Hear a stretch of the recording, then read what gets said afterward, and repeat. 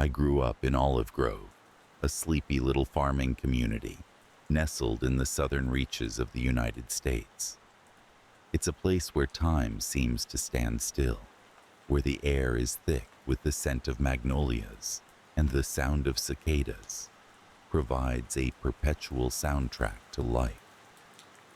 Our family, the Carters, had been part of this community for generations. We were known for our sprawling farmhouse and the acres of fertile land that we worked tirelessly. The Carters were respected, if not entirely understood, by the other townsfolk. I always assumed that our family's peculiarities were just another part of small-town life, until I began to notice that not everything was quite as it seemed. Normalcy was a word I once associated with my family, before I understood what lay beneath the surface. To outsiders, we appeared to be the perfect image of rural Southern charm. My parents, Martha and John Carter, were pillars of the community. My mother was renowned for her warm pies and her ever-present smile, while my father was a figure of strength and reliability, always willing to lend a hand to a neighbor in need. Then there were my siblings, my older brother David, a quiet but intense presence, and my younger sister Ellie, who was vivacious and full of life. I was the middle child, the observer, often standing on the sidelines as life in Olive Grove unfolded. For most of my childhood, I was blissfully unaware of the darker currents flowing beneath the surface of our family life. It wasn't until I turned 16 that I experienced my first real disturbance. It was a sweltering summer evening, the kind where the air clings to your skin and everything feels just a little too close. I was sitting on the porch, idly watching the sunset paint the sky in hues of orange and purple when David approached me. He was unusually agitated, a far cry from his typically stoic demeanor.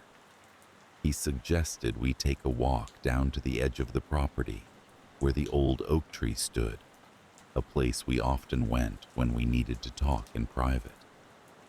As we wandered through the fields, the world around us seemed to slip away, leaving only the rustling of leaves and the crunch of our footsteps on the dry earth. David was silent for a while, his eyes fixed on the horizon, before he finally spoke. "There's something you need to know," he said, his voice barely above a whisper. "Something about our family." His words held a weight that made my heart pound in my chest. I listened intently as he explained that our family was different. He spoke of traditions and secrets, things passed down through generations that were never to be uttered beyond the walls of our home. I struggled to grasp the full meaning of his words, but the unease in his eyes told me enough. David was scared, and that scared me. The first real jolt came a few days later. I was helping my mother in the kitchen when she asked me to run down to the cellar and fetch a jar of preserves. The cellar was a place I usually avoided. Its dim, musty interior always gave me the creeps. But my mother's request was simple enough, so I went without protest. As I descended the creaky wooden stairs, the cool dampness of the cellar enveloped me. Rows of shelves lined the walls, filled with jars and cans, an organized chaos that my mother managed with impeccable precision.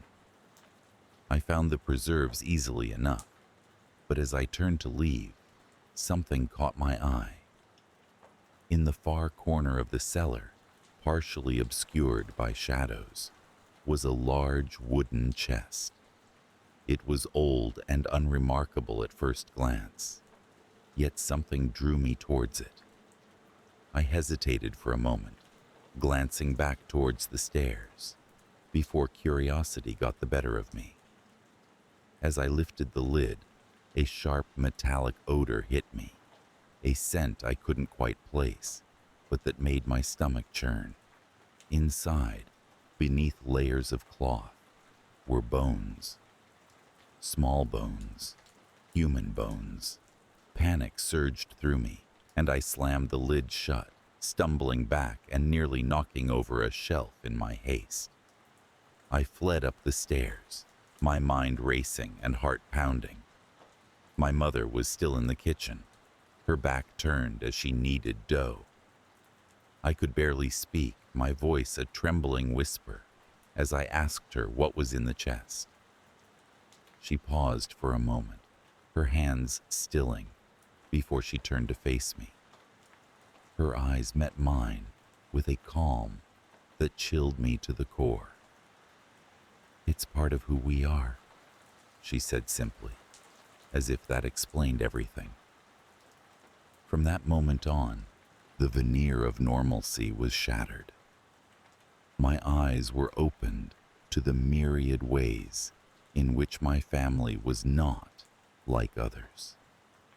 I noticed the strange hushed conversations that occurred when they thought I wasn't listening, the peculiar rituals that took place during family gatherings, the meals that were always prepared with such care and attention suddenly took on a sinister undertone. I began to question everything, casting a suspicious eye over the people I had once trusted implicitly. As days turned into weeks, the situation escalated. I found myself increasingly at odds with my family, caught between the love I had always felt for them and the growing realization that they were involved in something horrific. I became paranoid, convinced that every bite I took, every dish I was served, might be tainted with the truth I was desperately trying to deny. One night, I overheard a conversation between my parents that confirmed my worst fears. They spoke in low tones, but their words were clear enough for me to understand. They were discussing the next one, a phrase that sent shivers down my spine. The implication was undeniable, and I knew I had to find out more. Driven by a desperation to understand the full extent of my family's secret, I started searching the house whenever I was alone. In the attic, I found old journals, their pages yellowed with age, filled with accounts of gatherings and feasts that sounded both familiar and alien. The entries detailed celebrations that centered around the consumption of flesh, human flesh.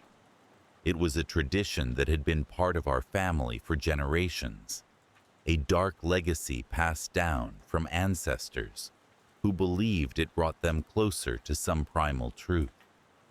My discovery left me reeling, my world unraveling with each word I read. The realization that my family were cannibals shook me to my core, and a seed of fear took root in my heart. I began to see them as strangers, their smiling faces masking the horror that lay beneath.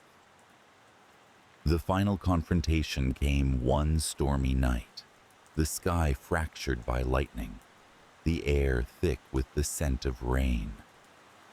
I had decided to confront my family, to demand answers and perhaps to find a way to break free from the twisted web they had spun around me.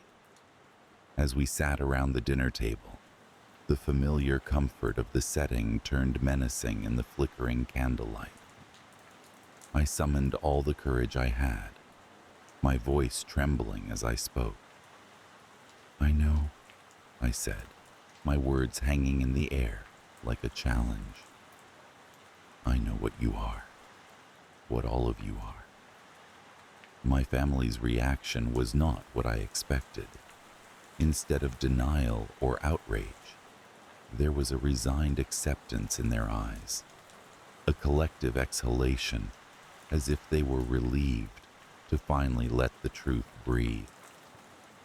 "We were going to tell you," my father said, his voice steady but tinged with sadness. "But we hoped you would come to accept it willingly." The room was cold, despite the warmth of the fire, and I felt a shiver run through me.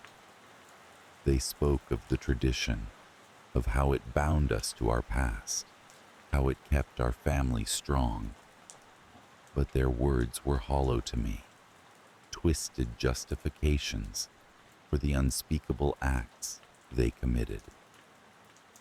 "You don't have to be part of this," David said, his eyes pleading with me to understand. "You can choose another path." But I couldn't hear him over the roar of my own thoughts, the realization that I had to escape. I had to leave Olive Grove and never look back. The decision was both terrifying and liberating, a break from the only life I had ever known. In the dead of night, with the storm raging outside, I packed what few belongings I could carry and slipped out into the darkness. The rain masked my footsteps as I made my way down the familiar path, my heart heavy with the knowledge of what I was leaving behind. As I reached the edge of our property, I turned back for one last look at the farmhouse, its windows glowing warmly against the night.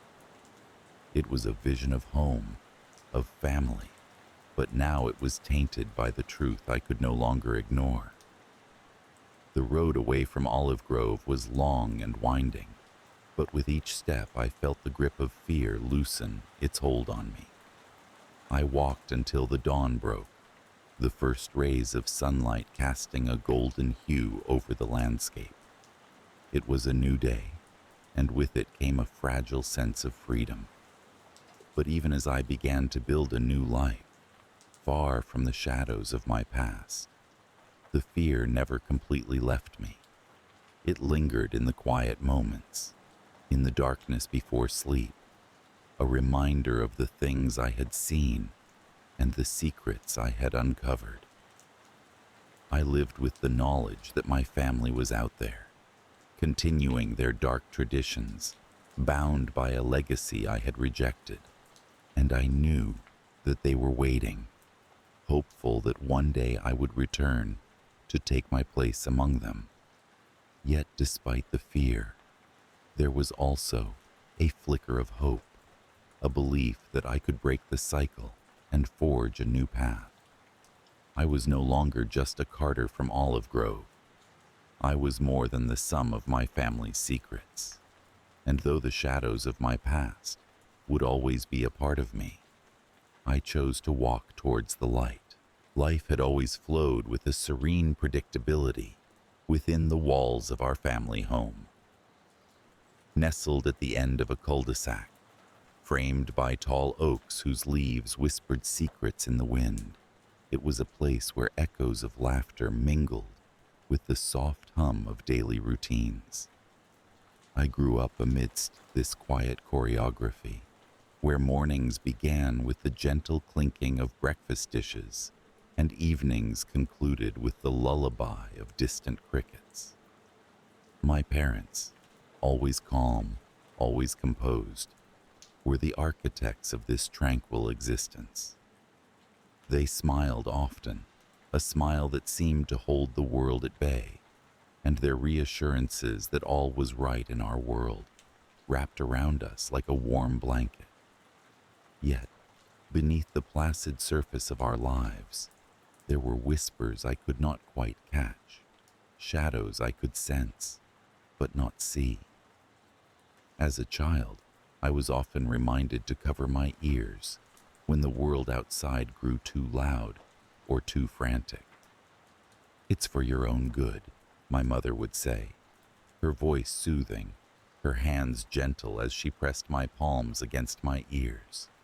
For years, I accepted this without question, feeling the vibrations of the world in my bones rather than hearing them, cocooned in silence.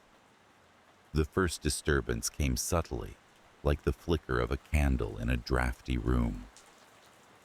I was 16, on the cusp of shedding the innocence of childhood, when I began to notice the peculiarities of our family. It started with whispers caught in the stillness of the night. I would wake, my heart drumming a quiet tattoo in my chest, to hear my parents' voices drifting up the staircase. Their words were soft, indistinct, yet charged with an urgency that set my nerves on edge. They spoke of things that should not be spoken of, plans that seemed to weave their way through the fabric of our lives, altering its pattern in ways I couldn't comprehend. Curiosity became my companion, prodding me to venture further into the labyrinth of our family's secrets. I started paying closer attention, piecing together fragments of conversations, noticing the fleeting glances passed between my parents in the presence of others.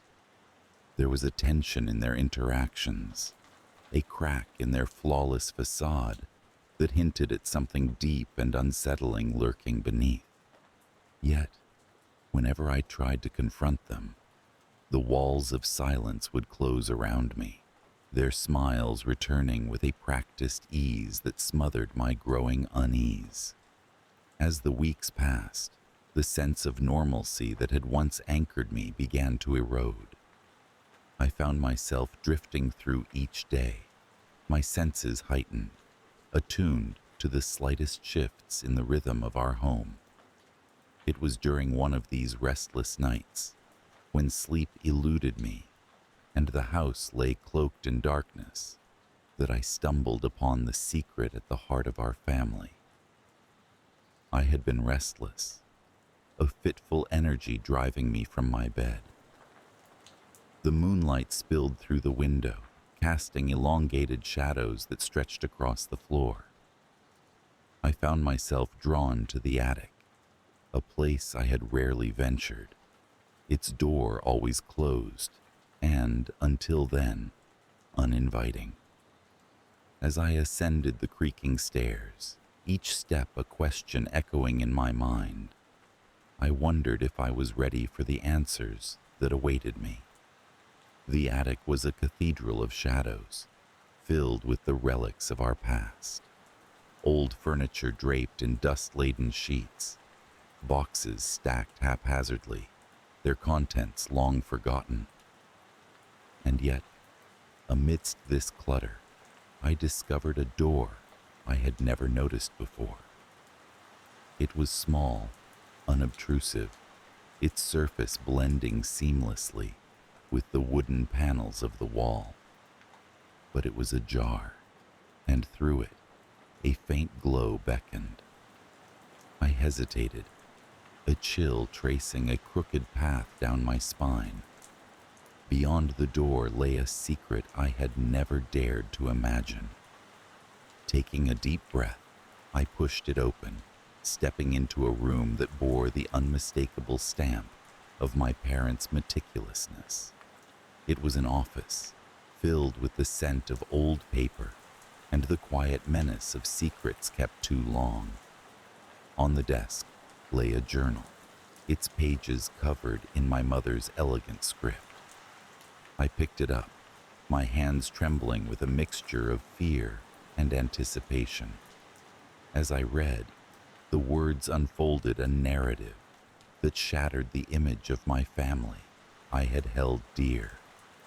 My parents, the paragons of calm and order, were architects of a life far removed from the one I had known. They were part of something larger, something dark, a family legacy built on manipulation and control. The journal detailed generations of carefully orchestrated chaos, a lineage of psychopaths who thrived beneath the veneer of normalcy. Each entry was a testament to a chilling indifference to the pain inflicted on others, a chronicle of calculated decisions that served only to tighten the web of their influence. And as I read, a horrifying understanding settled over me.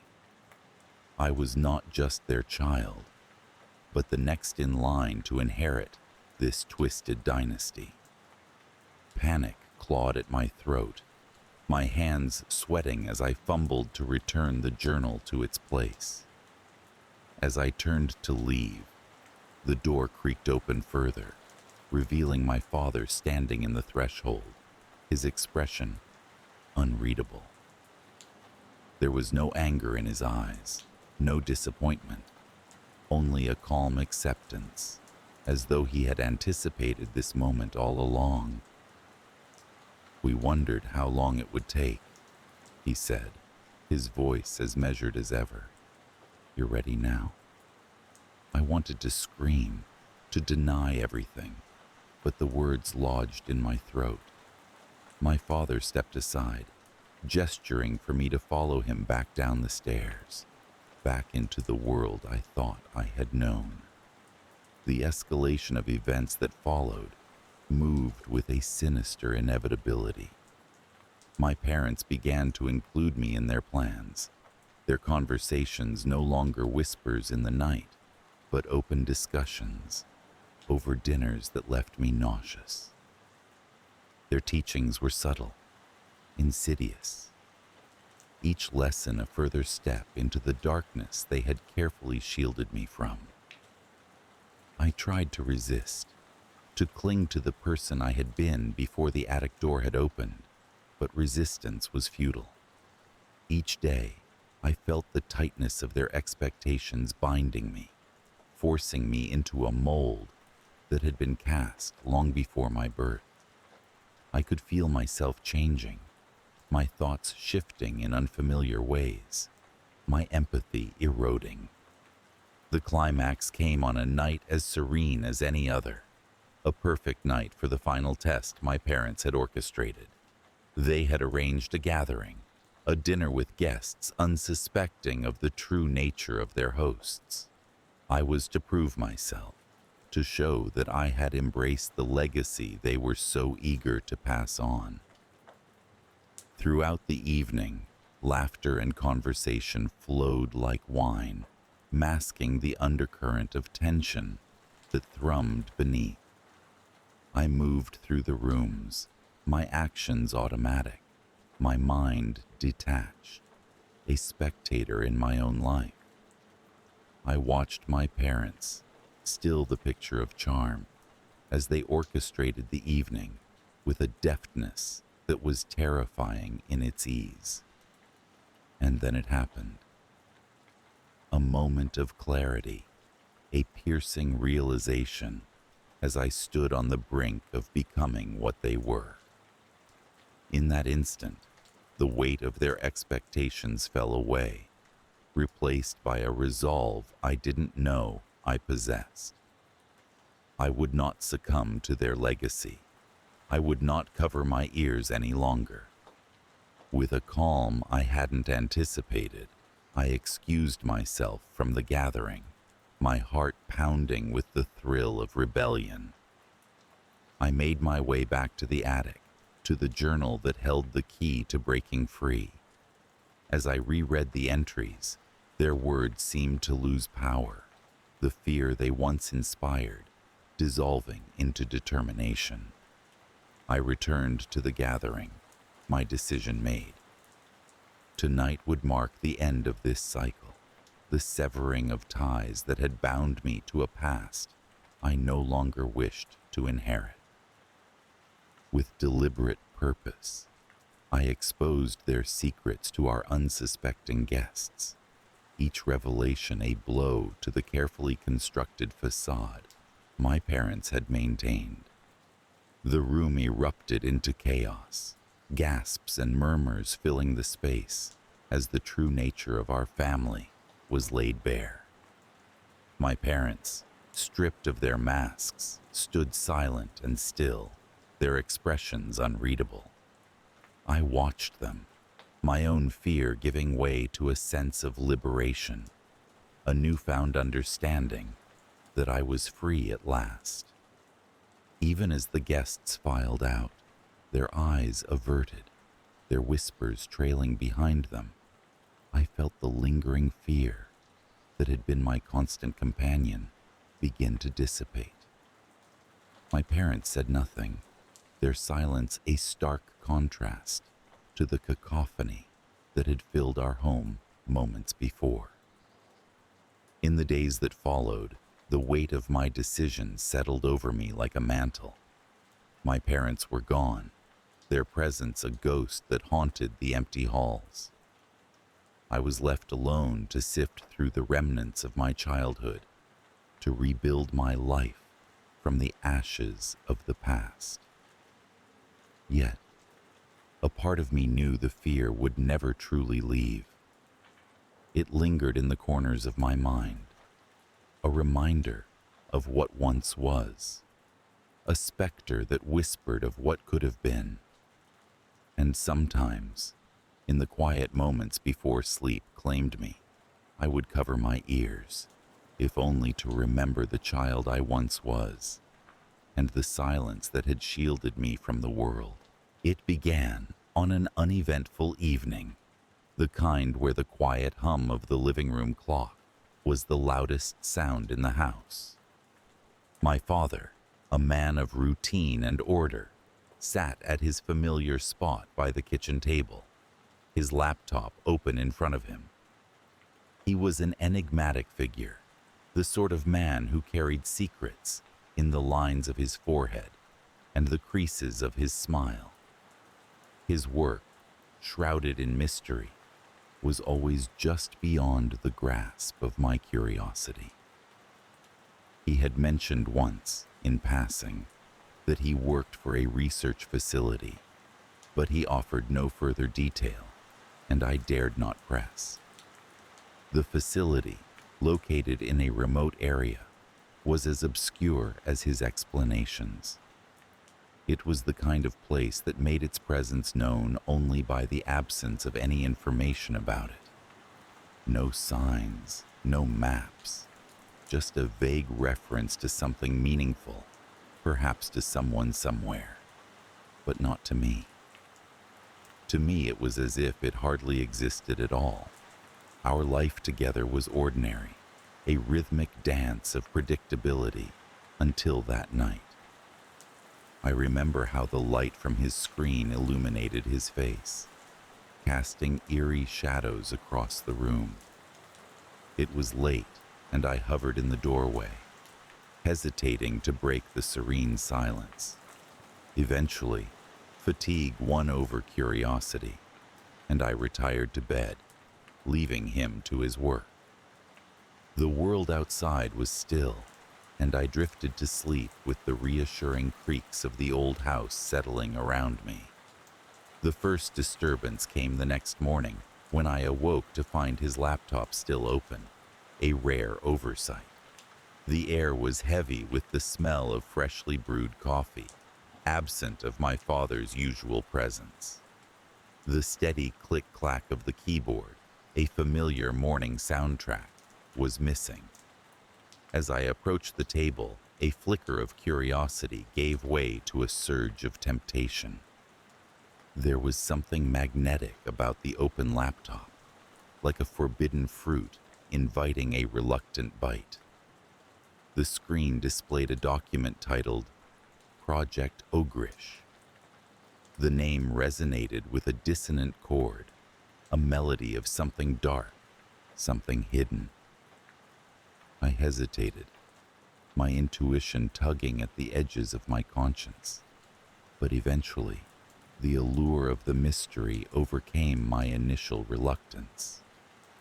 I sank into his chair and began to read. The document was a collection of found footage and cryptic notes, each entry more perplexing than the last. It chronicled a series of experiments conducted on unwitting subjects, their identities obscured by grainy video quality and shadowed corridors. The facility, it seemed, was a labyrinthine place, filled with sterile rooms and narrow hallways that seemed to stretch infinitely in every direction. The subjects themselves were ordinary people, plucked from the mundanity of their lives and thrust into a world of unknowable terror. The footage, though indistinct and poorly lit, revealed glimpses of the experiments, tests of psychological endurance, assessments of fear response to various stimuli, the gradual erosion of sanity under controlled conditions. The subjects were subjected to trials that contorted the mind and spirit, their reactions meticulously recorded and analyzed. The videos were interspersed with clinical notes, observations on the effects of isolation, manipulation, and the boundaries of human endurance. As the hours ticked by, the grisly puzzle began to coalesce in my mind. The experiments were not conducted for scientific advancement, nor for the benefit of mankind. They were for something else, something much darker. The phrase Project Ogrish seemed to embody the culmination of these sinister endeavors, a chilling testament to the depths of human depravity and the allure of absolute control. I found myself drawn into the chilling narrative, unable to tear my eyes away from the horror unfolding on the screen. The more I read, the more I felt the walls of the room closing in around me, an invisible weight pressing down on my chest. My father's involvement, once a source of pride, now filled me with a creeping sense of dread. What had he become a part of? What darkness lay within his soul? The escalation of my dread reached a fever pitch when I stumbled upon a series of entries marked with dates in the not-too-distant past. Recent activities, fresh horrors that made my skin crawl. The footage was clearer, the subjects more animated, their pleas more desperate. The final entry, a video time-stamped only a few days prior, showed an empty room. White walls, a single chair, and the distant sound of footsteps approaching. The screen flickered, and the video ended abruptly, leaving an ominous sense of incompletion. My father's voice startled me then, sharp and commanding, cutting through the oppressive silence like a knife. "What are you doing?" he demanded, his face a mask of disbelief and fury. I stumbled over my explanations, words tumbling from my mouth in a chaotic torrent. His anger was a tempest, but beneath it, I sensed something else. Fear. He closed the laptop with a decisive snap and ordered me to forget what I had seen. His eyes, usually so warm and reassuring, were now cold and edged with panic. I nodded, but the images lingered in the forefront of my mind, etched into my memory with indelible ink. From that moment on, the world seemed altered, tinged with an unsettling hue. The house, once a sanctuary, now felt like a cage. My father's presence, once comforting, now carried an undercurrent of menace. I watched him closely, searching for signs of the man I had known, but finding only a shadow of his former self. The knowledge of what lay beyond the surface of our normalcy had changed everything. The climax arrived with an inevitability that sent shivers down my spine. Days after the confrontation, I noticed my father becoming increasingly withdrawn. He spent hours locked away in his study, emerging only when necessary. The tension between us was palpable, a taut string ready to snap. I watched him with growing apprehension, every creak of the floorboards at night a reminder of the secrets we shared. One evening, as the sky turned to a deep indigo, I heard the familiar hum of his laptop once again. Unable to resist, I crept down the hallway, the sound of my own breath thunderous in my ears. I paused outside his study, the door slightly ajar, and peered inside. He sat there, head bowed, hands clasped in front of him. The screen was filled with a wall of text, the words blurred and incomprehensible from my vantage point. He must have sensed my presence, for he looked up suddenly, his eyes meeting mine. There was a moment, frozen in time, where understanding passed between us. He knew that I knew, and I knew that he was trapped, as much by his own actions as by the unseen forces that held him in their grasp. In a voice barely above a whisper, he said, "I had no choice." The words hung in the air, heavy with resignation and regret. I turned away, my heart pounding in my chest, and returned to my room, the weight of his confession adding to the burden I already carried. In the days that followed, a lingering fear settled in, a constant companion in the shadows of my mind. My father's involvement in Project Ogrish remained an unspoken truth between us, a specter that haunted the periphery of our existence. The knowledge of what transpired within the walls of that distant facility refused to dissipate, an echo that reverberated through my every waking moment. The world beyond our home felt different, as if the veil of normalcy had been lifted to reveal the sinister machinations lurking below. I found myself questioning everything, every interaction, every routine, wondering if the darkness that had consumed my father would one day come for me. And so, life continued, a fragile facade covering the abyss beneath. The ticking of the clock resumed its cadence, the rhythm of our days seemingly unchanged.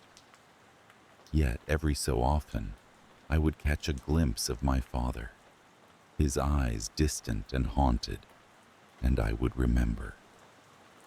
I would remember the open laptop, the flickering screen, and the chilling truth of Project Ogrish. In the quiet moments, when the house settled into its familiar creaks and groans, I would find myself staring into the darkness, my mind a flurry of unanswered questions. What had really happened in that facility? How far did the tendrils of its influence reach? And most importantly, would I ever truly escape the shadow it had cast over my life? These thoughts would swirl and churn, a relentless storm that left me breathless and trembling. The fear, once a fleeting sensation, had become a permanent fixture, a reminder of the night the world changed. In its wake, I was left with a lingering dread, an unsettling awareness of the fragility of our reality and the darkness that lay just beneath its surface. It was a darkness that, like the ticking of the clock, was always there, waiting, watching, just beyond the edge of the light. Growing up, my father worked in a nondescript research facility situated in a remote area, a location so isolated that it felt like a world away from the reality everyone else inhabited. He never spoke much about his job, which always struck me as odd. His silence was an unchanging constant, like the rhythmic ticking of a clock in an otherwise silent room. He would leave for work before sunrise and return home just in time for dinner, his eyes carrying the weariness of unseen burdens. Life at home followed a predictable pattern of normalcy, a continuous flow of mundane activities that rarely deviated from the expected. Yet, beneath this veneer of normality, I sensed an undercurrent of something unspoken, a faint tension that lingered like a shadow in the periphery of my awareness. It was on a night much like any other, under a sky painted with stars that resembled scattered diamonds, when the fragile balance of my world began to unravel. I remember the evening vividly. My father had returned late, his demeanor more distant than usual. He exchanged perfunctory pleasantries, his mind seemingly elsewhere, before retreating to his study. I watched him as he walked away, a specter shrouded in a cloak of his own making. The study door closed with a soft click, the sound resonating with an air of finality. It was later that night when the first disturbance occurred. I had awoken in the middle of the night, compelled by an inexplicable urge to venture downstairs. As I descended the staircase, the house was steeped in an eerie silence, the kind that seems to amplify every creak of the wooden floorboards. The study door was ajar, a sliver of light spilling out like a beacon in the darkness. Cautiously, I approached and peered inside. My father had left his laptop open on the desk, the screen casting a ghostly glow across the room.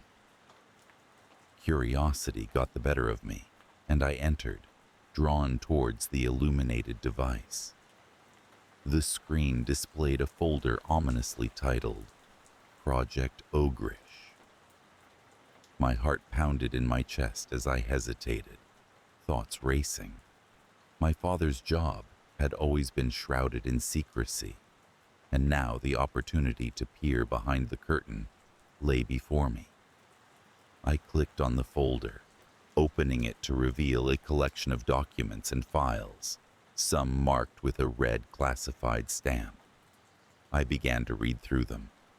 The documents were clinical, detailing experiments that sounded something out of a dystopian nightmare. They described a series of tests conducted on unwitting subjects, individuals who had no knowledge of their participation in this grim research.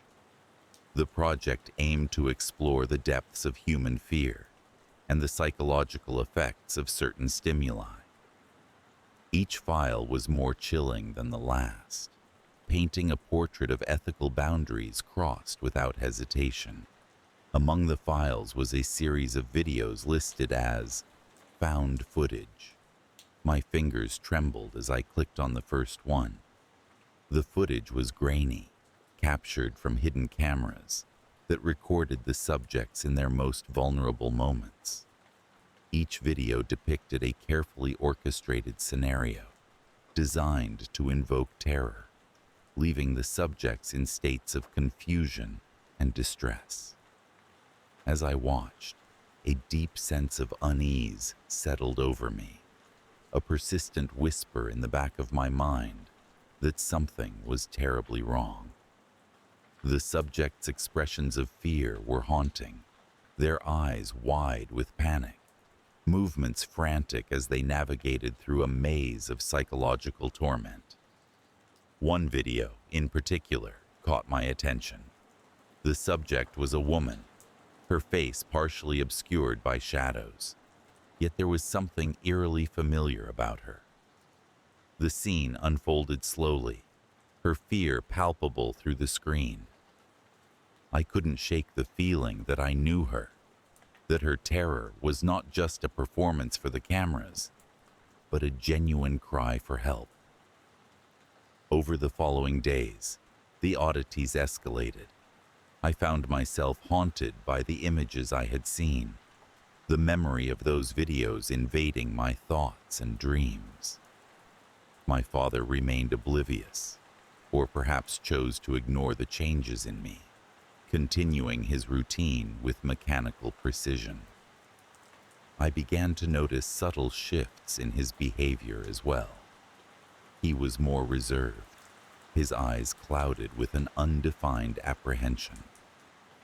At times, he seemed lost in thought, as if wrestling with unseen demons. Our conversations grew shorter, punctuated by uncomfortable silences that spoke louder than words ever could. Driven by a need to understand, I delved deeper into the files whenever I could, piecing together fragments of the disturbing story.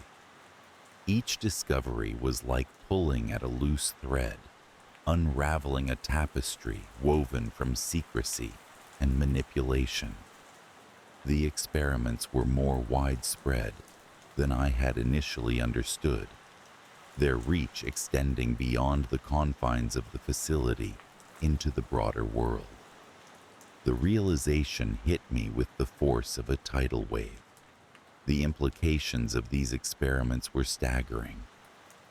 If the project continued unchecked, the psychological impact on society could be catastrophic. My father's involvement in such a project both terrified and angered me. How could he partake in something so inherently wrong? The final straw came when I stumbled upon a document marked as Subject Profiles. I opened it with trepidation, my heart sinking as I scrolled through the list. Each entry was accompanied by a photograph and a brief description. My breath caught in my throat as I recognized one of the faces. It was her, the woman from the video, the familiarity now unmistakable. She had been a neighbor, someone I remembered from my childhood, now a ghost of her former self. Everything came to a head one stormy night.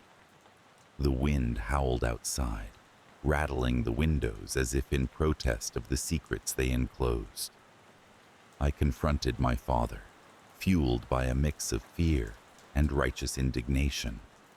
As we faced each other in the dim light of the study, the air between us crackled with unspoken truths and buried guilt. "Dad," I began, my voice trembling, "I know about Project Ogrish." He froze, his expression a mask of shock, quickly followed by resignation. The silence stretched on, an eternity contained in mere moments. Finally he spoke, his voice heavy with a weariness that belied his age. "I never wanted you to find out," he admitted, each word a reluctant confession. "It was never supposed to be like this." "How could you?" I demanded, the anger I had suppressed boiling over. "How could you be a part of something so monstrous?" He sighed, the sound filled with the weight of countless regrets. It started as something else, something promising, but it spiraled out of control. I tried to stop it, but what? I pressed, needing answers. "Why didn't you stop when you had the chance?" He looked at me then, his eyes filled with a profound sadness. "Because they made it impossible. They have leverage over everyone involved. Once you're in, there's no getting out." The reality of his words hit me like a physical blow, a chilling confirmation of my worst fears. The project was not just a moral aberration, but a trap, ensnaring those within its grasp with ruthless efficiency. Our conversation continued late into the night, unraveling a web of deceit that spanned years. My father revealed the intricate machinations behind the project, a network of power and control that extended far beyond what I could have imagined. By the time dawn broke, the truth lay bare. a stark contrast to the serene beauty of the world outside. In the weeks that followed, the knowledge of Project Ogrish weighed heavily on me, a specter that refused to be exorcised. My relationship with my father was irrevocably altered, our interactions laced with a tension that could not be dispelled. Though we shared the burden of this dark secret, the trust we once had was shattered, leaving only the jagged edges of betrayal. The facility was eventually shut down, its operations dismantled under the guise of routine restructuring. Official documentation cited budgetary constraints and a shift in organizational priorities as the reasons for its closure. To the outside world, it was just another bureaucratic decision, devoid of any sinister implications. But I knew better. The project had not been eradicated, merely relocated, its insidious tendrils merely biding time until they could re-emerge. The world continued to spin, blissfully unaware of the horrors lurking beneath its surface, but I remained vigilant, haunted by the knowledge of what lay hidden in the shadows. The fear lingered like a persistent echo, a reminder of the darkness humanity was capable of when unchecked by conscience. Though the immediate threat had passed, the specter of Project Ogrish haunted my thoughts, a constant companion in the quiet moments between heartbeats. Sometimes, as I lay awake at night, I imagined the faces of those unwitting subjects, their stories untold and their lives irreparably altered. I wondered if they sensed the invisible chains that bound them, the unseen puppeteers pulling the strings of their existence. In the end, all I was left with was a profound sense of loss, not just for the innocence that was stripped away, but for the humanity eroded by the relentless pursuit of knowledge. My father's laptop remained the same, an innocuous device that belied the horrors it had once revealed. But I would never look at it the same way again, nor could I erase the memory of that night when the world I thought I knew was irrevocably changed.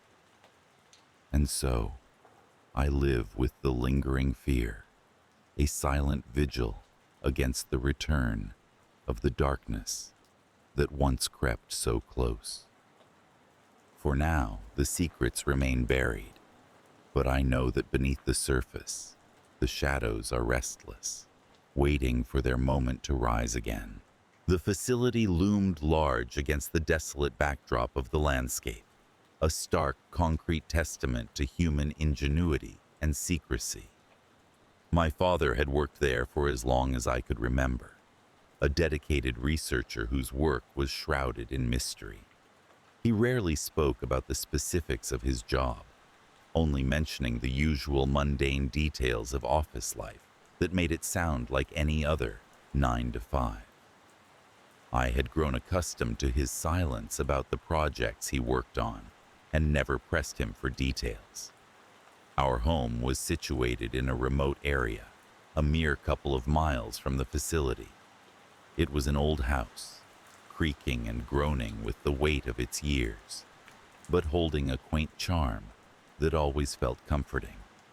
It was a quiet life, one where the monotony of each day was only ever broken by my father's occasional late nights at work, or the infrequent visits by other researchers who always seemed to carry an air of quiet urgency about them. One evening, as I meandered through the house, the soft hum of static and a faint undercurrent of my father's voice reached my ears from his study.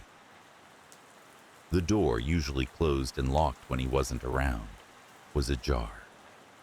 Curiosity piqued, I approached cautiously. It was unusual for him to leave his workspace unsecured. especially with all the classified work he dealt with.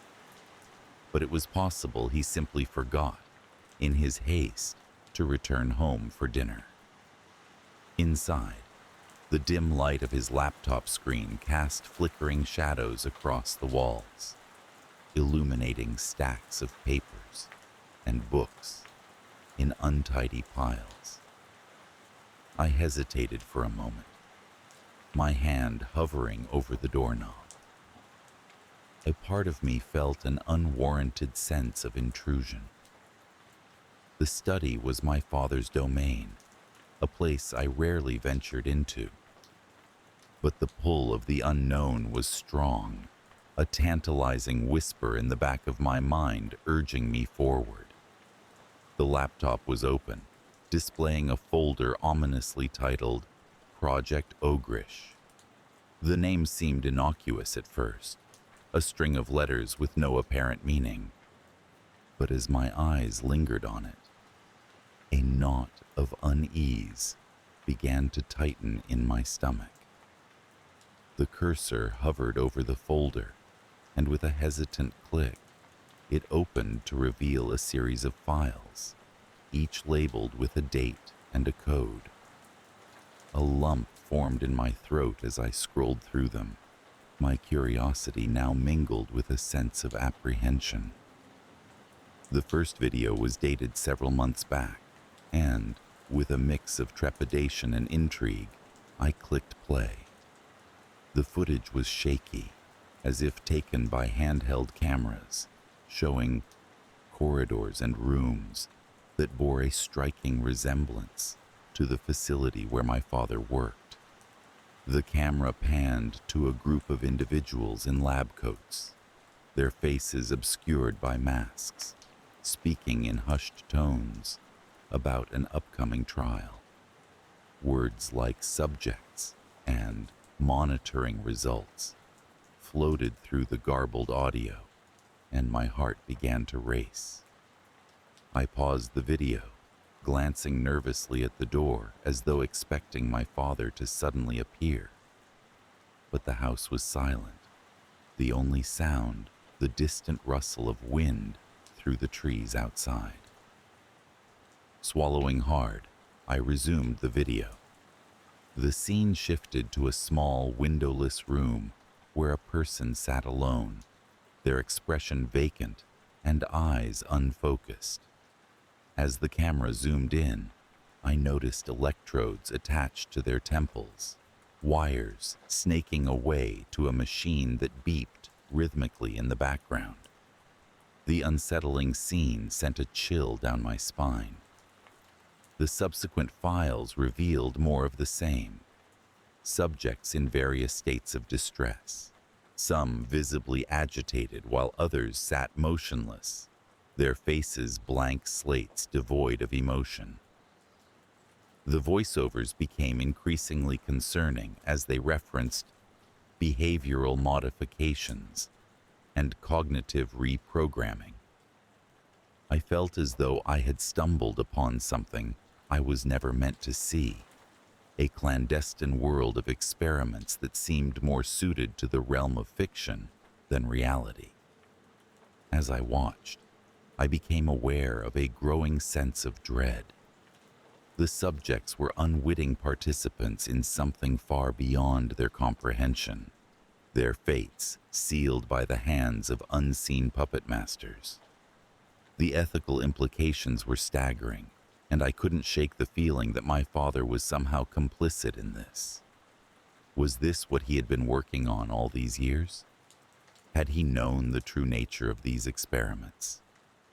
My initial shock soon gave way to a need for answers. I delved deeper into the files, searching for any clue that might shed light on the purpose of Project Ogrish. Among the documents, I found detailed reports outlining the experiment's goals and methodology, altering neural pathways to eliminate certain behaviors deemed undesirable, enhancing cognitive abilities, and ultimately creating a more efficient human being. The language was clinical and detached, yet beneath it lay an undercurrent of ambition and hubris. The more I read, the more disturbed I became. It was clear that the researchers saw their subjects as mere data points, tools to be used and discarded in pursuit of their goals.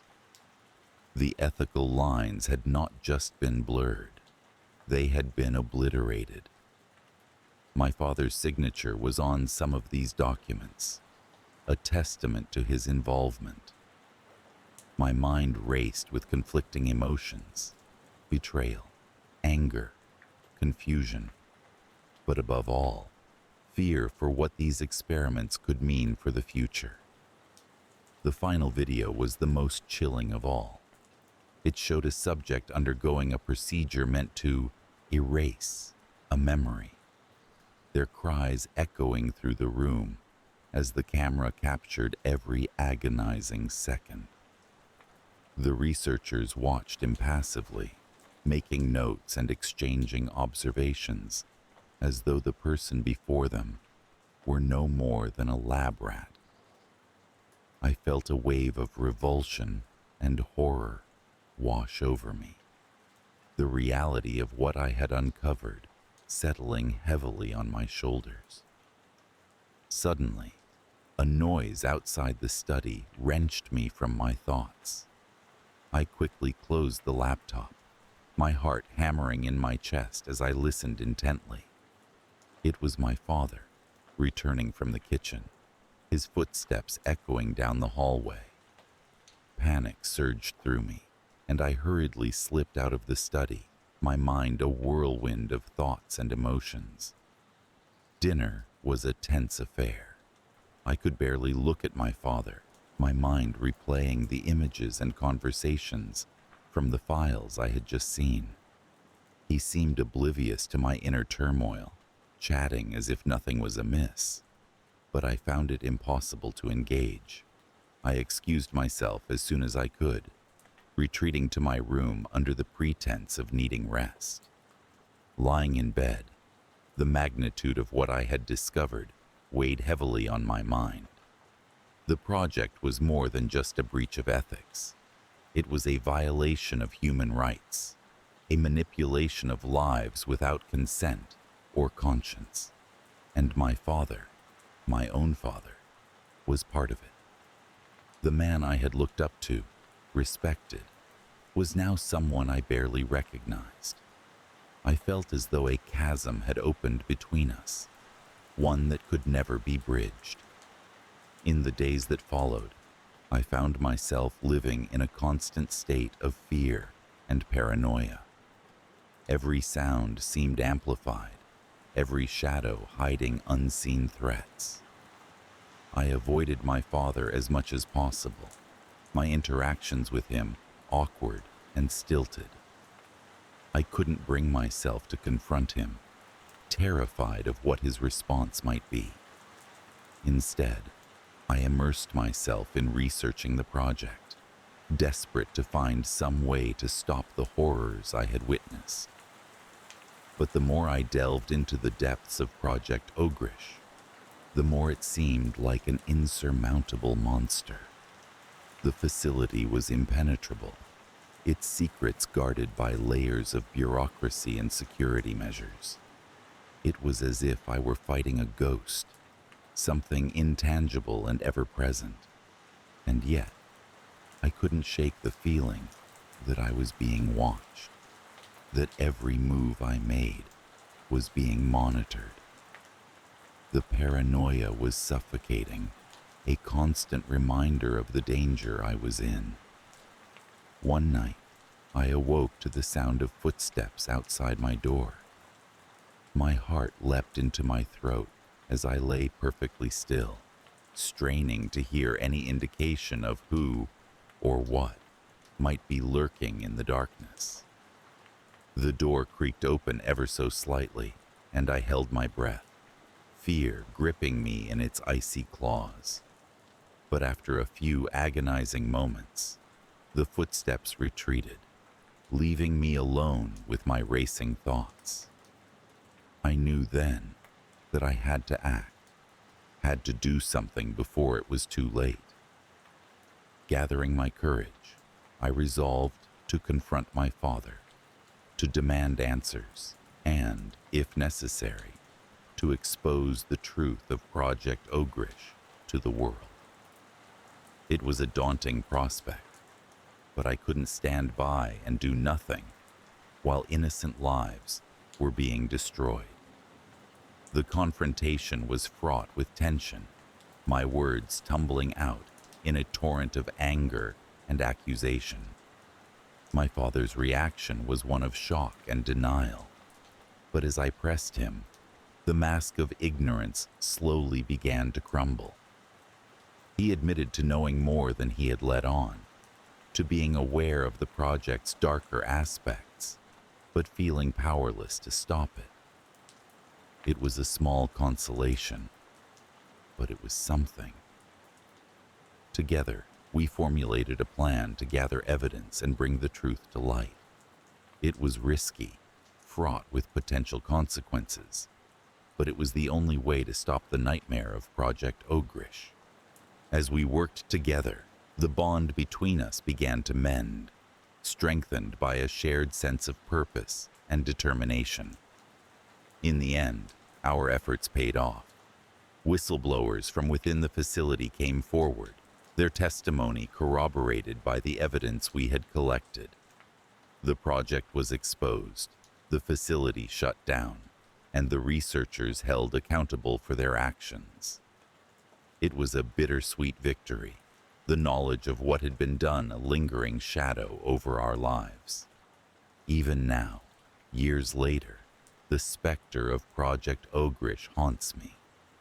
The memories of those videos, the faces of the subjects, are etched into my mind, a reminder of the darkness that lurks beneath the surface of human ambition. I often wonder how many other secrets lie hidden in the remote corners of the world, waiting to be uncovered, and I fear for what might be revealed. The scars of what I discovered will never fully heal, leaving me forever vigilant, my trust forever fractured. I always thought of my father as a simple man, a scientist, sure, but to me, he was just Dad. He was a man of routine and quiet habits, living a life as predictable as the sunrise. Our home was a modest one, nestled in the outskirts of a remote town, surrounded by verdant woods. It was the kind of place where silence was a familiar companion, and the night skies were vast, untainted by the glare of city lights. In the evenings after dinner, Dad would retreat to his study, where the soft glow of his laptop often spilled through the half-open door into the darkened hallway. I never questioned what he was working on. As a child, I was under the impression that my father was simply a researcher involved in harmless academic endeavors. The nature of his work was never a subject of dinner table discussions, not because it was a guarded secret, but because it seemed as dull as the buzz of an overhead light. His face, usually hidden behind the reflection of his computer glasses, bore the expression of deep concentration. Research, she'd say, when I asked about him. Important work. One evening as I returned home, I found the house unusually quiet. Mom was away visiting relatives, leaving the place under my care.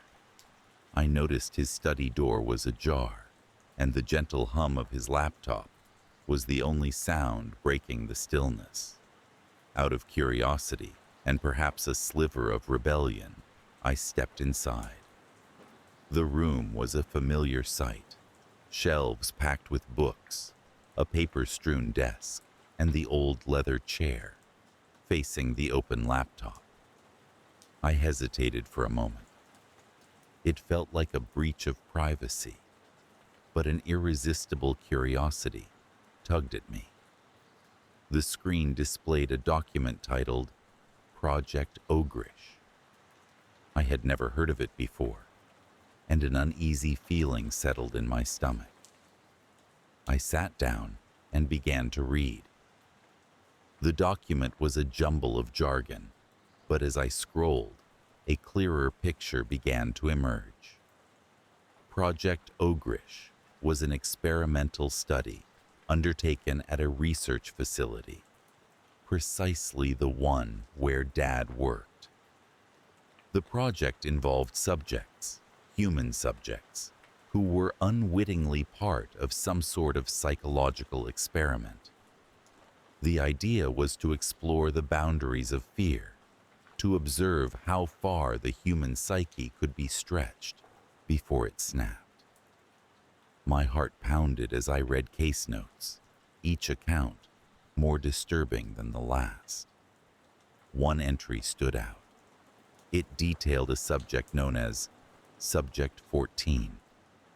The notes described a series of experiments where the subject was isolated in a room with minimal light, exposed to unnerving sounds at irregular intervals. The objective was to induce a state of paranoia, to push the subject into believing in unseen threats. The data was clinical, cold. It spoke of rising heart rates, spikes in stress hormones, and most chillingly, the subject's gradual descent into madness.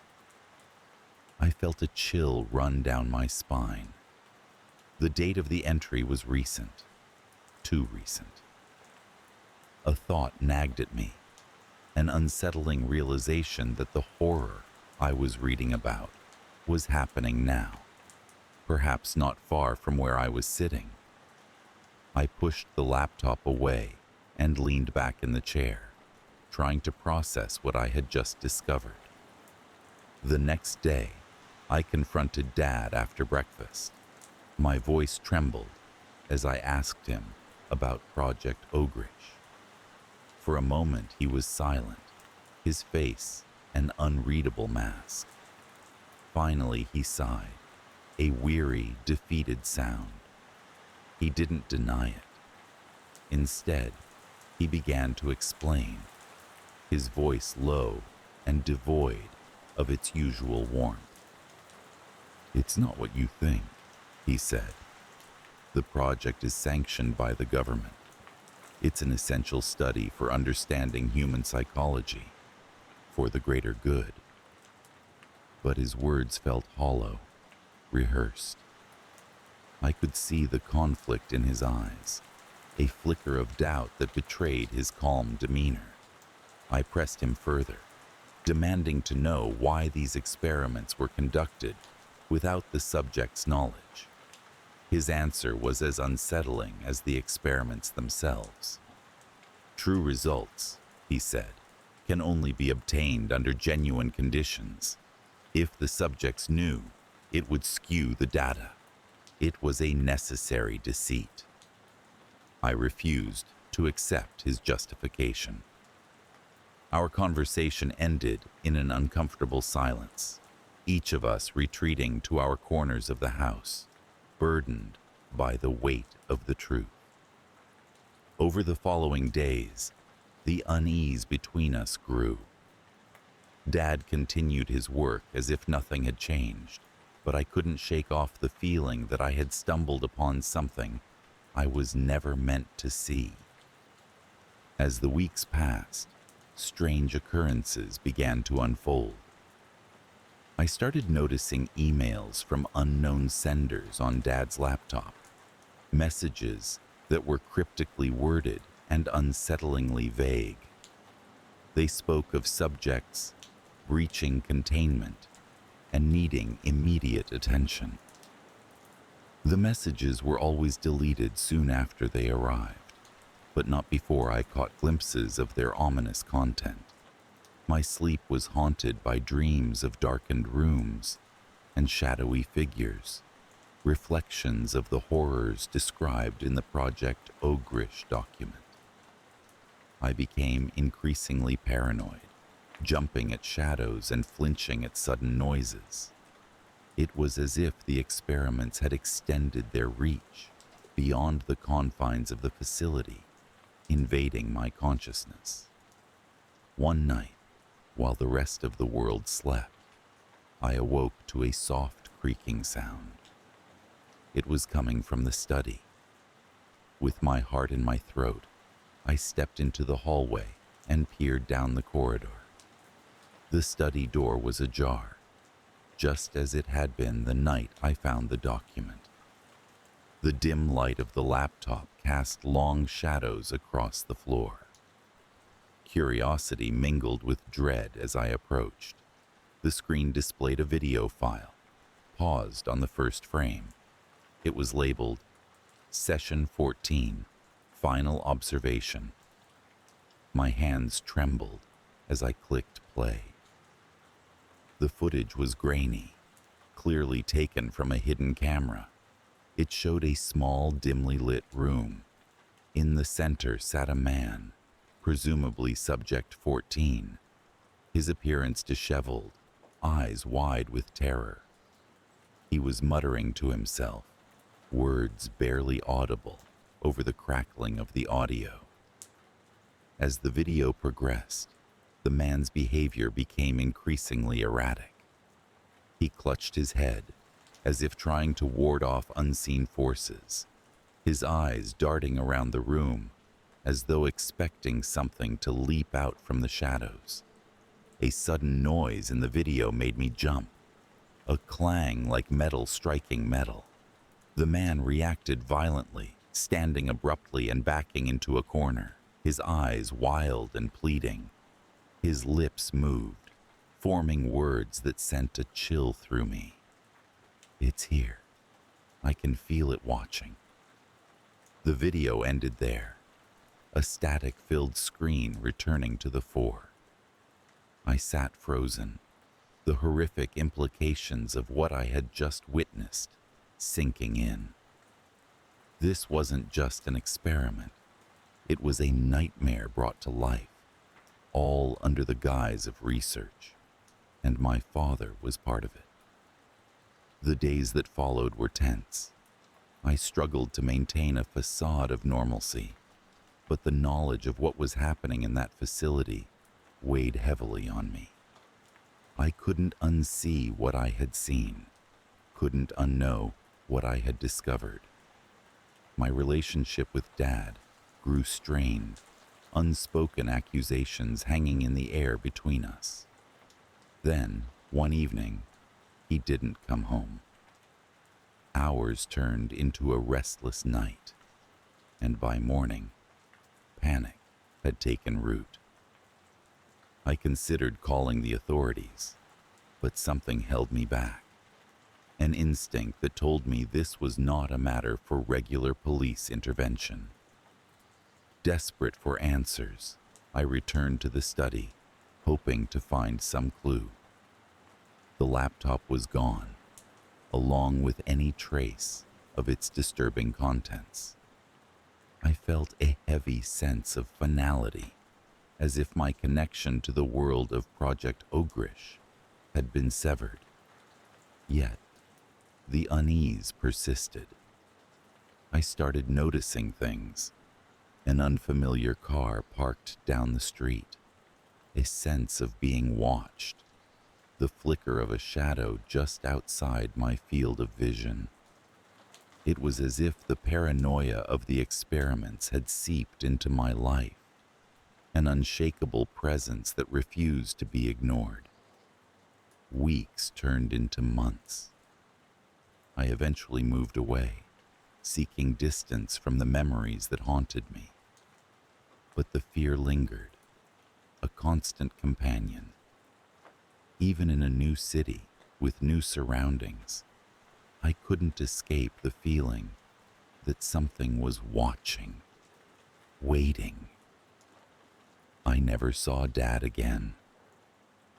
He vanished without a trace, leaving behind only questions and a legacy of unease. Occasionally, I'd catch whispers of strange happenings, stories of experiments in isolated facilities, and I'd wonder if they were connected, if the shadow of Project Ogrish still loomed large in some corner of the world. The world went on, oblivious to the dark corners where fear was cultivated into chaos. I tried to move on, to live a life untouched by the horrors I had uncovered. But at night, when the world was wrapped in silence, when shadows stretched long and the wind whispered through the trees, the fear would return. It was a fear born not just of the unknown, but of the realization that some truths are better left undiscovered, some doors better left unopened. And as I lay in bed, staring at the ceiling, I'd wonder if somewhere, in some hidden room, another Subject 14 was whispering into the darkness.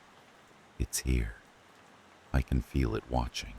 The late afternoon sun dipped below the horizon, casting a warm golden glow over the small trailer park on the edge of town. I often found solace in the quiet, contemplative moments just before dusk, when the world seemed to hold its breath. It was during one of these moments, the air thick with the scent of pine and the distant sound of cicadas, that I found myself once again at Uncle Rupert's trailer.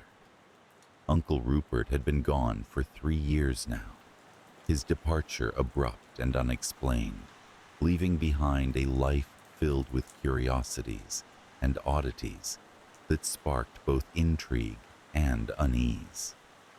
His trailer sat at the very end of the dirt road, surrounded by overgrown grass and a sense of abandonment that seemed to echo the mysteries of his life. Rupert had been a collector of unusual items, a fascination that bordered on obsession. His trailer was filled with artifacts from distant lands, ancient relics, and peculiar trinkets that he claimed held stories of their own. Yet, among all his treasures, there was one particular find that always drew my attention: a box of blank VHS tapes. I visited Uncle Rupert's trailer out of a sense of duty to maintain the place in his absence, and perhaps in some small way to keep him alive in my memory. As I dusted the shelves and swept the floor, my eyes inevitably fell upon the tapes. They were ordinary in appearance, their labels yellowed with age, and sat in a nondescript cardboard box, tucked neatly under his desk. On a whim, driven by curiosity or perhaps a deeper sense of unfinished business, I decided to take the tapes home with me that day. My house, an old Victorian on the outskirts of town, was as much a refuge as it was a relic in its own right. Its creaky floorboards and drafty windows were comforting in their familiarity. That evening, as the sun descended into the embrace of night, I sat in my living room with the tapes stacked beside the television. The air was still, the only sound the faint ticking of the clock that hung above the mantel. I inserted the first tape into the VCR, half expecting nothing more than the gentle hiss of static. Yet, as the screen flickered to life, I was met with an image that defied expectation. The screen showed a room, dimly lit and unfamiliar, a place I had never seen before. The camera was stationary, aimed at a single wooden chair placed in the center. There was no sound, only the soft hum of the television as I watched, transfixed. Minutes passed, perhaps even an hour, and yet the scene remained unchanged. There was something unsettling about the stillness, the emptiness of the room, and the anticipation that something, anything, might happen. It wasn't until the tape abruptly ended, the screen cutting to black, that I realized how tense I had become. I removed the tape, my hand trembling slightly, and placed it back into the box.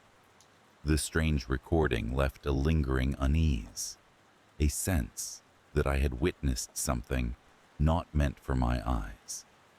Yet, despite the discomfort, my curiosity was piqued. Over the following nights, I made my way through the tapes, each presenting a different room, a different chair, but always the same unnerving silence and stillness. The recordings were mundane in their simplicity, yet they carried a weight that pressed heavily upon my mind. I found myself watching them obsessively, searching for patterns, for meaning, in the randomness of it all. As the days stretched into weeks, the boundary between my waking life and the world, captured on those tapes, began to blur. The images haunted my thoughts, creeping into my dreams, where I found myself wandering through those unknown rooms, always drawn to the solitary chair at their center. It became a fixation, an obsession that I could neither understand nor shake. The tapes had a hold on me, a pull that was both inexplicable and irresistible. It was on a particularly somber evening, the sky overcast and threatening rain, that the first disturbance occurred. I was sitting in my study, the tapes lined up neatly beside me, when I noticed an anomaly in one of the recordings. There, in the corner of the screen, a shadow flickered, an ephemeral figure that seemed to move independently of the static surroundings. The shadow was fleeting, barely perceptible, yet its presence was undeniable. It was the first time the tapes had deviated from their unchanging monotony, and it filled me with both dread and excitement. I rewound the tape, my eyes glued to the screen, but the shadow refused to reveal itself again. It was as if it had vanished into the ether, leaving behind only a sense of unease that clung to the air. The discovery of the shadow marked a turning point, the beginning of an escalation that I could neither anticipate nor control. The tapes, once a source of passive curiosity, became an all-consuming force in my life. I spent hours analyzing them, replaying segments, searching for signs of the shadow's return. Sleep eluded me as I pored over the recordings, my mind a labyrinth of theories and suspicions. The presence of the shadow suggested a consciousness, a malignant awareness that lurked just beyond the edge of perception. Yet, despite my growing apprehension, I felt compelled to continue, driven by a need to understand the mystery that had ensnared me. The boundary between reality and illusion began to fray, my waking hours haunted by the specter of a presence I could not name. The rooms on the tapes became more familiar than my own, their silent chairs a symbol of something that eluded understanding. My thoughts were consumed by the shadow, its brief appearance a puzzle I was determined to solve. As days melded into nights, I found myself losing track of time, my life an endless cycle of waking and watching. The tapes held a hypnotic power, drawing me into their world with a grip that tightened with each passing day. I became a prisoner of my own obsession, trapped in a loop of fear and fascination. It was during this period of escalating tension that I noticed the first signs of intrusion within my own home. It began with small, seemingly innocuous occurrences. A misplaced book, a door left ajar. At first, I dismissed these as oversights, products of a mind preoccupied with the tapes. Yet, as the incidents multiplied, their nature became more deliberate, more insidious. I would find chairs moved from their usual places, always positioned in ways that echoed the recordings. The unsettling familiarity of these arrangements sent shivers down my spine, a stark reminder of the connection between the tapes and my own reality. Each discovery heightened my anxiety, the eerie sense that my life was being orchestrated by an unseen hand. My once peaceful home had become a landscape of dread, a mirror of the world captured on those tapes. Sleep brought little respite as my dreams continued to echo the waking nightmares I experienced. The shadow, once confined to the tapes, began to drift into my reality, a dark silhouette glimpsed in the periphery of my vision. I would catch fleeting glimpses out of the corner of my eye, a presence that vanished whenever I turned to face it.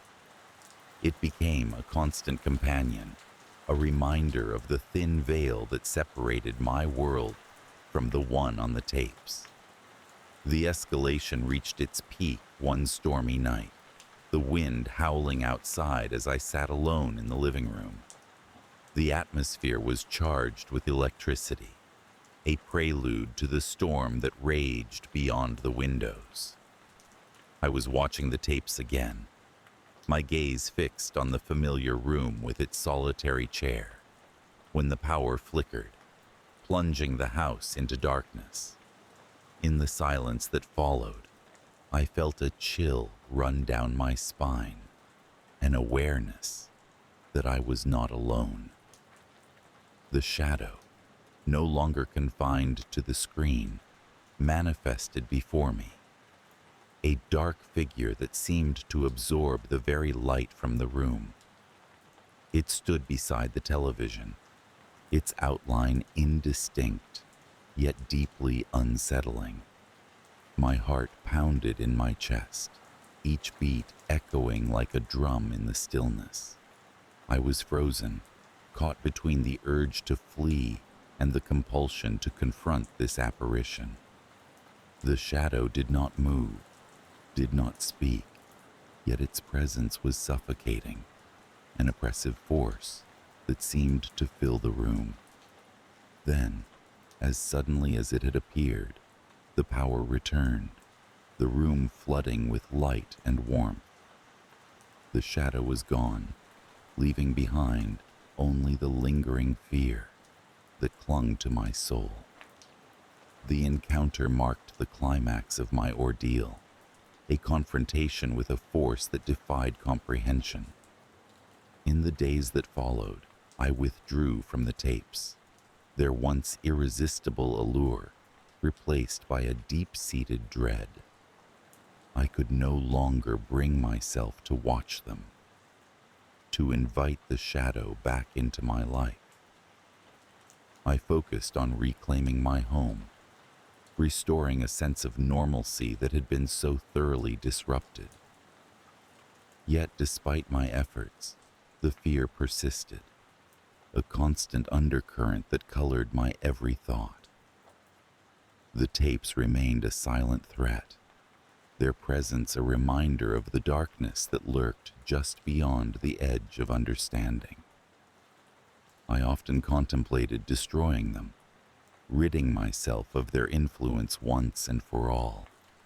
Yet something held me back, a fear that doing so might unleash something far worse, and so they remained, hidden away in a locked cabinet, a secret that whispered of unfinished stories and unanswered questions.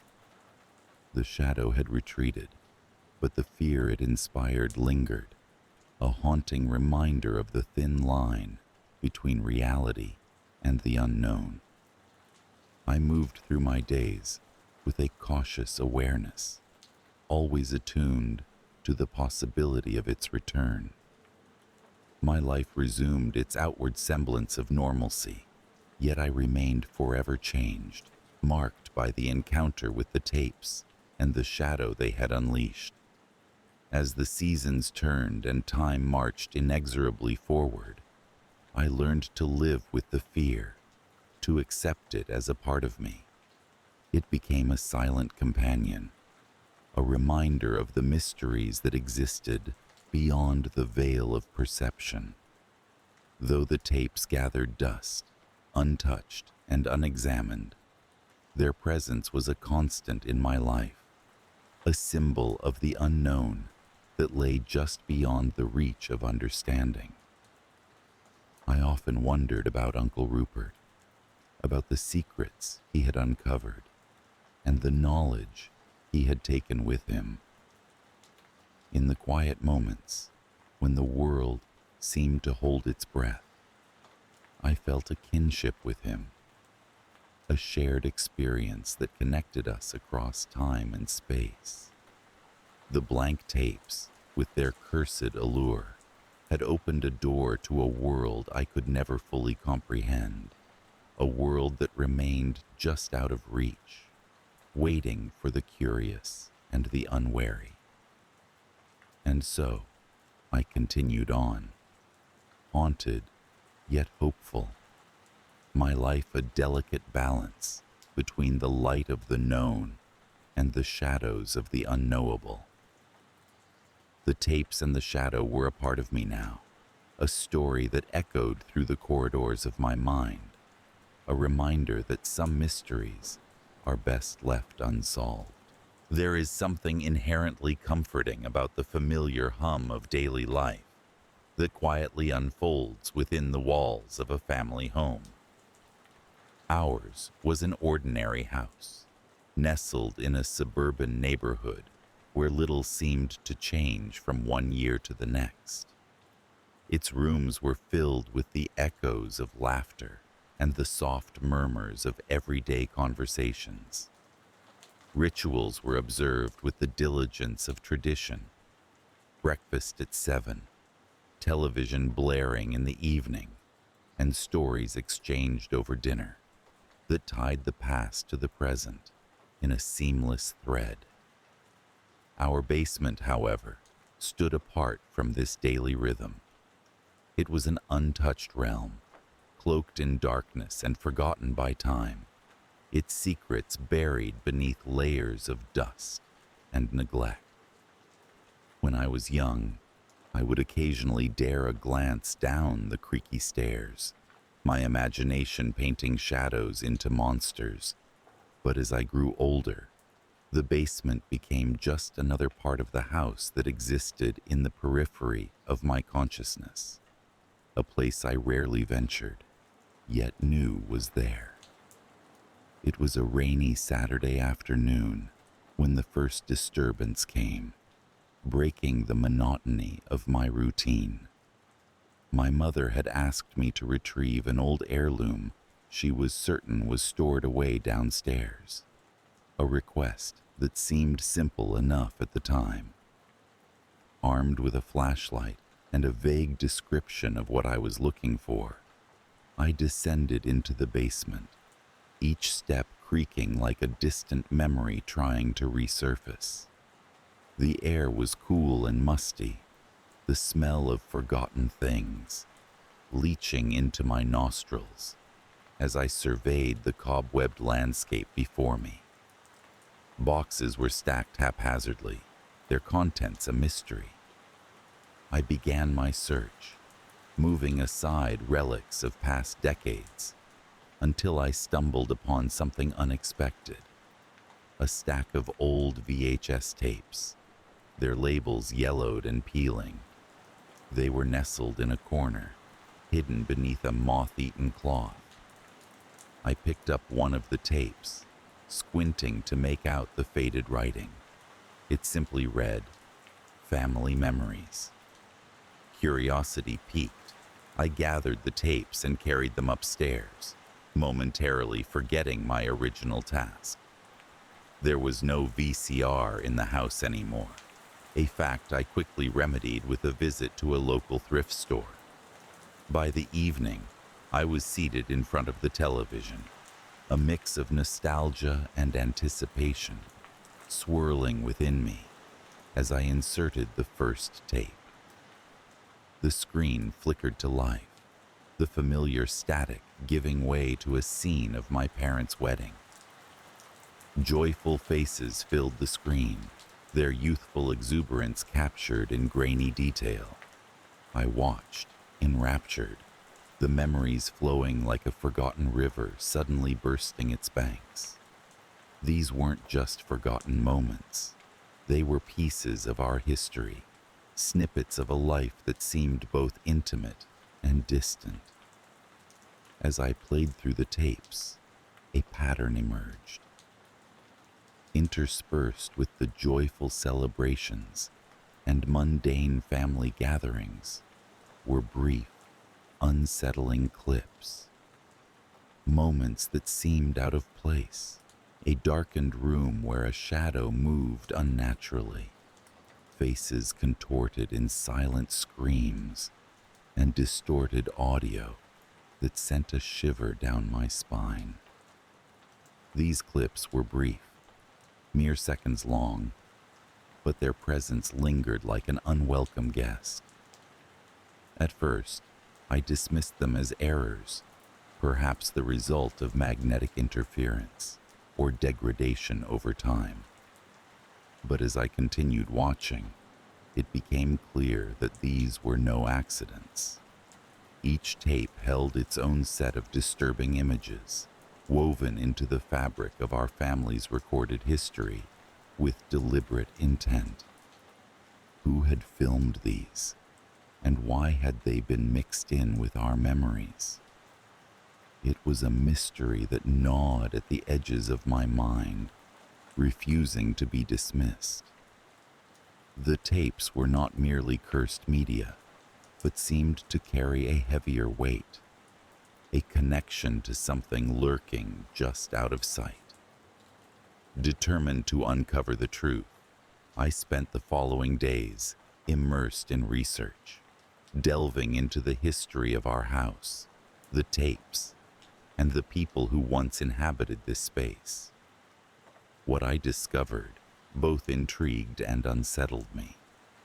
The house had belonged to a man named Thomas Ellison, a filmmaker of sorts, though not in the traditional sense.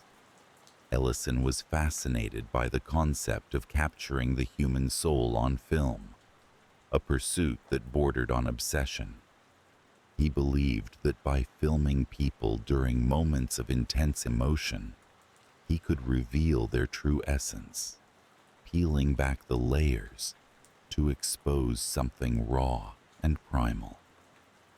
Ellison's work was largely unrecognized, his films relegated to obscure showings and private viewings. But those who knew of him spoke of a magnetic presence, a man whose charm was only overshadowed by the darkness that seemed to seep into his work. His films were not simply records of life, but were said to capture something much more sinister, something that could not be seen with the naked eye, but only through the lens of a camera. The more I learned, the more I began to understand the nature of the tapes. They were remnants of Ellison's attempts to capture the soul, his attempts to bottle the intangible. But something had gone wrong. The dark energy he sought to capture had instead captured him, weaving itself into the tapes like a parasite feeding on forgotten memories. Armed with this knowledge, I returned to the basement. A sense of unease settled into my bones. The tapes were a conduit, a gateway through which the past bled into the present. I needed to know what Ellison had captured, what had been left behind in his wake. I needed to find the truth within the frames of those cursed tapes. As I sorted through the tapes once more, I found one I hadn't noticed before. Its label was blank, a stark contrast to the others. With a mixture of dread and anticipation, I played it, the screen filling with static, before settling into a scene that made my blood run cold. It was a view of our living room, the camera angle familiar, as if someone had filmed from just outside our window. My heart pounded as I watched the figures move within the frame, my family unaware of being observed. The scene shifted, the camera now in a darkened room that seemed somehow familiar. I realized with a jolt that it was our basement, but not as I had ever seen it. The darkness seemed alive, shifting and pulsating with a malicious intent. And there, in the center of the room, was a figure, its features obscured, yet unmistakably human. Ellison. It had to be him. He stood silent and still, his presence a haunting reminder of his obsession. As the scene unfolded, the figure slowly turned, fixing its gaze directly at the camera. Or was it at me? The hairs on my neck stood on end, a primal instinct warning me of the threat that lay in that gaze. The screen went black, the tape ending abruptly, leaving me with a chilling sense of being watched. It was as if Ellison's spirit had reached through the screen, tying itself to me, whispering secrets I could neither hear nor understand. The shadows in the room seemed to stretch, elongating into the corners where the light dared not go. In the days that followed, the boundaries between the past and present blurred, the darkness from the tapes seeping into the fabric of our home. Unexplained noises echoed through the halls at night. Shadows moved independently of their sources, and the air grew heavy with a presence that was impossible to ignore. Despite my fear, I continued to delve into the tapes, convinced that the answer lay within them. But with each viewing, the line between observation and participation faded, and I found myself wondering if I too was being drawn into Ellison's twisted game. Was I merely an observer, or had I become a part of the story captured on those tapes? The climax of this psychological unraveling came one night when the house was silent, the darkness pressing in from all sides. Awakened by a sense of urgency, I was drawn back to the basement, feeling compelled to confront whatever it was that Ellison had left behind. As I descended the stairs, my flashlight flickered ominously, casting my shadow against the wall in distorted relief. The basement seemed different, as if the very walls had shifted to accommodate the unseen presence that now dominated the space. At the far end, a figure stood waiting, its outline indistinct, yet I could feel its gaze upon me. Taking a deep breath, I stepped forward, the air growing colder with each step. The figure remained still, a silent sentinel guarding the secrets that lay within. It was then that I realized the truth. The tapes were not just a record of the past, but a means of communication, a way for Ellison to reach out from beyond and draw others into his dark world. With a final burst of courage, I reached out, my fingers brushing the surface of the last tape, and in that moment, I felt a connection snap into place, a tether binding me to the darkness. The figure moved then, its form dissolving into shadow, and I understood that I was gazing into the abyss of my own making. The basement returned to silence, my breath the only sound in the oppressive stillness. I gathered the tapes, my hands shaking, and knew that I must rid myself of their influence. I would bury them deep, far from the reach of curious eyes, where they could no longer whisper their terrible truths. But as I turned to leave, a chilling thought crept into my mind. Could the darkness be truly contained? Or had it found a new host in me, ready to spread its insidious touch? The question lingered, unanswered and unanswerable.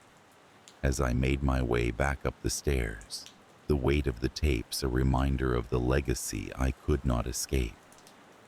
In the days and weeks that followed, life returned to its semblance of normalcy, the tapes hidden away, yet their presence felt in the quiet moments when shadows seemed to flicker in the corner of my vision. I would find myself pausing, listening for the whisper of a camera's click or the creak of a floorboard where none should be. The fear had settled deep within me, a constant reminder that the past is never truly forgotten, nor can it be fully erased. It lives on, captured in the frames of old tapes and the recesses of memory, waiting for the right moment to resurface and claim its due. And so, we live on, our days punctuated by the ordinary, yet shadowed by the extraordinary. The tapes remain hidden, but their specter lingers, a silent testament to the folly of seeking answers that were never meant to be found. In the end, the only certainty is the knowledge that the past is always watching, waiting to be unearthed by those who dare to look too closely. Life in the suburbs had always felt like a sequence of uneventful snapshots. Each frame was predictable, each day a rerun of the one before. I had settled into the monotony of it all without much resistance, greeting the dawn with a routine that hummed softly as background noise in my life. My home was a picturesque house nestled among others just like it, each with its own sun-dappled lawn and a mailbox standing at attention by the curb. It was a place where the hustle of the outside world seemed an echo in the distance, muted and irrelevant. My job as a video editor helped maintain this rhythm. I worked from home, my days spent splicing together moments, crafting narratives from fragments of reality.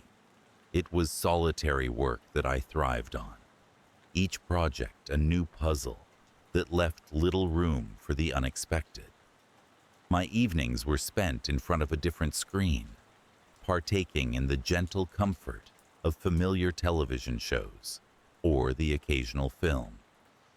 It was during one of these evenings, while browsing through an online auction site for old film equipment, that I stumbled upon a listing that piqued my curiosity. An old box of videotapes, unmarked and covered in a layer of dust. The seller claimed they had been found in the attic of a recently purchased home. Intrigued by the mystery and the potential of undiscovered footage, I placed a bid. A week later, a cardboard box arrived on my doorstep, the past contained within it. The tapes were a mix of formats, some VHS, others the smaller mini DV cassettes. As I began to sift through them, I was struck by the absence of any labeling or identification. There was a certain allure to their anonymity, a promise of tales untold, locked away and waiting for someone to unearth them. I set an old VHS player in the corner of my living room, the CRT television my portal into whatever world these tapes would reveal. The first few were mundane, snippets of family gatherings, vacations, and the occasional child's birthday party. The faces were unfamiliar, but their laughter universal, each frame a testament to moments treasured and preserved. Then there was the tape that changed everything. Its surface was no different from the others, but as the static cleared, I was greeted by a sight that felt all too personal. The camera appeared to be fixed in place, focusing on a room much like mine. The furniture, though different, was similarly arranged. A couch against the wall, a television, a coffee table cluttered with the debris of everyday life. The room was dimly lit, shadows pooling in the corners like ink. I watched with growing unease, the sense that I was intruding on something not meant for my eyes becoming ever stronger. There was no movement, no sign of life, only the oppressive silence pressing in from all sides. I nearly stopped the tape, but something compelled me to continue, a whisper of curiosity that refused to be silenced. Minutes passed without incident, a still life captured in time, until the screen flickered.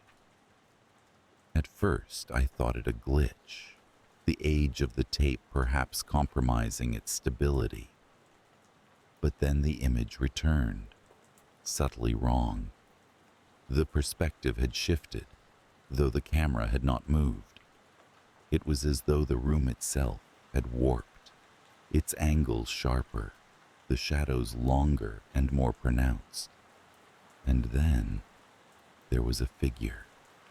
It stood in the corner, indistinct and shrouded in darkness.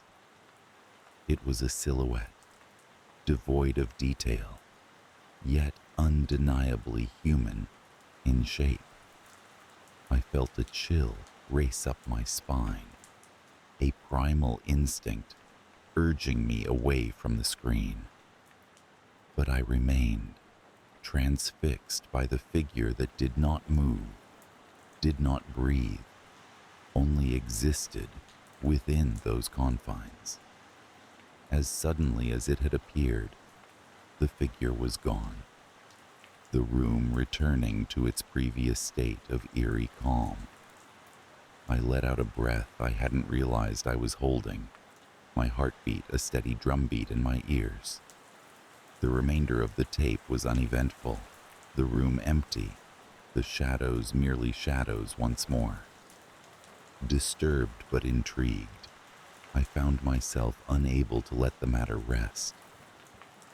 I returned to the box, pulling out tape after tape, searching for any further traces of the figure. Some tapes were blank, others filled with more mundane recordings. I began to lose myself in this quest for an answer, my work neglected, the days blurring into nights. It was during one of these long nights, the clock ticking relentlessly towards dawn, that I stumbled upon another tape of the same room. This time, the figure appeared sooner, its presence more defined.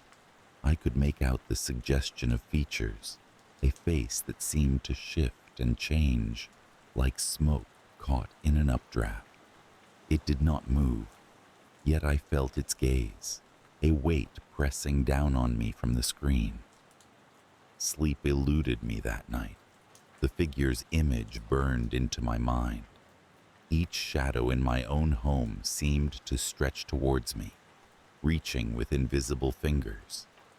I told myself it was only a trick of the mind, a fabrication born of fatigue and imagination. Yet when dawn broke, it brought no relief. I needed answers. Desperation drove me to seek the assistance of a friend and fellow filmmaker, Alex, whose experience with experimental films seemed fitting for the task at hand. I invited him over, hoping his fresh perspective would shed light on this peculiar phenomenon. Alex was captivated by the tapes, his interest piqued by their eerie nature. We spent hours reviewing them, dissecting every frame. He theorized that it could be an intricate hoax or perhaps an avant-garde project left unfinished. Yet, like me, he felt the inexplicable pull towards the figure, an enigma begging to be unraveled. As days turned into weeks, our obsession grew. We compared notes, analyzed footage, even attempted to track down the previous owner of the tapes, though our efforts yielded no results. The mystery deepened, the figure's presence more frequent and defined with each new tape we discovered. The climax came unexpectedly during a night like so many before it. We had just finished reviewing yet another tape, the figure now almost familiar in its form. As Alex prepared to leave, we both heard it, a faint whispering that seemed to emanate from the television itself. We froze, eyes locked on the screen where the image remained static, the room unchanged. The whispering grew louder, a symphony of voices, each distinct yet inseparable from the others. We leaned in closer, straining to understand their message, when the screen flickered violently, the image distorting before our eyes. The figure, now unmistakably human, stepped forward, its face still obscured, but its intent clear. We stumbled backwards, the air thick with a sudden, oppressive weight. The television switched off. With a resounding finality, the room plunged into darkness. We sat in stunned silence, the implications of what we had witnessed settling over us like a shroud. In the days that followed, Alex and I distanced ourselves from the tapes, an unspoken agreement to leave the mystery unsolved. The tapes remained in the box, untouched, their secrets locked away once more. Yet, the fear lingered, a shadow that refused to be dispelled by light or logic. I found myself glancing over my shoulder, the corners of my vision always seeking the figure that had stepped from the screen. The world seemed subtly altered, a reality tinged with the supernatural, the tapes a reminder of the unknown that lurks just beyond the veil of the everyday. As time passed, the edge of fear dulled, though it never faded entirely. I returned to my routine, the familiar rhythms of life offering comfort amidst the lingering unease. The tapes remained a testament to that brief descent into mystery. A chapter closed, yet never truly forgotten. And sometimes, when the night draws long and shadows stretch across the walls, I feel its presence once more. A fleeting glimpse, a whisper in the dark, reminding me of the tapes and the secrets they hold. In those moments, I understand that some stories are not meant to be told, some mysteries destined to remain unsolved, leaving only echoes in their wake. I had always taken quiet solace in the familiar confines of my flat, nestled comfortably atop an old brick building in the heart of a city that never seemed to rest. The muted hum of traffic outside was a constant companion, a reassuring lullaby sung by the world beyond. The walls of my living space were lined with memories and knickknacks, photos of past travels, books I'd yet to read, and cushions that bore the gentle imprint of my repose. A place of refuge and routine, the flat was a sanctuary against the chaos of life, a place where time could stretch and yawn without the pressure to progress. On a particular evening, as the sun's last golden rays began to retreat behind the skyline, I found myself indulging in a simple pleasure, sorting through the half-forgotten boxes that lingered in my storage closet. It was a task I had avoided, one I now approached with a curious nostalgia, hoping to unearth something of interest, or at least reclaim some semblance of order. The boxes were mostly filled with the detritus of years gone by, clothes that no longer fit, old magazines, and forgotten gadgets. Among these, tucked away in a corner, was a package I didn't remember placing there. It was unremarkable in appearance, wrapped loosely in brown paper, with my name scrawled across its surface in a handwriting I did not recognize. There was no return address, no indication as to its origin or sender. Curiosity piqued, I took it to the living room, where the dim light cast long shadows against the walls. I sat in my worn armchair, the package resting on my lap, weighing it thoughtfully in my hands.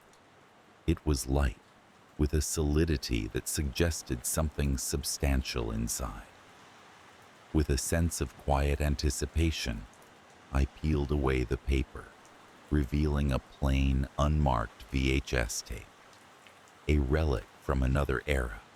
The tape was an artifact from a time when home movies were captured in physical form rather than digital, when the whirring of a cassette was the preamble to a captured memory. A strange sense of familiarity washed over me, mingled with the indefinable eeriness of the unknown. I wondered who might have sent it and why. My old VHS player, a forgotten staple of my entertainment center, sat beneath the television, more ornament than utility these days. I hesitated only briefly before sliding the tape into the machine, the mechanism clunking into life with a mechanical groan. The screen flickered, and then the image resolved into view. At first, the footage was mundane, the shaky lens of a handheld camera panning across an ordinary living room, much like my own. The room was sparse, but warmly lit, the kind of space that suggested cozy evenings and quiet contentment. I watched as the camera settled on a figure seated on a couch, a man in his 40s, with a kind face that seemed vaguely familiar. He spoke directly to the camera, his voice low and steady. "If you're watching this, then perhaps you've found it as I did." His gaze was intense, as though he could see beyond the screen, beyond time itself. I can't explain how it came to me, only that it did. And now, it is yours. A chill prickled along my spine, the kind that accompanies an unbidden realization. Was this man speaking to me, or was it a prelude to something more sinister? The camera's perspective shifted, now focused on a window. Outside, the scene was familiar, a cityscape not unlike my own, with towering buildings and the distant sweep of headlights. The footage continued in this manner, alternating between scenes of the man's quotidian life and cryptic monologues addressed to whoever might be watching. As the tape played, I felt increasingly drawn into his world, as though the boundary between reality and recording was blurring, the walls of my flat subtly shifting to match those on the screen. The man spoke of things that were unsettling in their simplicity, moments that seemed innocuous, yet were laced with a tension that belied their surface. "Pay attention to what you see," he would say, his voice a soft insistence that raised goosebumps on my arms. "Look beyond the obvious. It was then that the first true disturbance occurred. As the camera once again panned across the familiar setting, a shadow flitted across the screen. Just a brief flicker, almost imperceptible, yet enough to draw my focus, my heart quickening in response. The man paused, eyes darting to the periphery of his vision, a fleeting unease passing over his features. I rewound the tape, playing the scene again, but the shadow remained elusive, a phantom of memory and light. A sense of intrusion crept over me, as if unseen eyes were watching, as if the boundaries of my flat were less secure than I had always believed. The tape continued, the narrative weaving a tapestry that was at once personal and alien. Days seemed to pass on the screen, though how much of it was true time and how much an illusion I could not say. The man began to speak of dreams, of visions that haunted his nights and seeped into his waking hours. He spoke of feeling watched, of an inexplicable presence that lingered just out of reach. As he spoke, I felt an odd resonance, as if his experience were a reflection of my own. In the days since the package's arrival, I had felt a growing sense of unease within the walls of my flat, a disquiet that settled like dust in the corners of my mind. At night, I found myself waking to shadows that danced in the corners of my bedroom, the soft creak of floorboards suggesting a presence that should not be there. The tape was nearing its end, the man's messages becoming more urgent, his voice tinged with a desperation that was impossible to ignore. "It's here," he said, eyes wide with a fear that was palpable even through the screen. "It's always been here, waiting." The camera trembled, as though in the grip of unseen hands, the image distorting before it cut to black. For a moment, I sat in silence, the room around me thick with an oppressive stillness. The tape, now spent, lay inert in the player, its secrets discharged and yet unrevealed. A sense of inevitability settled over me, a realization that the boundaries between my world and that of the tape had dissolved. The shadows in my flat seemed to pulse with a life of their own, a silent testament to the unseen presence the man had spoken of. In the ensuing days, my life took on the texture of a waking dream, each moment imbued with a sense of otherness that defied explanation. My flat, once a sanctuary, now felt like a labyrinth of flickering shadows and whispered secrets. Each creak of the floor, each flicker of light, seemed orchestrated by an unseen hand.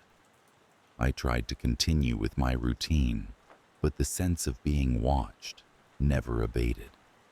It was as if the flat itself had become a character in this unfolding drama, its walls bearing witness to the unseen story that played out in silence. Nights became a trial, sleep a series of fractured episodes punctuated by the sensation of being observed. In those moments of half-sleep, I found myself standing at the window, staring out at the cityscape, so reminiscent of the one on the tape. It was then that I saw it. The figure standing across the street, unmoving and indistinct in the half-light. A silhouette that mirrored my own, a silent watcher that seemed to echo the man's warnings. I watched it for what felt like eternity, waiting for a movement, a sign of recognition. But it remained still, a shadow among shadows, a presence that defied the boundaries of reality and dream. It was then I realized that the man on the tape had not been speaking merely to me, but to the very essence of the space we shared, a dialogue across time and place that transcended the ordinary. The climax came not with a bang, but with a whisper, a soft susurration that filled the room as the figure across the street turned away, dissolving into the night. In that moment, I understood that the package, the tape, the man, all were part of a continuum that connected us, a thread woven through the fabric of existence. I retrieved the tape from the player, its weight in my hands, a reminder of the journey it had set in motion. I considered destroying it, severing the connection it had forged, but a deeper understanding stayed my hand. The tape was not just an artifact of fear, but a testament to the shared human experience, of isolation, of connection, of the unseen threads that bind us. In the days that followed, the presence in my flat seemed to dissipate, the sense of being watched retreating into the periphery of my awareness. Yet, the shadows remained, a lingering reminder of the boundaries I had crossed, the truths I had glimpsed. And so, life continued, the flat returning to its semblance of normalcy, its walls once again a refuge against the world outside. Yet, the memory of the tape lingered, a ghost of a story untold, a reminder that reality is but a fragile construct, easily fractured by the unknown. I kept the tape, tucked away in the same storage closet where it had first been found. A talisman of sorts, a reminder of the mysteries that lurk in the spaces between. And though the tape's journey had ended, its echoes remained, a whisper in the quiet moments of solitude, a reminder that the unseen world is never truly far away. I remember my grandmother's house, not just as a place, but as a living memory, a vessel for nostalgia and shadowed corners. Nestled in an ancient neighborhood at the edge of town, the house breathed with the charm of yesteryears. It was a sprawling Victorian affair, with gabled roofs and peeling paint that spoke of a dignity worn by time. The garden, once a riot of colors and fragrances, had grown wild, the flowers tangled with weeds, as if nature itself had woven a shroud over the past. Visiting her was a ritual of serenity, a pause in life's ceaseless race. Every summer, my parents would drop me off at her doorstep, and I would spend weeks ensconced in her gentle presence. The days moved sluggishly, filled with the scent of baked bread and the soft sound of her knitting needles clicking together. In the evenings, we would sit by the fireplace, where she'd tell me stories of when the world seemed larger and time stretched like the horizon itself. Her house was a place of comfort, except for the attic. It loomed above our heads, an ever-present shadow, sealed by a door that groaned with age. I was forbidden to enter, warned by whispered tales of ghosts and echoes of those long gone. The attic was the heart of mystery, a repository of forgotten things. The summer I turned 13, my grandmother fell ill. Her once vibrant spirit was subdued, leaving the house with an unsettling quiet. My parents decided it was time to clear out some old things, a practical endeavor intruding on the reverie of my childhood refuge. It was amidst this upheaval that I found the tape. The attic, as I finally discovered, was exactly as one might imagine, dust-laden and filled with the detritus of lives lived. Boxes were stacked precariously, their labels faded, and the air was thick with the scent of mothballs and old paper. In one such box, tucked beneath a pile of yellowed newspapers, was a VHS tape wrapped in clear plastic. It was unmarked, save for a small piece of masking tape with my grandmother's neat script, "For when it's time." The discovery was innocuous enough. A relic from the age of video rentals, its presence was a curiosity rather than a cause for alarm. Intrigued, I pocketed the tape, intent on exploring its contents later. That evening, after my parents had retired and my grandmother was asleep, I crept into the living room and inserted the tape into the VCR. Static filled the screen, that familiar and comforting fuzz of gray and white noise. For a moment, I wondered if the tape was blank, but then the image coalesced. It was a home video, the colors washed out and the edges blurred. I recognized the living room, a younger version of it, before the carpet had faded and the wallpaper stained with time. There was a young girl there, perhaps 5 or 6 years old, playing with a dollhouse. Her hair was dark and curly, her face obscured by shadow. The camera lingered on her, and I waited for something to happen, but nothing did. The scene persisted, the girl's movements slow and deliberate, as if time itself was languishing. I fast-forwarded, the remote clutched tightly in my hand. The screen flickered, and the image changed. Now the room was empty, the camera fixed on the window, where rain streaked the glass in long, silver trails. There was something profoundly unsettling about the image, the way the rain seemed to whisper against the glass, as if speaking a language just beyond comprehension. I felt a chill creep over me, a prickling at the base of my neck. The sense of unease was inexplicable but undeniable, and yet I could not look away.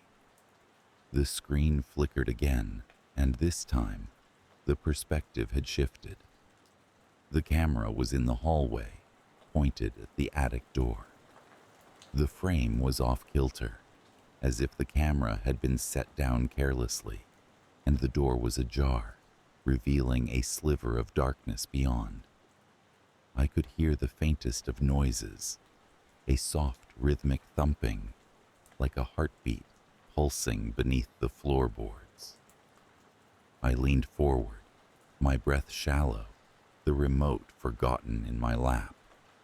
The sense of trespass was overwhelming, as if the tape was a window not just into the past, but into a secret never meant to be revealed.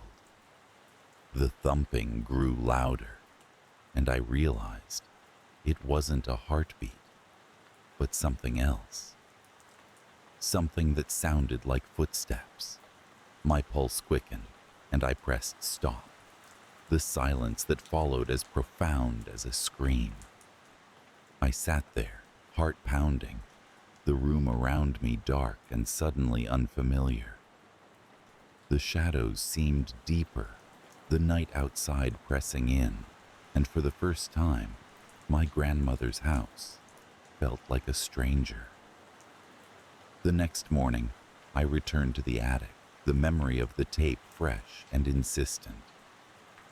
The daylight should have dispelled the unease, but as I climbed the stairs, I felt the air grow cooler, as if the sun's reach stopped just short of the threshold. I pushed the door open, its creak like an old wound reopening. The boxes remained, silent sentinels of times past, but the atmosphere felt altered, charged with a subtle malevolence. I moved cautiously, the floorboards groaning beneath my weight, until I reached the spot where I had found the tape. There, set between two boxes, was the dollhouse. It was the same one from the video, its paint chipped and faded, the furniture within arranged with meticulous care. I reached out, my fingers brushing the roof, when a voice broke the silence. "Why did you watch it?" The voice was soft, almost a whisper, but it froze me in place. I turned, expecting my grandmother, but the attic was empty. The light from the single window illuminated the dust in lazy swirls, but there was no one else there. I backed away, my heart a drumbeat in my ears, and stumbled down the stairs. I didn't mention the tape to anyone, the experience too strange and personal to share. My grandmother recovered slowly, but her vitality never quite returned, and the house remained under the shadow of that summer.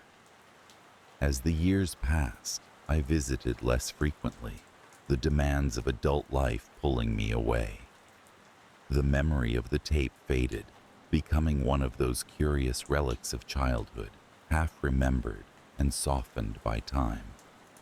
But then, one night, as I lay in my own bed miles away, I heard a sound.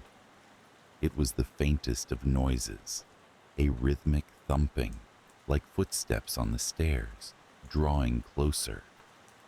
I held my breath, the darkness pressing in, as the sound ceased just outside my door. The doorknob turned slowly, and I felt a chill so profound it seemed to seep into my bones. The door opened a crack, revealing nothing but the shadows of the hallway beyond. I lay paralyzed, the silence a living thing, until the door closed again, and the footsteps retreated into nothingness. I never found the source of the noise, but I knew then that whatever lingered in my grandmother's house had followed me. The tape's malevolence, once dormant, had awakened, its presence like a shadow cast across the light of my days. I moved soon after, hoping distance would dispel the fear, but it remained, an unwelcome companion. The footsteps would come and go, unpredictable as the wind, leaving behind a chill that seeped into my dreams. The house was sold, my grandmother's things dispersed, but the tape was never found again. Perhaps it was lost among the boxes. Perhaps it found its way into another's hands, a new story waiting to unfold. But for me, its echo lingers, a reminder that some doors, once opened, can never truly be closed. Time has blurred the sharp edges of that summer, but the sense of unease remains, a whisper in the quiet moments, a shadow at the edge of sight. I live my life with one eye on the darkened corners, the spaces where reality thins and something else presses through. Perhaps it is imagination, or perhaps it is the echo of a forgotten truth, one that lingers just beyond reach, waiting for the moment when it's time to be seen again. The town of Elder Hollow lay nestled in the crook of a lazy river, surrounded by a thick cloak of oak and pine that seemed to guard it from the outside world. A place where the past still whispered through the cracks of time-worn buildings and cobblestone streets. Life here unfolded with a certain predictability. The sun rose and fell at the same time every day, casting long shadows over the old mill by the river. and the church bells tolled every hour as they had for 100 years. The residents of Elder Hollow were content with their routines, finding comfort in the familiar rhythm of life. It was in this setting of quiet normalcy that I found myself after a rather tumultuous few years in the city. My name is Michael, and I had retreated to Elder Hollow, seeking solace and perhaps a little peace of mind. I rented a small house at the edge of town, a modest structure with a gabled roof and a porch that creaked underfoot. The house, like the town, had a history. It had once belonged to an elderly couple, the Andersons, who were known for their love of antiquities, particularly old films and vintage cinema memorabilia. The first few weeks passed uneventfully. I found work at the local library, a quiet job that suited my temperament. I spent my free time reading or walking through the woods, savoring the tranquility I had longed for. I even made a few acquaintances at the local diner, where the waitress, Sarah, never failed to greet me with a warm smile and a hot cup of coffee. It was one evening, as the days began to shorten and the air took on the crispness of approaching winter, that I first stumbled upon the tapes.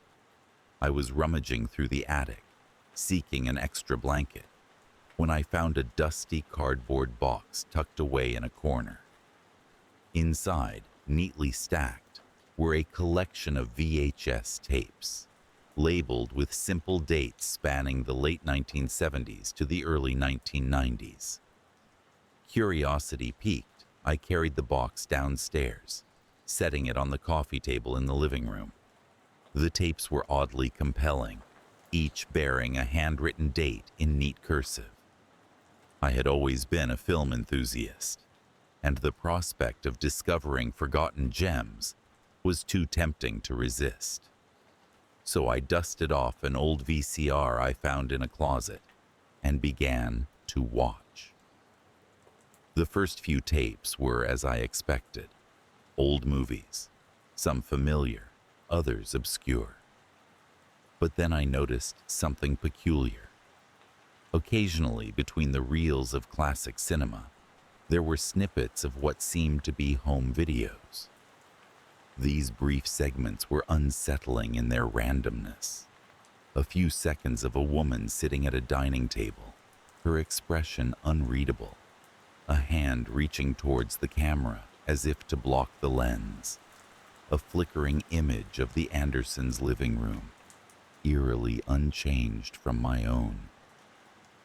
As the days passed, the tapes began to take on an increasingly sinister tone. The home video clips grew more frequent and more bizarre. A shadow moving across the wall of an empty room, a child's voice singing a lullaby, the words distorted and echoing, the sound of footsteps on creaking floorboards, yet no one visible on screen. The more I watched, the more I felt as though something was watching back, a presence lurking just beyond the flickering images. I tried to dismiss it as my imagination, a byproduct of isolation and too much time spent in the company of ghosts from the past. But the feeling persisted, a gnawing unease that settled in the pit of my stomach and refused to leave. I found myself drawn to the tapes, compelled to watch them even as they filled me with dread. One night, as wind howled outside and rain lashed against the windows, I inserted a tape labeled simply with the date March 5th, 1986. The screen flickered to life, revealing a grainy image of the Andersons' living room. The camera was angled towards a mirror on the wall, its surface reflecting the dimly lit room. I watched as the image wavered, the shadows deepening, and then I noticed movement. At first, It was just a flicker, something shifting in the corner of the mirror. I leaned forward, squinting at the screen.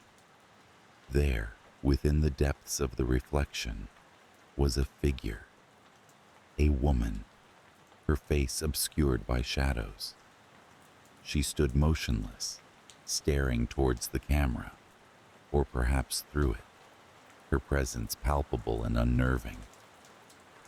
I could feel my heart pounding in my chest, a cold sweat breaking out across my skin. The air in the room seemed to thicken, growing heavy with an unseen weight. I reached to stop the tape, but my hand hesitated, frozen by a mix of fear and fascination.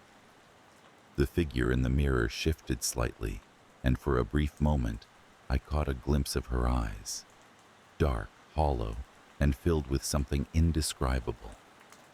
The screen flickered, the image distorting, and then the tape ended abruptly. I sat there, staring at the static, my mind racing. Who was she, and why was she on the tapes? I spent the night in restless contemplation, my thoughts spiraling into a tangled web of half-formed theories and creeping dread. The following day, I sought answers. I visited the town archives, poring over old newspapers and records, searching for any mention of the Andersons or their obsession with film. Sarah, noticing my distracted demeanor, inquired about my research. I told her of the tapes and the apparition in the mirror, half expecting her to dismiss my tale as nonsense. Instead, she listened intently, her brow furrowing with concern. "You should speak with Mrs. Callahan," she suggested. "She used to be friends with the Andersons. Maybe she knows something." And so, armed with new hope, I made my way to Mrs. Callahan's home, a charming cottage adorned with flowers and a picket fence. She was a kindly woman, her eyes bright with a youthful curiosity despite her years. I explained my discovery, my words tumbling out in a rushed torrent. Mrs. Callahan listened quietly before nodding, a distant look in her eyes. "Ah, the Andersons," she said softly. "They were quite the pair. Loved their films, yes, but there was something else." She paused, as if weighing her words. "They were part of a small group, a sort of film club, I suppose. They believed that cinema could capture more than just the physical world. They thought it could record echoes of the past." Her words sent a shiver down my spine. I pressed for more information, but Mrs. Callahan simply shook her head.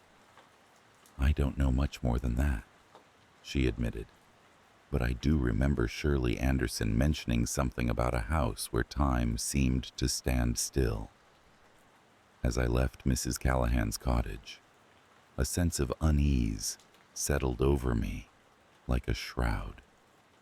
The notion of a house where time stood still, where the past lingered in the shadows, resonated with a truth I could not ignore. The Andersons had indeed captured something on those tapes, something beyond the veil of the ordinary. Back at the house, the tapes awaited. I resumed my viewing, driven by a need to understand, to connect the fragments into a coherent whole. The footage grew increasingly surreal, the boundaries between reality and imagination blurring with each frame. I began to lose track of time, my days and nights merging into a continuous cycle of watching and wondering. The figure in the mirror reappeared often, her presence becoming more defined, more real. I started to sense her presence even when I wasn't watching the tapes. A subtle shift in the air, a flicker at the edge of my vision. She was there, always watching, always waiting. As the days wore on, the sense of foreboding intensified. I began hearing whispers, faint and indecipherable, carried on the wind that swept through the trees outside. Objects in the house seemed to move on their own, a book falling from the shelf, a chair slightly askew. I felt as though I were living in two worlds, the tangible and the spectral, each bleeding into the other. The climax of this strange ordeal came one stormy night. I had just finished watching another tape, my mind weary from the relentless parade of haunting images. I stood in the dimly lit kitchen, staring out at the rain-soaked landscape, when a sudden chill swept through the room, raising the hairs on the back of my neck. Turning slowly, I found myself face to face with the woman from the tapes. She stood in the doorway, her form ethereal yet undeniably present. Her eyes, those hollow orbs of darkness, fixed on me with an intensity that rooted me to the spot. We stood there, caught in a moment that defied all logic, the world around us slipping into silence. I wanted to speak, to ask her who she was, what she wanted, but the words died in my throat. Instead, she moved, gliding past me with a grace that seemed otherworldly. She paused before the mirror in the living room, her reflection merging with her image until they were one and the same. In that instant, I understood. The tapes, the house, the whispers, they were all connected, threads woven into the fabric of a story that transcended time. The Andersons had not just captured echoes of the past. They had opened a doorway, a portal through which the past could reach into the present. And then, as suddenly as she had appeared, the woman was gone, leaving only the faintest echo of her presence lingering in the air. I stood there, alone once more, the weight of the truth settling over me like a heavy cloak. In the weeks that followed, I tried to return to my routine, to find solace in the mundane, but the house and the town of Elder Hollow had changed for me. The tapes remained, silent witnesses to a mystery that would never be fully unraveled. I considered leaving, but something held me back. A sense of connection to a story that was now part of my own. The fear lingered, a shadow that followed me through the days, whispering reminders of the unknown that lay just beyond the edge of sight. The house, with its creaking floors and dusty corners, had become a place where the past and present coexisted, a sanctuary for spirits caught in the in-between. I learned to live with the haunting, to accept the presence that shared my home. Sometimes, late at night, I would sit by the flickering glow of the VCR, watching the tapes again. The woman in the mirror would appear, her gaze steady and knowing, a reminder that some stories are never truly over. In Elder Hollow, time moved differently, the boundaries between what was and what is forever blurred. The tapes, the haunted echoes of a forgotten past, remained a testament to the mysteries that lay beneath the surface, waiting to be discovered by those willing to listen. And so, life continued in the small town, the river flowing endlessly by, carrying with it the secrets of a world that was both familiar and strange. I had come seeking peace, but found instead a deeper understanding of the unseen, a glimpse into the shadows that danced at the edge of reality. In the hushed corridors of the Marriott, where the echo of footsteps against polished tiles sang a soft harmony of solitude, I found myself enveloped by the semblance of normalcy. As an employee responsible for maintaining the pristine condition of the rooms, I took solace in the routine, each day blending seamlessly into the next, offering comfort in its predictability. The hotel itself was a marvel of understated elegance, its design a dance of modernity and tradition. Each room held a story, a transient moment in the lives of strangers passing through. I learned to appreciate the stillness, the quiet moments before the guests arrived, where the rooms were empty canvases, waiting to be filled with the laughter, whispers, and secrets of visitors. It was during one such quiet afternoon that I first noticed a small disturbance in my day-to-day life. I had just finished up in room 412, a corner suite with a magnificent view of the city skyline. The sun was beginning its descent, casting a warm glow through the large windows. As I turned to leave, something caught my eye. A slip of paper partially tucked under the bed. Curiosity piqued, I bent down to retrieve it. It was a note, hastily scrawled and slightly crumpled. Its message was direct, unsettling in its brevity. I know what you've done. My fingers lingered on the paper, tracing the letters as if they held secrets in their curves and angles. I felt a chill despite the room's warmth, but I dismissed it as a prank or perhaps an accident, an errant piece of luggage or a discarded thought from a previous guest. I crumpled the note further and let it fall into the wastebasket, convincing myself that it was of no consequence. Yet, as I moved through the hotel, a disquieting presence seemed to shadow me.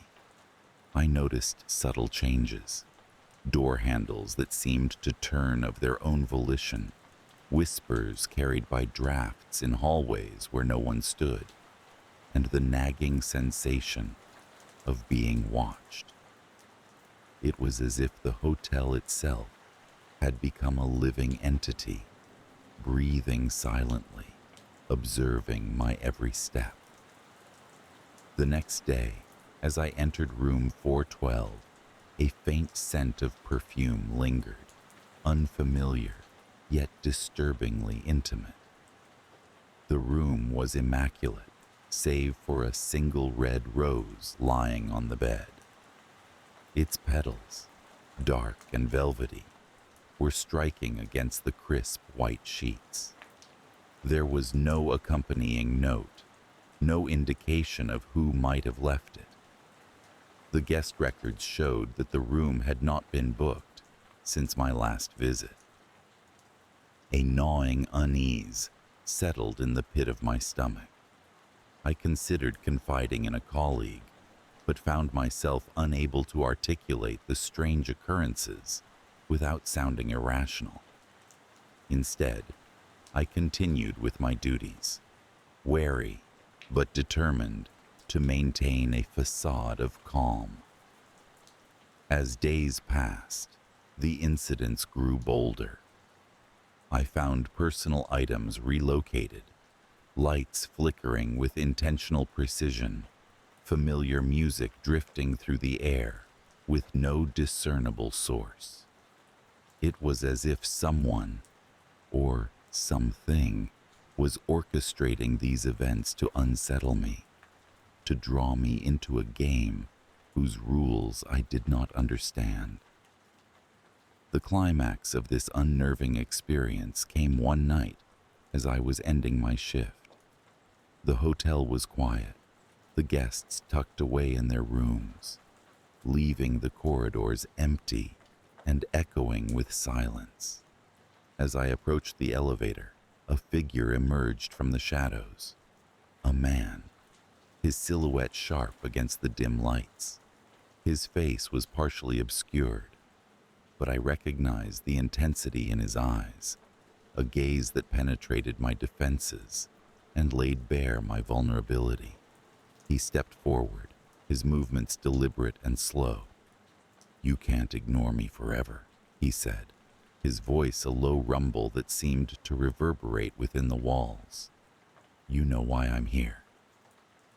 I did not reply, my voice frozen within my throat. Instead, I backed away, an instinctive retreat into the relative safety of the corridor. But he advanced with a relentless determination, his footsteps echoing ominously. I turned and fled, my heart pounding a frantic rhythm in my chest. The hotel's familiar layout twisted and turned into a labyrinthine nightmare as I sought refuge. Doors closed, locks clicked, yet I felt his presence, a shadow that stretched and morphed, always just at the edge of my awareness. Finally, I burst into the sanctuary of the staff lounge, my sanctuary now tainted with fear. I locked the door behind me, collapsing onto a chair as I tried to steady my breaths.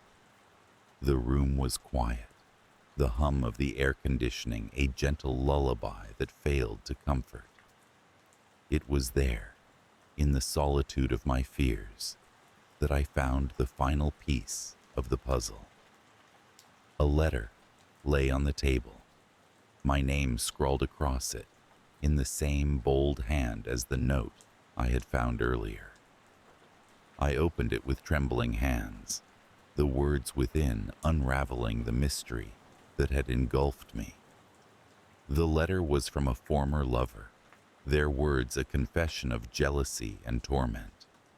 They had been watching, orchestrating the events that had upended my life, fueled by a twisted love that sought not my happiness, but my fear. The realization was both a relief and a horror.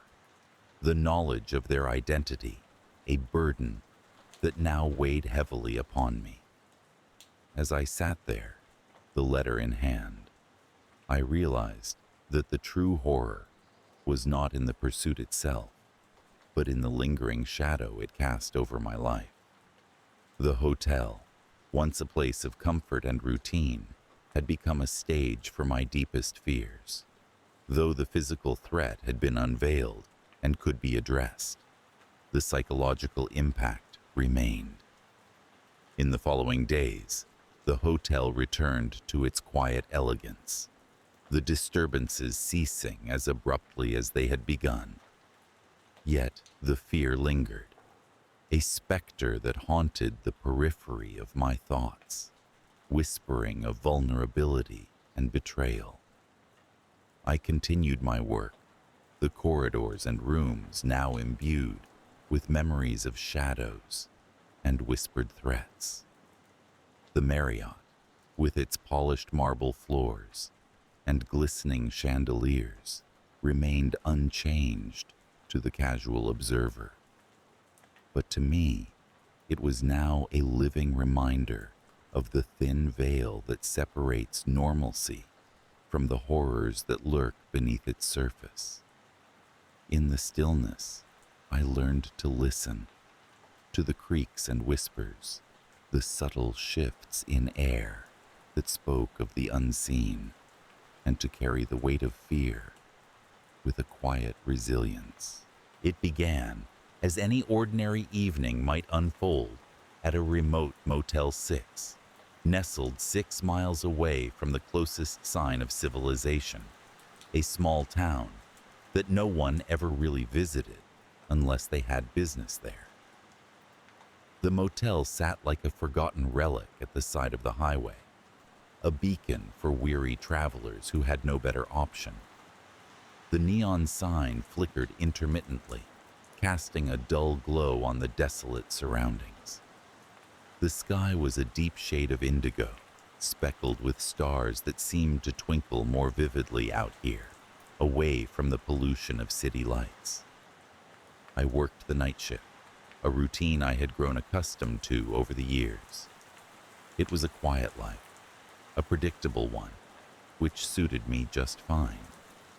Most nights were uneventful, punctuated only by the occasional night owl looking for a room or the sound of tires crunching gravel as a latecomer pulled into the lock.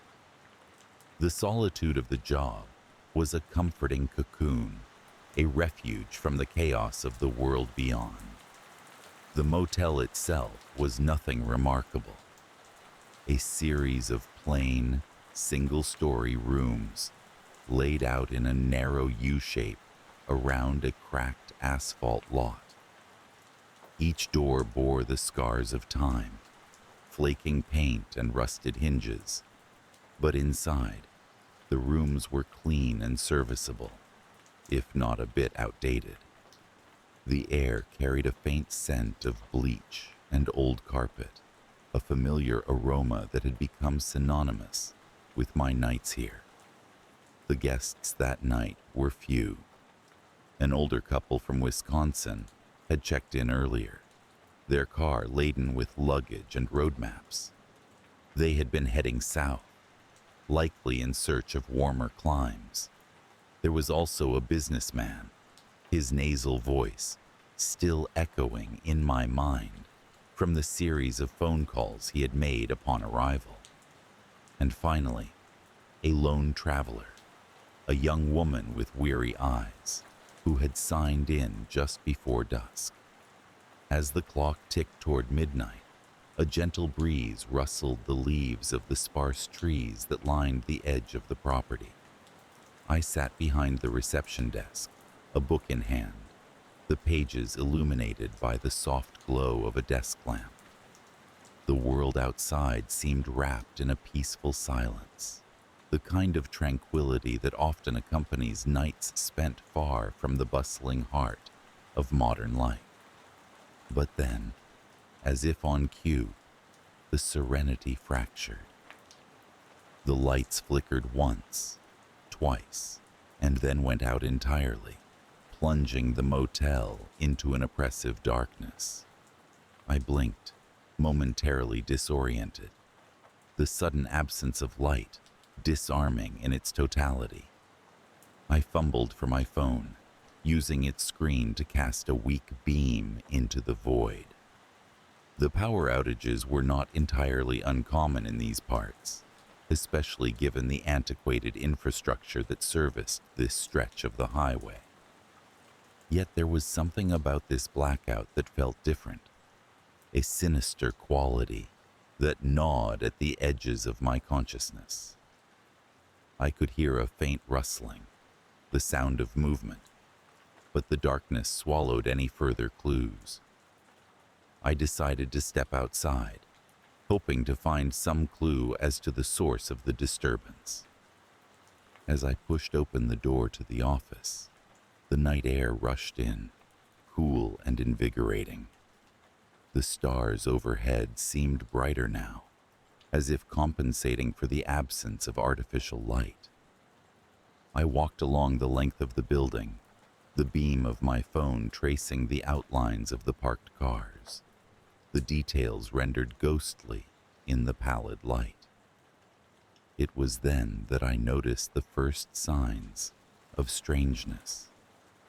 The air was heavy, charged with a palpable tension that set my nerves on edge.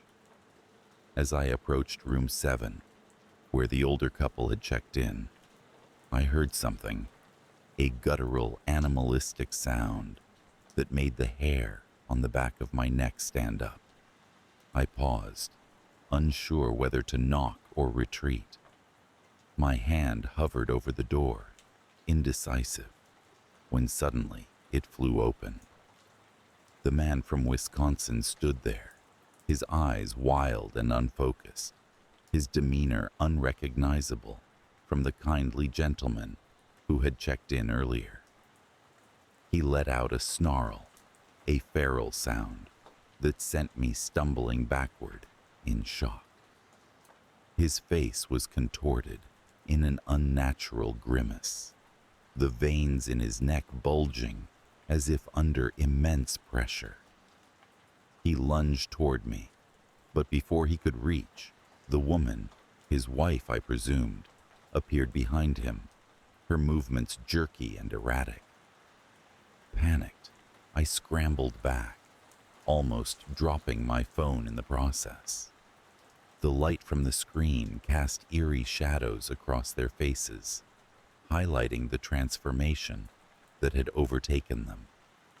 They seemed less like people and more like creatures driven by some primal, destructive instinct. I retreated further, my heart pounding in my chest, the thumping deafening in the silence. Instinct propelled me back to the office, where I locked the door behind me, my breath coming in shallow gasps. I grabbed the emergency flashlight from beneath the counter, its beam more robust than my phone's. In the seclusion of the darkened office, I tried to make sense of what I had just witnessed. It was as if the blackout had triggered something in the guests, something monstrous and inexplicable. With the flashlight in hand, I ventured back outside, determined to check on the other guests. The businessman was my next stop. His room was further down the line, and I approached cautiously, my senses heightened by the adrenaline coursing through my veins. The door was ajar, swaying slightly as I neared, and from within, I heard the telltale sounds of chaos, furniture being overturned, the unmistakable thud of something heavy hitting the floor. I hesitated at the threshold, shining the light into the gloom. The room was in disarray, the contents scattered as if a tornado had swept through. The businessman was nowhere to be seen, but as I scanned the area, I caught sight of a figure huddled in a corner, rocking back and forth, his hands clawing at his face. "Sir?" I called, my voice steady despite the fear constricting my throat. He looked up, his eyes catching the light, and I saw the same madness lurking there. He let out a low growl, more beast than man, and started to rise, his movements disjointed and unsettling. I backed away slowly, unwilling to provoke him further. As I retreated, I couldn't shake the feeling that I was being watched, the oppressive darkness pressing in from all sides, alive with silent menace. The young woman was my final check. Her room was the furthest from the office, its door firmly closed. With each step, I felt the weight of dread settling heavier, the atmosphere thick with an unseen presence. I knocked gently, half hoping there would be no response. But there was. A low, keening wail emerged from within, a sound so raw and filled with despair that it cut through the quiet night like a knife. I pressed my ear to the door, listening intently. It was a voice, her voice, pleading for something in a language I couldn't understand. The words were foreign, ancient, each syllable resonating with power and an aching sorrow. I felt a chill race down my spine, and I backed away, the sound still echoing in my mind. Whatever was happening, this place, this motel, had become a nexus of something dark and inexplicable, an epicenter for a force beyond comprehension. Retreating to the office once more, I considered my options. The phone lines were dead, the usual hum of electricity absent, replaced by a silence that felt almost sentient. The thought of getting into my car and driving away was tempting, but a sense of duty held me back. These guests, no matter what they had become, were my responsibility. I spent the remainder of the night in a state of hypervigilance, the flashlight my only companion. Every creak and whisper of the building around me was amplified, each sound a potential threat.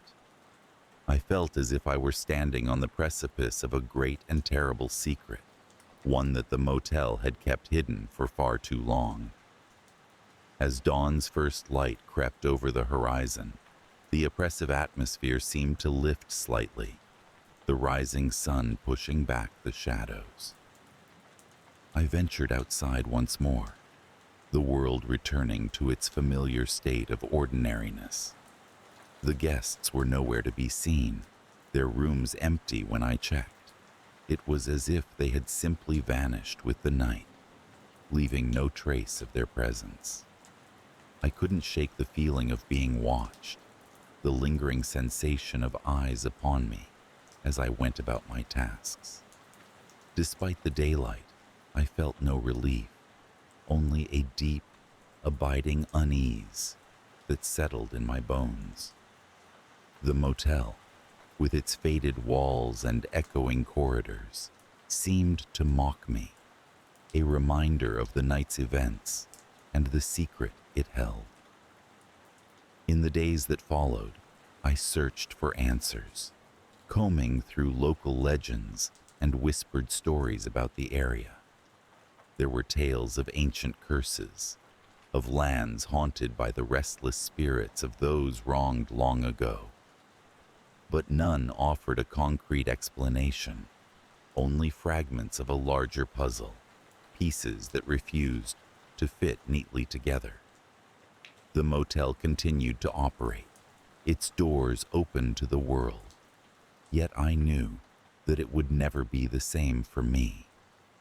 The events of that night had left an indelible mark, a shadow on my soul that would follow me for all my days. And though the guests never returned, their absence was a presence all its own, a constant reminder of the darkness that lies just beneath the surface of our reality.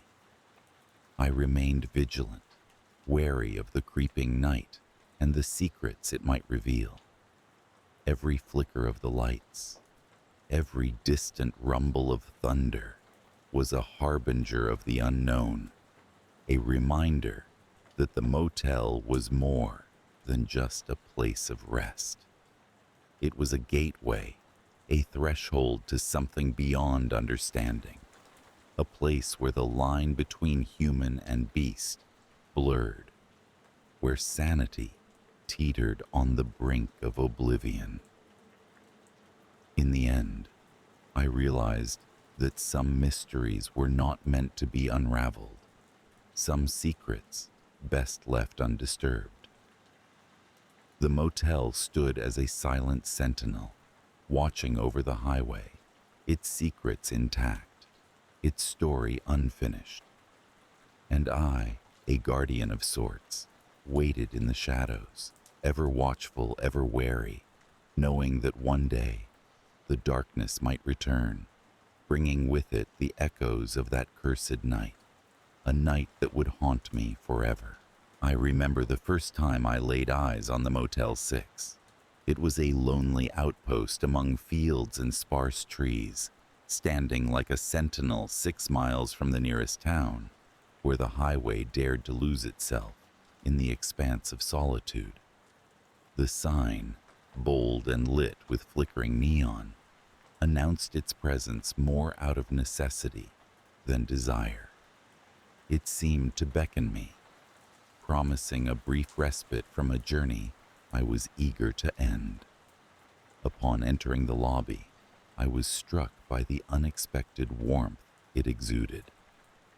It was not the sterile, impersonal space I had anticipated, but rather it was worn with an air of weary charm. The clerk, a gentleman with a soft voice and an apologetic smile, informed me with practiced monotony that the rooms were clean, offering everything one might need for a night's stay. I took the key, number 13, dangling from a faded plastic fob. The room was as advertised, with its functional furniture and a bedspread patterned in an outdated floral design. I set down my bags and allowed myself to collapse onto the bed. The hum of the highway outside was a soft lullaby, a reminder of the world I had momentarily escaped. It was, by all appearances, just another night on the road. I awoke to a stillness that was both comforting and unsettling. Outside, the wind had picked up, rustling through the dry leaves and whispering ancient secrets. I pulled back the curtains, peering into the ink-black night, the parking lot lit only by the dim glow of the distant highway lights. Unease pricked at me, finding solace in the shadowed corners of my room. The first disturbance came unexpectedly, a sudden flicker, followed by complete darkness. The power had gone out. I lay in the bed, the silence now oppressive, my mind racing through rational explanations. Perhaps it was a storm, though there had been no sign of one before I arrived. Outside, the wind continued its mournful song, but now it was accompanied by something else, a distant shuffle, a murmur that seemed to grow closer. Climbing from the bed, I felt my way to the door, cracking it open. The hallway was a cavern of shadows, broken only by the intermittent flash of lightning in the sky. Other doors creaked open, and the occupants, silhouettes of curiosity, stepped into the passageway. We exchanged nervous glances, strangers bound by circumstance and an unspoken fear. A voice, rough and barely civil, cut through the murmur. One of the guests, a man with a coarse demeanor, suggested we investigate, find the source of the outage.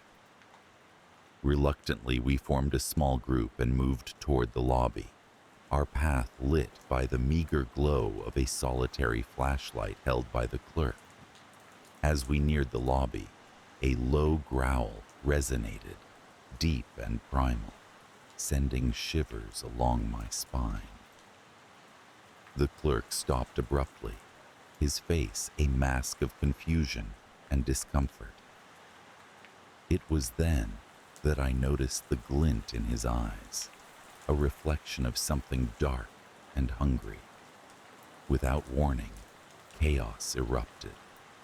The clerk turned, his face twisted into a snarl, and lunged at the guest nearest him. A scream pierced the air, followed by the frenetic sound of scuffling feet and panicked breaths. I stumbled back, my heart pounding a relentless rhythm against my ribs. The others, caught in a frenzy of confusion and terror, scattered in all directions. Some ran blindly into the night, while others disappeared into the depths of the motel. I found myself alone, the walls closing in, the air thick with dread. Instinctively, I retreated to my room, slamming the door behind me and securing it with every available lock. My mind raced, replaying the events in an endless loop, each iteration more disturbing than the last. The clerk's transformation had been swift, a transition from man to beast, driven by a darkness I couldn't comprehend. I sank to the floor, my back pressed against the door, listening. Outside, the night was alive with sounds, footsteps, snarls, and the occasional cry of pain or fear. Each noise was a reminder of the peril that lurked just beyond the thin veneer of my sanctuary. Time became an elusive concept, each minute stretching into eternity. The darkness was unyielding, a cloak that smothered hope and clarity. I knew I couldn't remain hidden forever, yet the thought of facing whatever monstrosity lay outside paralyzed me. Desperation forced my hand. I crept to the window, pushing the curtains aside just enough to peer into the night. The parking lot was a tide of shadows, shifting and swaying with each gust of wind. I could see movement, a figure, or perhaps several, pacing with predatory grace. Clarity came with the realization. The blackout had awakened something within the guests, a primal instinct buried beneath layers of civility. They had become something other, their humanity eclipsed by a ravenous, feral nature. Gathering courage, I slipped out the window, my feet landing silently on the cool earth. The air was electric, charged with the remnants of a long-forgotten curse. I kept to the shadows, making my way toward the highway, the distant hum a beacon of hope. As I neared the edge of the lot, a flash of movement caught my eye. One of the transformed guests was nearby, their eyes glinting with an unnatural light. I froze, my breath caught in my throat, but they seemed more interested in some unseen quarry, darting into the woods without a second glance in my direction. With trembling resolve, I pressed on, reaching the highway at last. It stretched out before me, a ribbon of salvation, and I began to run, my strides fueled by adrenaline and fear. The sky began to lighten, the first hints of dawn painting the horizon in gentle hues. With each step, the motel faded into the background, its secrets sealed once more by the cloak of day. But even as I reached the safety of the town, I couldn't shake the lingering fear. The Motel 6 had left its mark on me, a shadow that followed in my wake. I could never forget the darkness that had claimed it, nor the transformation that had turned ordinary people into something monstrous. Life returned to its routine, but every night as I lay in bed, I could hear the echoes of that fateful night in the silence.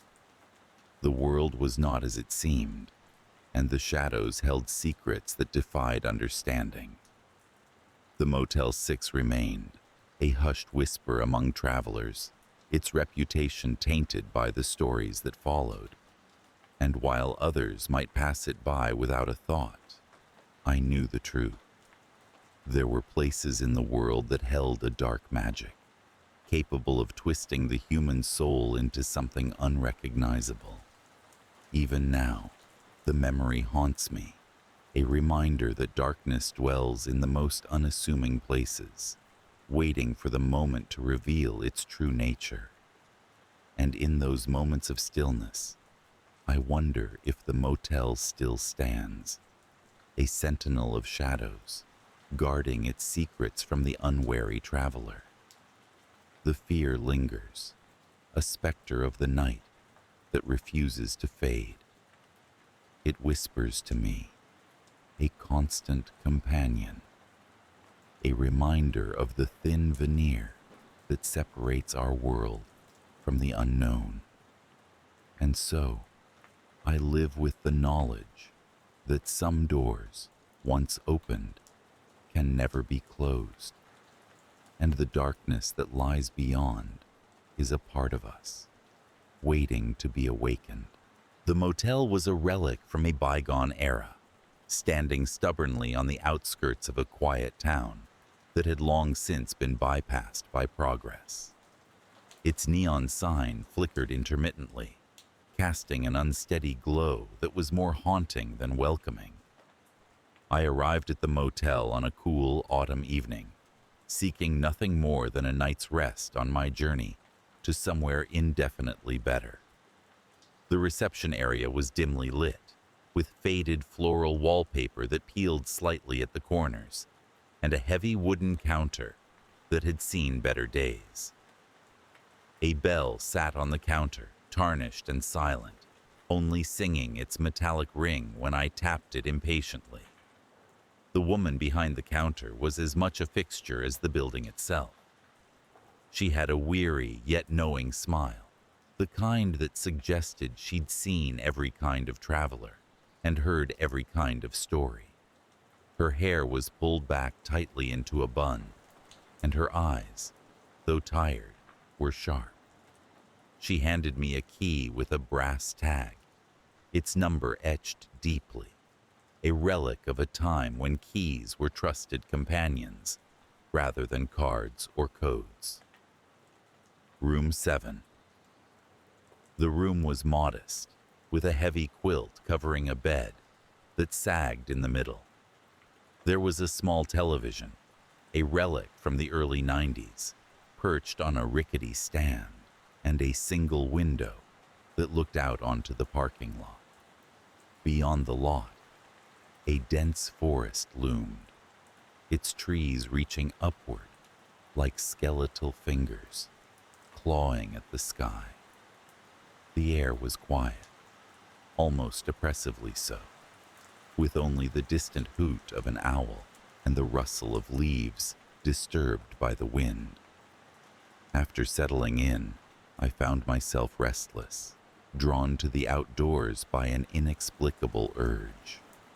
The night air was crisp and filled with the earthy scent of the forest. As I wandered around the perimeter of the motel, I noticed the building's age more acutely. Each creak of the wooden boards beneath my feet told stories of countless travelers who had passed this way before me. That was when I noticed a subtle but distinct change. A draft, almost imperceptible at first, seemed to emanate from somewhere below.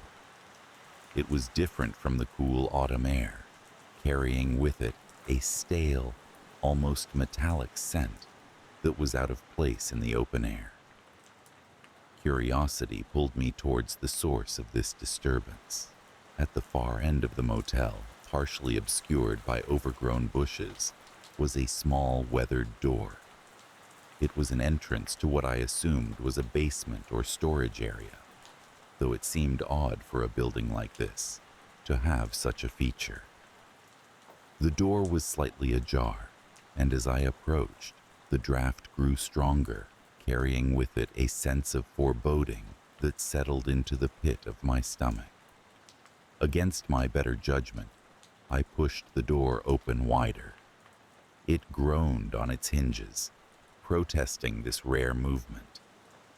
Inside, a narrow staircase descended into darkness.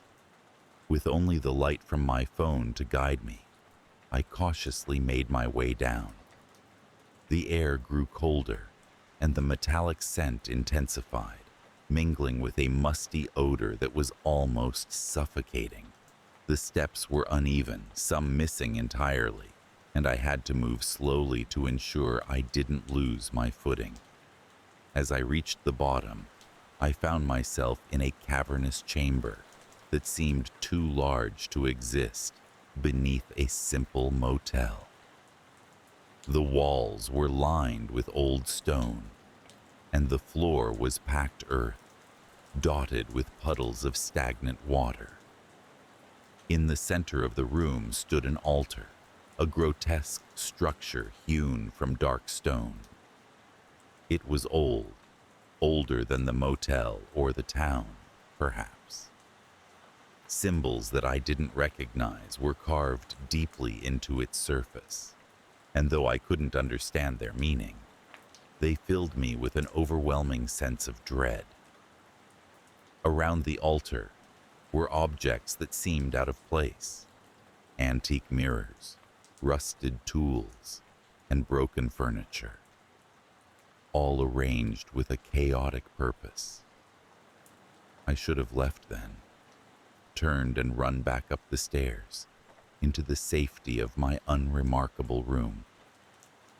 But something compelled me to stay, to explore further. As I moved around the chamber, my phone's light reflected off something shiny, catching my attention. It was a mirror, larger and more ornate than the others. Its frame was gilded with intricate designs that seemed to writhe and twist in the dim light. The glass was cloudy and cracked, but it held my gaze. As I stared into it, I felt a strange pull, as if it were drawing me in. Unsettling images began to flicker across its surface. Distorted faces, eyes wide with terror, mouths open in silent screams. The longer I stared, the stronger the pull became, until I felt as if I were falling into the mirror itself. Panicked, I tore my gaze away, my heart pounding in my chest. I backed away from the mirror, my breath coming in ragged gasps. The chamber felt alive around me, the shadows deepening and shifting, whispering secrets in a language I couldn't understand. It was then that I noticed something else, a dark figure standing at the edge of the light. At first, I thought it was a trick of the shadows, but as my eyes adjusted, the figure remained, solid and real. It was tall, its features obscured by a hooded cloak. It stood perfectly still, watching me with an intensity that was almost palpable. Fear rooted me to the spot, my mind racing with possibilities. Was it someone from the motel, a fellow traveler who had stumbled upon the chamber as I had? Or was it something else entirely, something not bound by the natural laws of this world? I didn't have time to ponder these questions, for the figure began to move, gliding silently across the chamber floor towards me. Its presence was overwhelming, a suffocating pressure that made it difficult to breathe. Instinct screamed at me to flee, but my body refused to obey, trapped in the grip of unrelenting terror. The figure stopped mere feet away, its shadow falling over me like a shroud. From beneath the hood, a pair of eyes locked onto mine, glowing faintly in the darkness. They were not the eyes of a human. There was no warmth, no life in them, only an abyssal hunger that seemed to pierce through my very soul. My heart thundered in my chest, each beat echoing loudly in the stillness. The figure raised a hand, its skin pale and smooth, almost luminous in the feeble light. It reached towards me, and I could feel an icy chill radiating from its touch. In that moment, something snapped within me. A primal instinct surged to the surface, breaking the paralysis that held me. I stumbled backward, turning and racing for the stairs. I didn't look back to see if the figure followed, every fiber of my being focused on escape. I crashed through the door at the top of the stairs, slamming it shut behind me. My heart was pounding, adrenaline coursing through my veins as I leaned against the door, struggling to catch my breath. The motel seemed unchanged, a silent sentinel against the night. But I was changed, irrevocably altered by what I had seen. As I returned to my room, every shadow seemed to hold a threat. Every sound magnified in my heightened state of fear. Sleep was impossible, my mind replaying the events in the chamber over and over. I lay on the bed, staring at the ceiling, listening to the whisper of the wind against the window.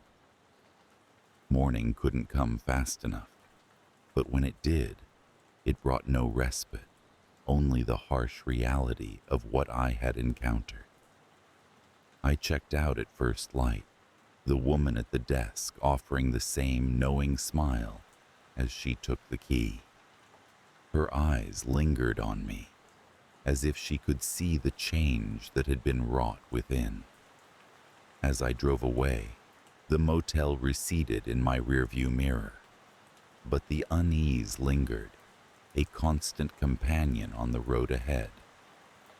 That night, beneath the unforgiving glare of my headlights, I couldn't shake the feeling that I was being watched, followed by eyes that glowed with an unholy light.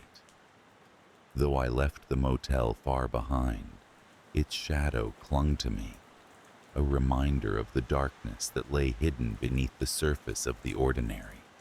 Perhaps I should have warned someone, called the authorities, or told the townspeople of the chamber and its dark occupant.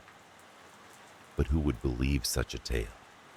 It was easier to dismiss it as a figment of my imagination, a nightmare conjured by the isolation of the road and the eerie atmosphere of the motel. Yet deep down, I knew the truth. There was something there, something that defied comprehension, waiting in the shadows for the next curious soul to wander too far, to delve too deep, and to awaken the horror that lay beneath. And so I drove, with the knowledge that some things are better left undisturbed, their secrets buried in the silence of the earth, where they can do no harm. But in the quiet moments, when the world is still and the mind begins to wander, I remember the glowing eyes and the icy touch, and I am reminded that there are places where the darkness never sleeps. It waits patiently, biding its time, until the day comes when someone, somewhere, will once again hear its call and answer as I did, drawn into a world where nightmares are real and shadows hold the power to consume. Though I have moved on, the memory of that night remains vivid, etched into my mind like a scar. I often wonder about the others who have stayed at the motel since, if they too have felt the chill of the draft or seen the flicker of shadows beneath the ground. Perhaps they have, and like me they have chosen silence, carrying the burden of their secret with them as they continue their own journeys. Or perhaps the figure beneath remains undisturbed, waiting with eternal patience for the next intruder to stumble unwittingly into its lair. In the end, it matters little. The world is full of such places, hidden from view, where reality blurs with the fantastic and the mundane cloaks the terrifying. All we can do is hope to avoid them, to pass by unnoticed, and to resist the lure of the unknown. Yet, despite the fear and the nightmares, there is a part of me that is grateful for the encounter, for the reminder that there are still mysteries in the world, waiting to be uncovered by those brave or foolish enough to seek them out. As I travel on, I find myself drawn to the strange and unusual, ever watchful for signs of the extraordinary. I have learned to trust my instincts, to recognize the subtle shifts in the air that signal the presence of something otherworldly. And though I carry the memory of that night with me always, it is tempered by the knowledge that I survived, that I escaped the shadows and lived to tell the tale. It is a small comfort, but a comfort nonetheless, in a world where darkness lurks just beneath the surface, waiting for the chance to rise once more. I had heard about the motel on the outskirts of town, a relic from the past where the highway once thrived, before the new bypass rerouted the flow of travelers. In its dilapidated state, the motel stood like a forgotten sentinel, its sign flickering occasionally with a ghostly hum. I was drawn to it, partly due to the rumors that whispered about its dark past, and partly because I needed a place to stay as I wandered aimlessly, a lost soul seeking refuge. The reception area was deserted when I arrived, save for a bell on the counter that seemed strangely out of place in its pristine shine. I rang it, the sound echoing unnaturally in the hollow silence. Shortly, an elderly man appeared from the shadows, his movements slow and deliberate.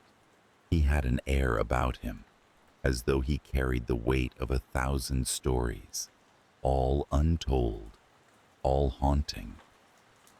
He handed me a key without asking for my details, his eyes meeting mine briefly. There was something unsettling in his gaze, a flicker of recognition that I couldn't quite place. Room 7. I glanced at the key, its heavy brass catching the light, yet somehow feeling cold in my palm. The room was modest, a relic of bygone days. The wallpaper, once vibrant, now peeled at the edges, exposing the rawness beneath. A television sat in one corner, an ancient model that I doubted worked. The bed, though neatly made, seemed like it had absorbed the sorrow of countless weary travelers. I settled in, trying to shake off the unease that clung to the air like a lingering fog. Later that evening, as I lay in bed, the muffled sounds of voices seeped through the walls. A family, it seemed, with the muted warmth of laughter and the comforting cadence of conversation. It was strange considering I had seen no other guests. I found it oddly soothing, a reminder of normalcy in this forgotten place. But then came the first disturbance. The sounds grew louder, more distinct, as though they were moving through the walls. My curiosity piqued. I pressed my ear against the faded wallpaper. I could hear them clearly. A father, a mother, a child. Each voice distinct, yet oddly toneless, as if reciting lines from a script. The night's embrace was restless, my dreams fragmented and elusive. Images of faces, unfamiliar yet hauntingly close, flitted through my mind. I awoke with a start, sweat clinging to my skin despite the chill in the air. The voices were gone, leaving only the oppressive silence that seemed to amplify the motel's desolation. The next day, I explored the grounds, hoping to unravel the mystery that had wrapped itself around me. A strange compulsion urged me to understand the motel's secrets. The other rooms, though identical in architecture, seemed locked in time, untouched by the decay that had claimed the exterior. I felt watched, as if unseen eyes followed my every step. That evening, the voices returned, more insistent, clawing at the silence with a fervor that sent shivers down my spine. I ventured outside, drawn by a force I couldn't comprehend. As I crossed the threshold of the room, the air felt thick, charged with a static energy that prickled my skin. The courtyard was strangely illuminated, bathed in a light that seemed to come from nowhere. There, I saw them, the family, spectral figures that shimmered at the edge of perception. They moved with a peculiar grace, their features blurred and indistinct, yet their presence undeniable. I watched, entranced, as they reenacted scenes of domestic life, their movements fluid yet devoid of true warmth or emotion. A ghostly tableau that played out with a haunting familiarity, as if they were trapped in an endless loop, compelled to relive moments of a past long forgotten. Each night the performance repeated, growing more vivid, more desperate. The father's voice, once calm, now carried an edge of pleading. The mother's laughter held a hint of hysteria, and the child's playful tones twisted into cries of despair. I tried to speak to them, to break the cycle, but my voice was swallowed by the oppressive atmosphere, leaving me powerless in the face of their torment. The escalation was subtle, insidious. Shadows lengthened, stretched into corners, untouched by light. Objects in my room began to move of their own accord, a subtle shift here, an inexplicable displacement there. I felt the motel's influence creeping into my thoughts, weaving itself into my very being. One night, as I lay in bed, paralyzed by a sense of impending doom, I felt a presence beside me. It was cold, an unnatural chill that seeped into my bones. I dared not turn my head, fearing what I might see. Yet, I knew instinctively the family had found me, reaching out from their spectral prison. The climax came with a force that shattered the illusion of my solitary existence. I was trapped, caught in the web of their cursed existence. The walls of my room seemed to pulse with life, the voices crescendoing into a cacophony of despair that threatened to consume me. I was no longer an observer, but a participant in their twisted dance. In that moment of heightened terror, I understood the truth. The family was not merely trapped. They were guardians of a malevolent force that sought to escape the confines of the motel. I felt its dark intent clawing at the edges of my mind, seeking entry, seeking freedom. In a final act of desperation, I reached out, my fingers brushing against the cold, intangible forms of the family.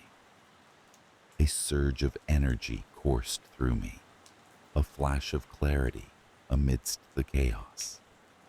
I pleaded with them, not with words, but with the raw emotion of my will. To free them was to bind the force, to seal it away for another generation. As the dawn broke, the motel seemed to exhale, the pressure lifting as if a storm had passed. I found myself alone, the room untouched by the night's events, yet profoundly altered. The key lay on the bedside table, its weight no longer oppressive, but comforting in its familiarity. I left the motel behind, my steps lighter, yet my heart heavy with the knowledge that the cycle would continue. The family, trapped in their spectral vigil, had entrusted me with their secret, their burden.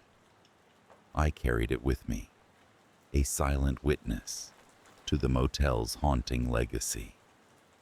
And though I have moved on, the lingering fear remains, a shadow at the edge of my consciousness. I sense it in quiet moments, in the space between heartbeats, a reminder that some places are cursed not by choice, but by the echoes of those who came before. The motel was modestly nestled at the edge of a dense forest, with its back to a sprawling cave system that stretched for miles beneath the earth. It was a place that could easily be forgotten by travelers, situated on a road less traveled, where the asphalt seemed to narrow as if being swallowed by the surrounding wilderness. My name is Sam, and for the past 5 years, I've managed this peculiar establishment. It was a job that found me rather than the other way around. as if the universe had conspired to lead me here. The motel was a relic from the 1960s, with its pastel colors and retro signage that flickered in the twilight. To most, it appeared to be merely a quaint stopover, but for those who stayed longer, there was an unsettling charm, one that lingered with an inexplicable gravity. I was the only caretaker, a role that had become an indefinite calling. The previous caretaker had disappeared without a trace, a mystery that was whispered among the few locals who cared to remember. Initially, there was nothing overtly strange about the place. My duties were typical: check in weary guests, maintain the grounds, and ensure the rooms were clean. The pay was modest, but the room and board were free, and the solitude was exactly what I thought I needed. The first few months passed quietly, with only the occasional guest trickling through, each with their own stories and reasons for stopping at a motel so removed from the beaten path. But as the days turned into nights, and the nights crept into weeks, I began to notice things. Unsettling things. It started with the whispers carried on the wind, so faint that I thought them to be tricks of my imagination. They would ebb and flow like the tide, rising in intensity at dusk and fading at dawn.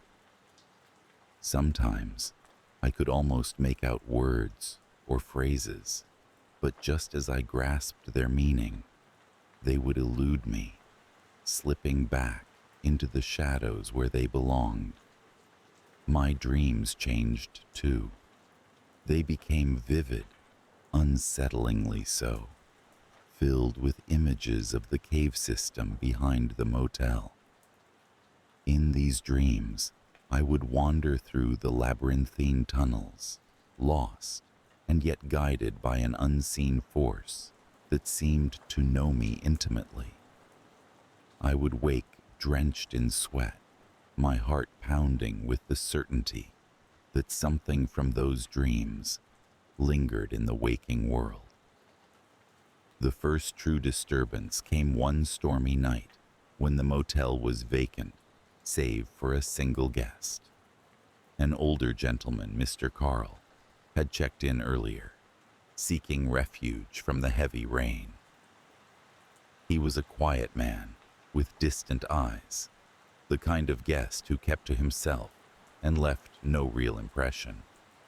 That night, as the rain lashed against the windows and thunder rolled through the valley, I heard it. The unmistakable sound of footsteps echoing down the hallway.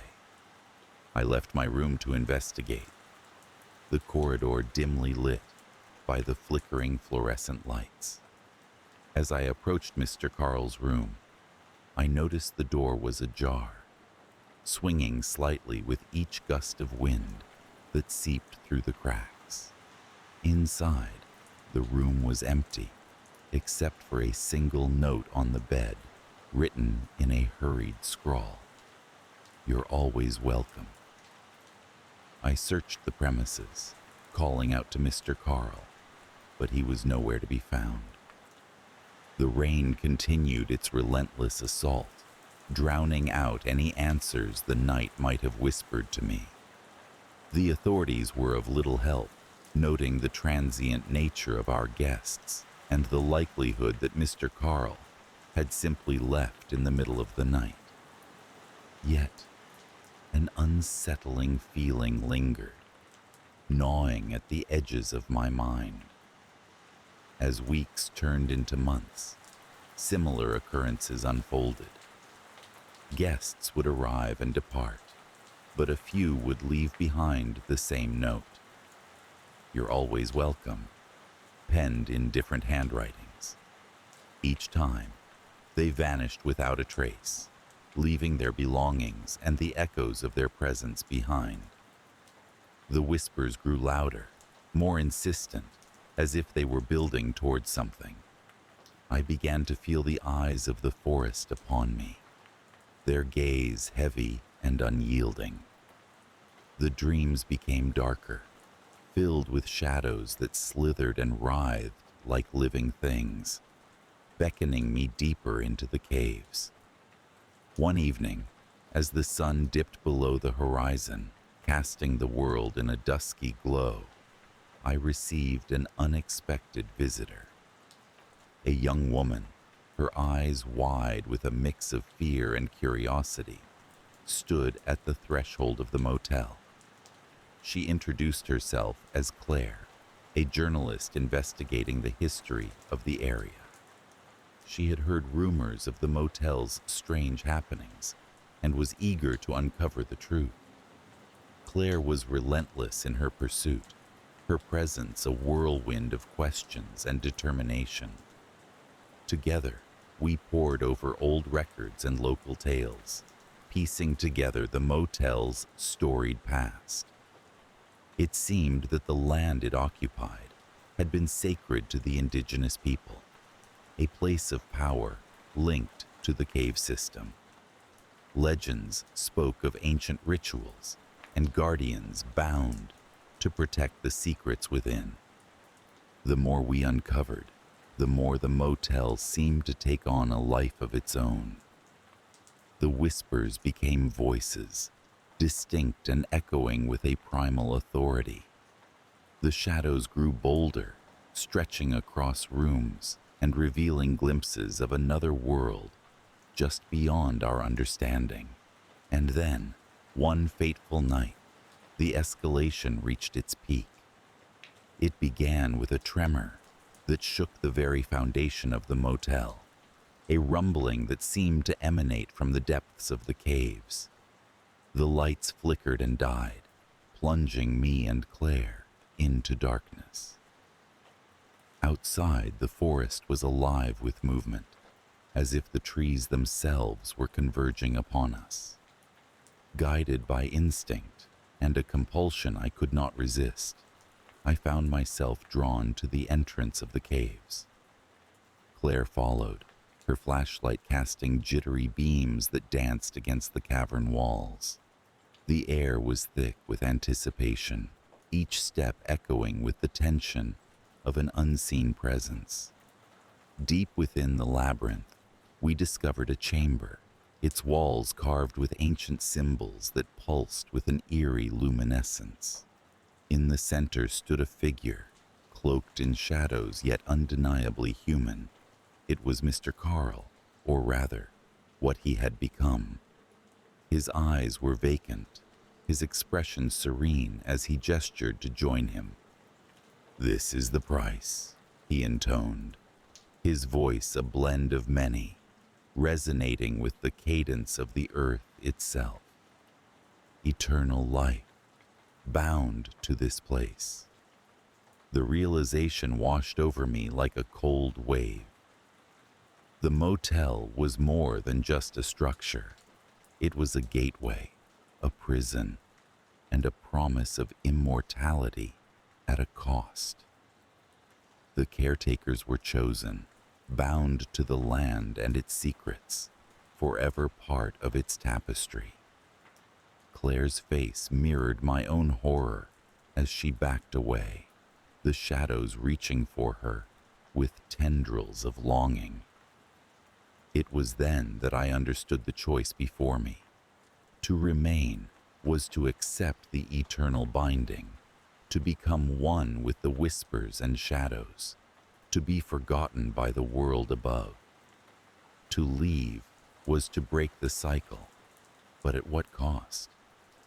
As the dawn light crept into the cave, the whispers softened, retreating to the edges of perception. Claire and I stumbled out into the light, the weight of what we had seen pressing down upon us. The motel stood unchanged, its facade a deceptive mask for the ancient power within. Days passed, and the quiet returned, but it was a fragile peace, undercut by the knowledge of the lurking presence. Claire left, her story untold, perhaps realizing some truths were better left buried. I remained, the motel now a cocoon of solitude that both comforted and suffocated. Each day was a reminder of the choice I had made, the whispers ever present, their invitation eternal. The forest watched with eyes unseen, waiting for the day I would answer their call. And so, the motel stands, a beacon on the edge of the world, always welcoming those who seek its refuge.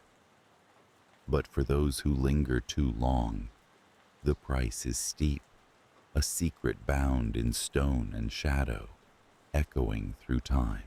It was a house like any other on the street, nestled among a row of aging, crumbling structures that had long ceased to hear the laughter of children or the soft hum of family life.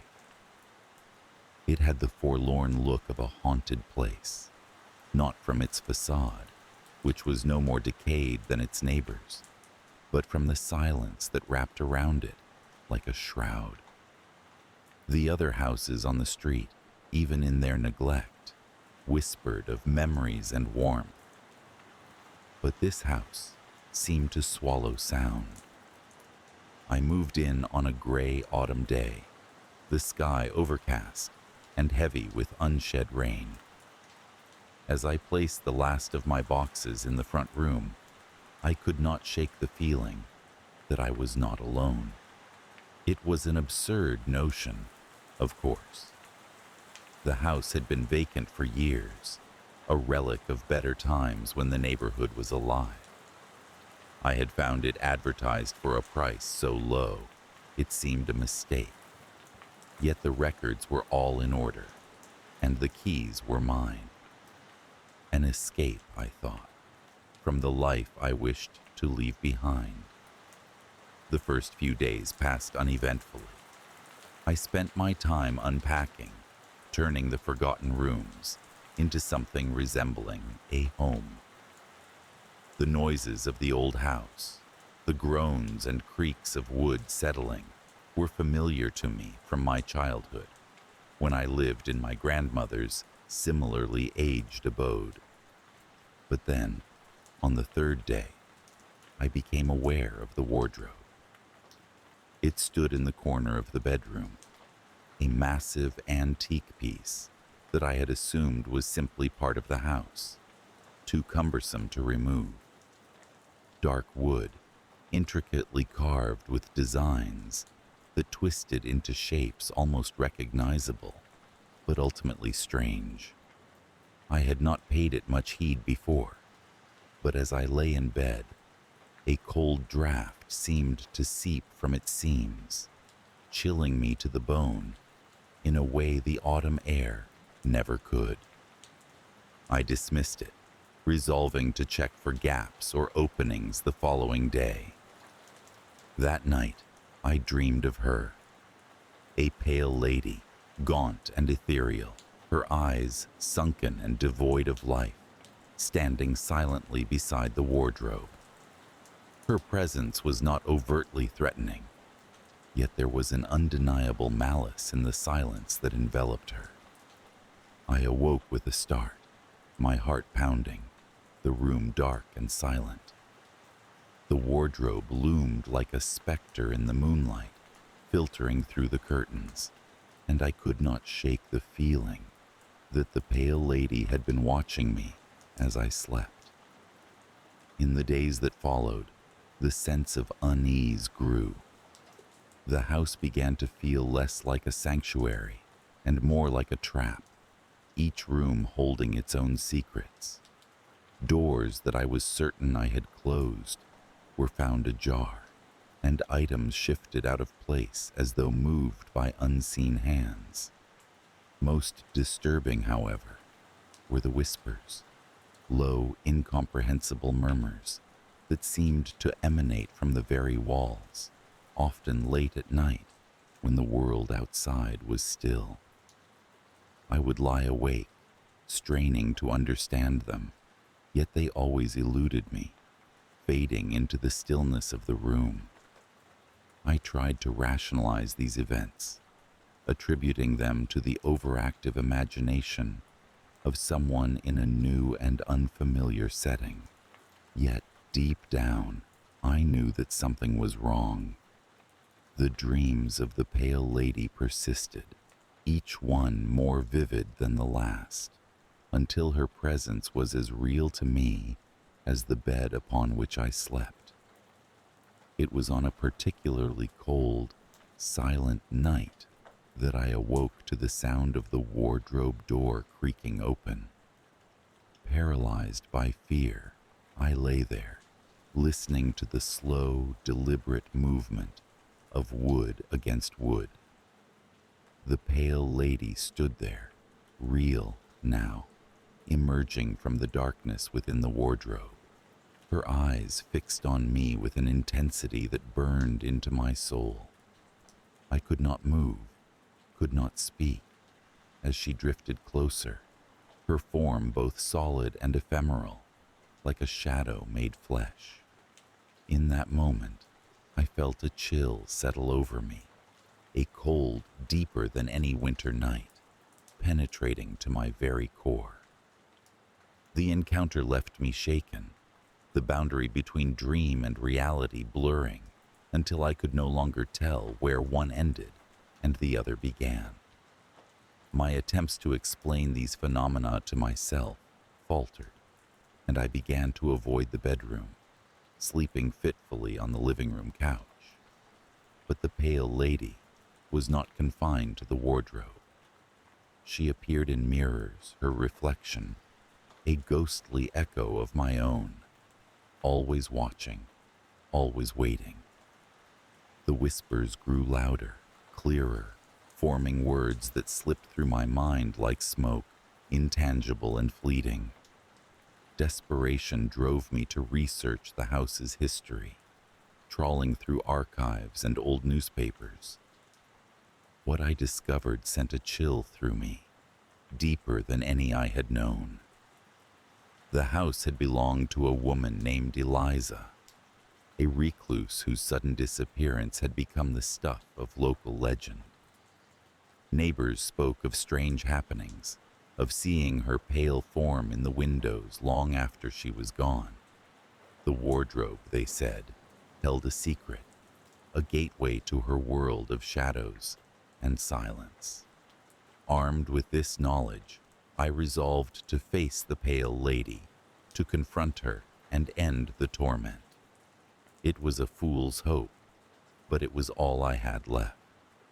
On the night of the new moon, when the world was cloaked in darkness, I returned to the bedroom, standing before the wardrobe. The air was thick with tension, electric with expectation. I reached out, my hand trembling, and pulled the door open.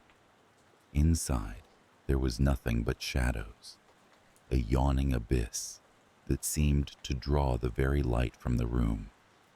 Yet, as I peered into its depths, the pale lady emerged, her presence no longer a specter of my imagination, but a tangible reality. "Why do you haunt me?" I whispered, my voice barely audible over the pounding of my heart. Her lips parted in a smile, cruel and knowing, as she reached out, her fingers brushing against my arm with a chill that burned. In that moment, I understood. She was not merely a ghost, but a part of the house itself, bound to it by ties of anger and despair.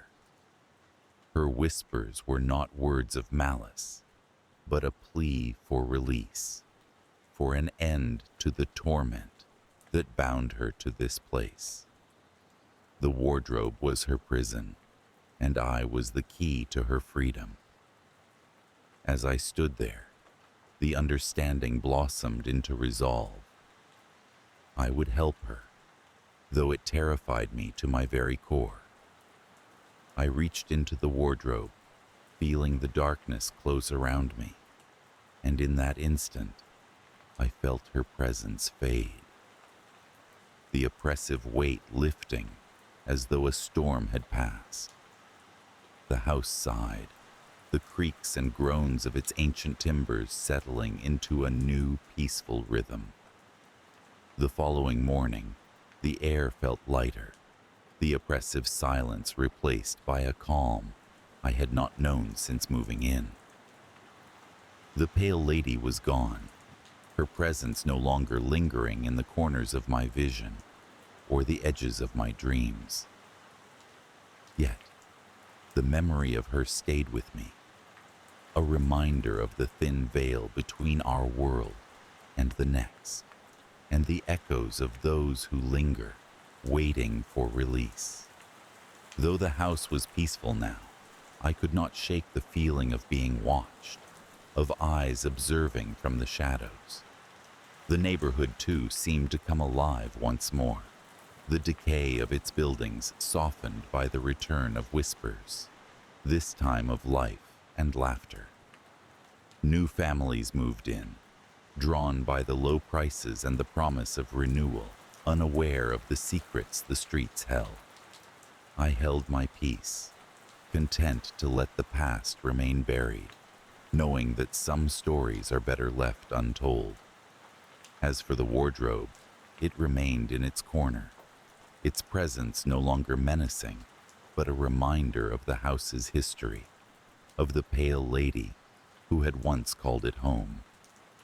I could never bring myself to remove it, as if doing so would erase the memory of her entirely. In the quiet moments of the night, I would sometimes imagine her smile, no longer cruel but free, as she roamed the endless corridors of her own choosing. And yet, on some nights, when the wind howled and the shadows stretched long and thin, I would find myself listening for the whispers, wondering if somewhere out there, in the realm of shadows and dreams, the pale lady watched still, her story entwined with mine, an unending dance of silence and release. I remember the day we moved into the house vividly, though the details sometimes rearrange themselves in my memory. The house was a quaint suburban home, the kind you'd find in an illustration of the perfect neighborhood. White picket fences lined the street, and the lawns were immaculate. Children played in the yards, their laughter echoing through the crisp morning air. Our house stood slightly apart, flanked by tall oak trees that whispered secrets on the wind. It was the kind of home that seemed to promise a new beginning, a fresh start, away from the bustling city life we had left behind. At first, life settled into a comfortable routine. My husband, Mark, and I busied ourselves with the mundane tasks of setting up our new life. Boxes were unpacked, furniture arranged, walls painted with the colors of our choosing. There was something soothing about the ritual of building a new home, a sense of purpose that grounded us. Evenings were spent on the porch, watching the sun dip below the horizon, painting the sky with hues of pink and gold. Our conversations were filled with plans for the future, hopes and dreams we dared to whisper to the stars. It was a Sunday afternoon when the first disturbance occurred. I was in the kitchen, the aroma of freshly brewed coffee mingling with the scent of rain-soaked earth filtering through the open window. The sound of the front door creaking open caught my attention. No one should have been there. Mark was out running errands, and I was alone. I stepped into the hallway cautiously, calling out his name, but my voice was met with silence. Standing before the door, I noticed something peculiar. A small pair of muddy footprints trailed across the hardwood floor, leading from the entrance to the staircase. They seemed too small to belong to an adult. A chill ran down my spine, as I followed the trail, each step raising the hairs on the back of my neck. The footprints ended abruptly at the foot of the stairs, as if the owner had vanished into thin air. I shook my head, convincing myself that it was merely a trick of the rain and my imagination. But deep down, a sense of unease began to take root. An inexplicable feeling that something was amiss. Days passed, and though I tried to forget the incident, it lingered at the edge of my thoughts, a shadow that refused to be banished by the light of day. The house, once a place of refuge, began to feel unfamiliar.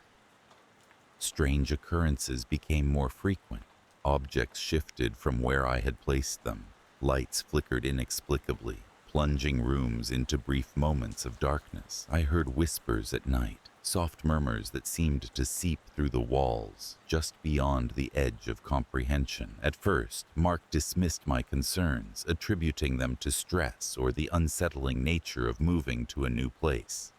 But I could see the doubt creeping into his eyes, a fissure in the facade of his reasoning. Then came the day when I saw the child. It was a rainy afternoon, the kind of day that swallowed sound and blurred the edges of the world. I watched from the kitchen window as a little girl wandered into our backyard. She was dressed in an old-fashioned white dress, her hair a cascade of curls, wet and clinging to her face. There was something off about her appearance, a translucence that unsettled me. She stood there, unmoving, staring at the house with a gaze that seemed to pierce through time. I called out to her, my voice hesitant and trembling. She did not respond, did not flinch or turn away. Instead, she raised her hand, pointing a finger toward the attic window. Her eyes locked onto mine, and in that moment, a wave of cold washed over me, as if I had been submerged in icy water. I blinked, and she was gone, leaving nothing behind but a sense of disquiet that refused to fade. I rushed outside, searching for any trace of the girl, but the yard was empty, the grass undisturbed. I returned inside, trying to quell the panic rising within me. That evening, I finally told Mark about the girl. He listened, his expression a mix of concern and incredulity. We decided to inspect the attic together, hoping to find some logical explanation. The attic was a claustrophobic space, filled with the clutter of forgotten memories left behind by previous occupants. Dust motes danced in the beams of light, filtering through the small window, casting ghostly shadows on the walls. We searched through the boxes and old furniture, but found nothing unusual. Yet, as we turned to leave, Mark paused, his gaze fixed on a corner of the room. There, tucked away beneath an old trunk, was a small, intricately carved wooden box. Inside the box lay a collection of photographs, faded and yellowed with age. They depicted a family, a mother, a father, and their daughter. The little girl from the photographs was unmistakably the same child I had seen in the yard. Her face, though smiling in the pictures, held an eerie familiarity that sent shivers down my spine. I glanced at Mark, seeking reassurance, but his expression mirrored my own fear and confusion. The discovery only deepened the mystery. Who was she, and why did she seem to haunt our home? The days that followed were a blur of anxiety and sleepless nights. I found myself drawn to the attic, poring over the photographs, searching for clues that might unravel the enigma. Each image seemed to carry a story, a fragment of a past that refused to be silenced. My perception of reality began to unravel. The whispers grew louder, more distinct, their words forming an incoherent chorus that invaded my thoughts. I heard my name among their murmurs, a haunting chant that followed me through the house. The line between dream and reality blurred, as if the house itself was a living entity, breathing and pulsing with a life of its own. Mark began to worry, his concern for my well-being outweighing his skepticism. He insisted I see a doctor, fearing I was succumbing to some psychological affliction. But deep down, I knew there was something more to these experiences, something that could not be explained by mere delusion. I felt a connection to the girl, a bond that transcended time and reason. The climax came on a stormy night, the wind howling through the trees like a chorus of lost souls. I awoke to find the house shrouded in darkness, the power out once more. The whispers were deafening, a cacophony that echoed through my mind. I stumbled out of bed, drawn by an unseen force toward the attic. The stairs creaked beneath my feet, each step a resonant drumbeat in the silence of the house. I reached the attic door, my hand trembling as I turned the knob. The room was illuminated by the flickering light of a candle, casting long shadows that danced along the walls. In the center of the room stood the little girl, her figure solid and real in the dim light. She gazed at me with eyes that seemed to hold the weight of the world, a sadness and longing that transcended her years. She opened her mouth, and for the first time, I heard her voice, soft and ethereal. "Help me," she whispered, the plea resonating within the depths of my soul. Before I could respond, the candle flickered and died, plunging the room into darkness. I felt a rush of air, a presence sweeping past me, and then silence. When the lights returned, the girl was gone, leaving behind only the lingering scent of roses and the echo of her words.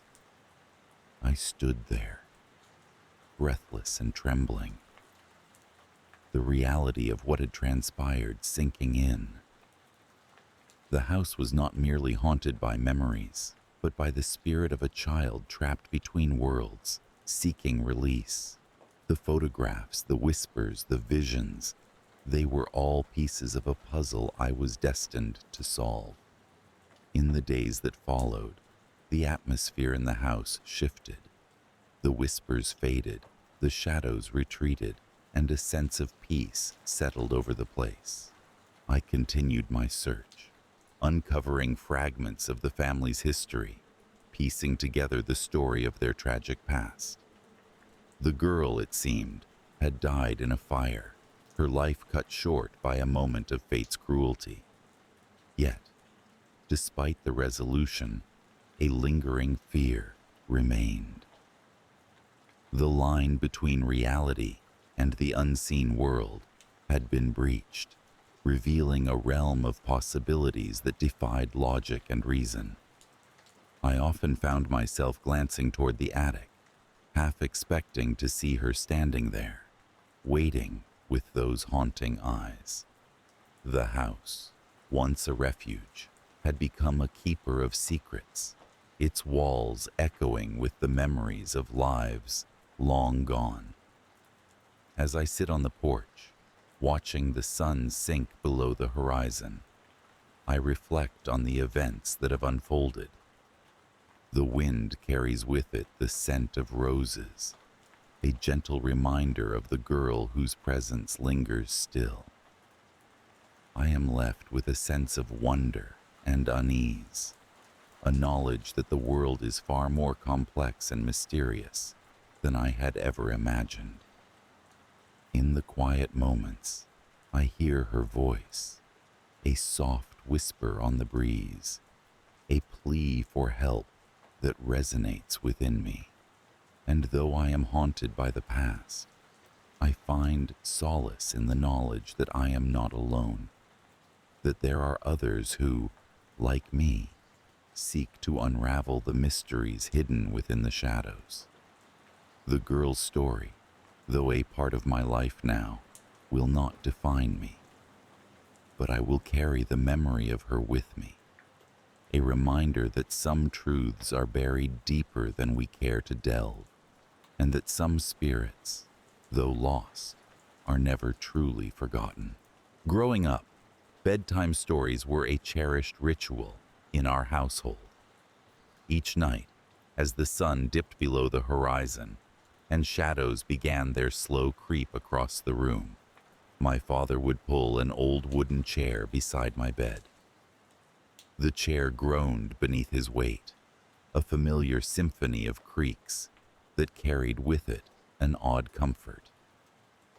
Clutching a worn, leather-bound book, he would weave tales that sent my imagination spiraling into faraway lands where heroes and villains battled in a dance as old as time. Our home, nestled near the bustling I-95, was a sanctuary. The constant, distant hum of traffic acted as a lullaby, a reminder of the world beyond our walls. Yet, it was within these walls that my world truly existed, a world filled with love, warmth, and a sense of security that I had taken for granted. It was in this cocoon of normalcy that the disturbances began. They were subtle at first, barely noticeable enough to register, let alone disrupt. I would hear whispers, faint and elusive, threading through the night air like a breeze that rustled the leaves but left no trace.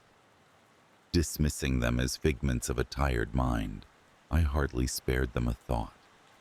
However, when the whispers grew louder, resembling the soft murmurs of a child's voice, unease began to replace my nonchalance. The voice, ethereal and gentle, seemed to weave itself into the fabric of my nightly routine. It spoke not in sentences, but in fragmented phrases, a jigsaw puzzle whose pieces danced just out of reach. The realization that I might not be alone in my room was a chilling one. Yet I clung to rationality, attributing the sounds to the old house settling, or perhaps even the distant traffic. One evening, as autumn leaves swirled in the crisp night air, the whispers took on a new intensity. I lay in bed, the book of bedtime stories resting against my chest, when the voice became more defined, clear enough to recognize the distinct tone of a child's plea. The words were simple, laced with an edge of desperation. "Help me." A shiver traced its way down my spine, and I pulled the covers tighter around me, my heart thundering in my chest. The room felt colder, as if the very air around me had been sucked away, leaving behind a void that gnawed at the edges of my sanity. I wanted to call out for my father, to seek the comfort of his presence, but a strange paralysis gripped me, rendering me silent and still. Days turned into weeks, and the child's voice became a constant companion. It was always there, hovering at the periphery of my consciousness, no longer confined to the night. Even during the day, I would find myself pausing mid-task, straining to capture the fleeting words that seemed so urgent, yet so unfathomable. Desperation gave way to curiosity, and I began to question the source of this spectral presence. Our house, with its creaking floors and weathered walls, had stood for generations. It whispered tales of its own, tales that my family had never thought to unearth. Thus began my search for answers, a quest that led me to the dusty corners of the attic, where relics of the past lay dormant. Among the cobwebs and forgotten trinkets, I discovered a photo album, its pages yellowed with age. Leafing through it, I found photographs of people I did not recognize, their faces frozen in time. Then, there she was, a little girl with a hauntingly familiar face, her eyes wide with an innocence that seemed at odds with the sorrow etched into her features. Her name was Emily, and as I flipped through the pages, a story emerged, a tragedy that had been woven into the very foundation of our home. Emily had lived here decades ago, her life snuffed out by an accident so sudden that it left a void, a fragment of her spirit lingering, trapped within the confines of these walls. Understanding dawned with the weight of a hammer's blow. The voice that had become my nightly companion was none other than Emily's, her spirit reaching across the chasm of time, her pleas for help echoing through the years. The realization was both terrifying and profoundly sad. She was a child, lost and alone, yearning for release from her spectral prison.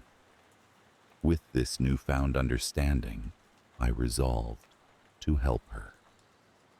My father, ever the storyteller, was skeptical at first, dismissing my accounts as the imaginings of a mind too steeped in fiction. However, as I recounted Emily's tale and showed him the photographs, the disbelief gave way to a somber acceptance. We decided to hold a small ceremony, a gesture of closure for the soul that had been tethered to our home for far too long. We gathered in my room, the shadows pooling in the corners, silent observers to the unfolding scene. My father, with a voice steady yet tinged with emotion, recited words of farewell, a prayer for peace for the child who had been denied it for so long. As the final words faded into silence, a chill swept through the room, an almost imperceptible shift in the air. And then, a warmth blossomed, enveloping us like a gentle embrace. For a fleeting moment, I thought I heard a soft, contented sigh, the sound of a spirit finally at rest. Life returned to its familiar rhythm, the whispers receding into memory, leaving behind a sense of serenity. Yet, the experience left an indelible mark on me, a lingering fear nestled deep within my psyche. It was a reminder of the thin veil that separates our world from the unknown, a veil that, once lifted, can never truly be lowered again. Even now, years later, as I lay in bed listening to the distant hum of traffic on I-95, I sometimes catch myself straining to hear the voice that once haunted my nights. The fear is still there, lurking in the shadows, a quiet acknowledgement of the unseen world that exists alongside our own, a world where the past is not always past, and where spirits like Emily's continue to weave their stories into the fabric of the living. The house I grew up in was as ordinary as they come, a simple two-story, built with the unassuming charm of the late 70s. its walls whispering tales of the past. Located in the heart of suburbia, surrounded by neat hedges and friendly neighbors, it was the kind of place where nothing extraordinary was ever supposed to happen. Yet, it became the stage for one of the most unsettling chapters of my life. My younger sister, Emily, had been mute since birth. Doctors never found a physical cause, and for years, her silence became a part of our family's rhythm. We communicated in gestures, expressions, and the occasional written note. Her eyes spoke volumes, and her laughter was silent, yet infectious. We never felt the absence of her voice as a lack, but rather as a unique melody in the symphony of our family life. The evening it all began was unremarkable. We were gathered around the dinner table, the soft clatter of cutlery punctuating our small talk. Emily sat opposite me, her usual serene self, nodding along to the conversation with her gentle smile. It was when we had just finished dessert that I noticed it. Emily's gaze was fixed, unblinking, on something beyond us. Her eyes, usually so full of life, were now wide, almost as if she were seeing something we could not. I followed her line of sight, but there was nothing unusual. Just the old grandfather clock, its pendulum swinging in its eternal rhythm. A shiver crept down my spine, but I brushed it off as a draft sneaking through the window. Later that night, as the house settled into its usual silence, I lay in bed, unable to shake the feeling of unease. The room was dark, the only light coming from the street lamp filtering through the curtains. It was then I heard it, a soft whispering, like the rustling of leaves or the distant murmur of a forgotten conversation. I strained my ears, trying to catch the source, but it seemed to come from everywhere and nowhere. Convinced it was just my imagination, I shut my eyes tightly, willing myself to sleep. But the whispering grew louder, more insistent, until it became impossible to ignore. I sat up, heart pounding, and realized it was coming from Emily's room next door. I crept out of bed, my bare feet silent on the wooden floor, and paused outside her door. The whispering was clearer now, a hushed conversation between voices I couldn't quite discern. My hand hesitated on the doorknob, a strange reluctance washing over me. When I finally opened the door, the whispering stopped abruptly. Emily was sitting upright in bed, eyes open but unseeing, her mouth moving silently as if she were speaking in a dream. I watched, frozen, as a single word slipped from her lips, a word I never expected to hear. Alone. The sound of her voice, after years of silence, was jarring, almost otherworldly. I stood there, unsure whether to feel elation or dread. Emily's eyes fluttered, and she seemed to return to consciousness, looking at me with confusion. The following morning, the atmosphere in the house was strange. My parents hadn't heard what transpired, and without any explanation, I found myself hesitant to share. Emily had no recollection of the night, her demeanor unchanged, but I couldn't shake the feeling that something was askew. Days passed, and the whispering began to seep into our daily lives. It was subtle at first, like a background noise I couldn't quite pinpoint. Emily, however, seemed unaffected.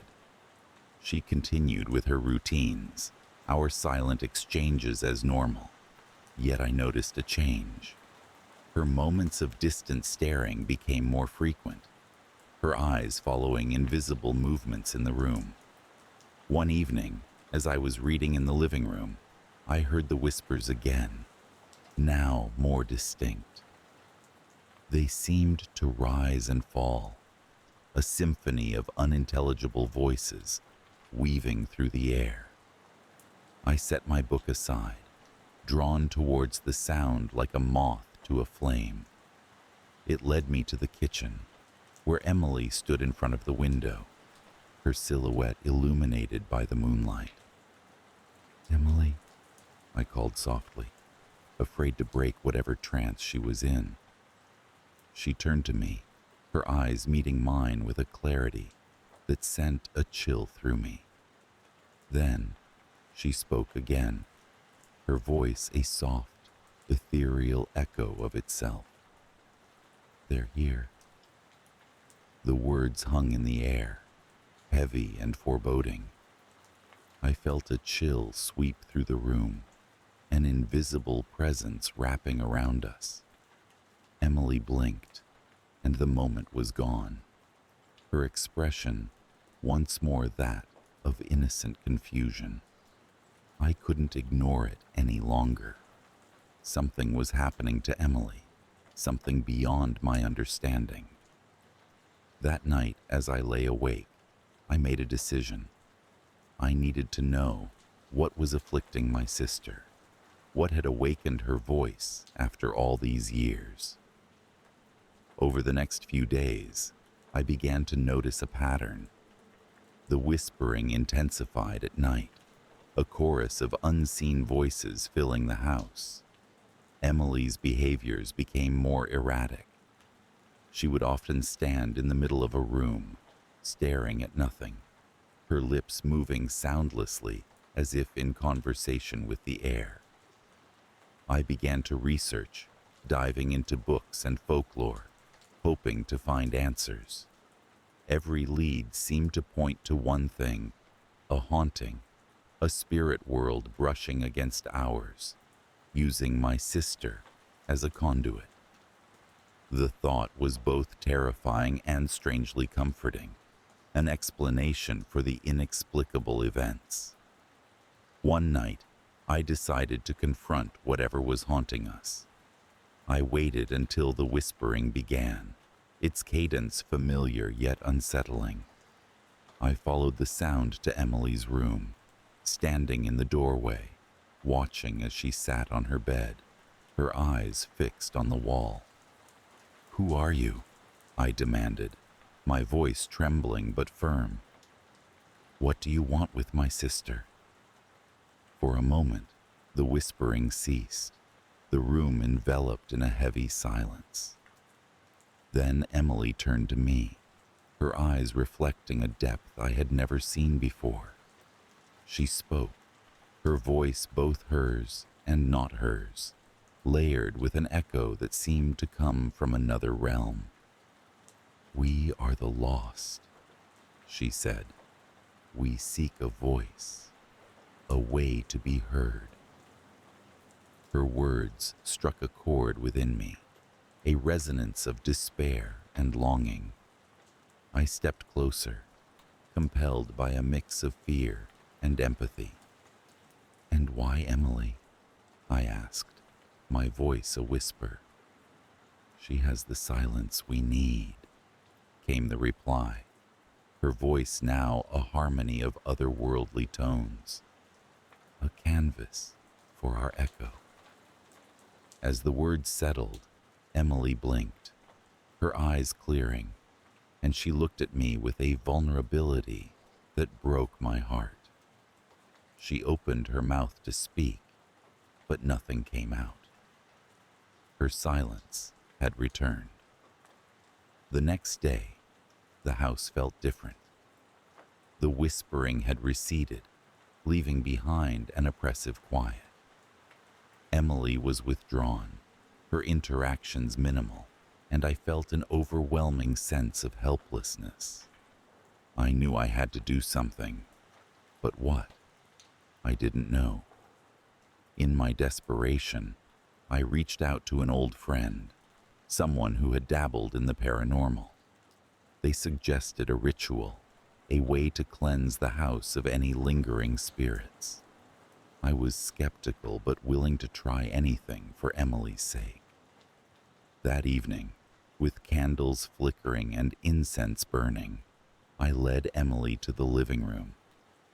We sat cross-legged on the floor, the air thick with anticipation.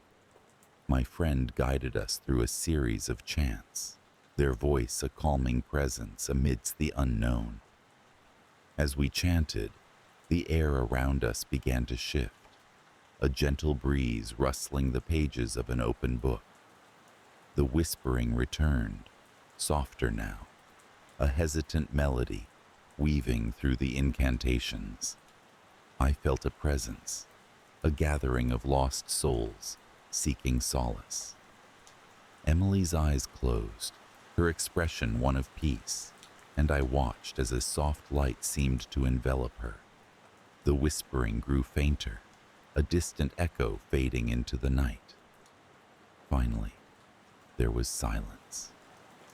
When Emily opened her eyes, there was a clarity, an understanding that hadn't been there before.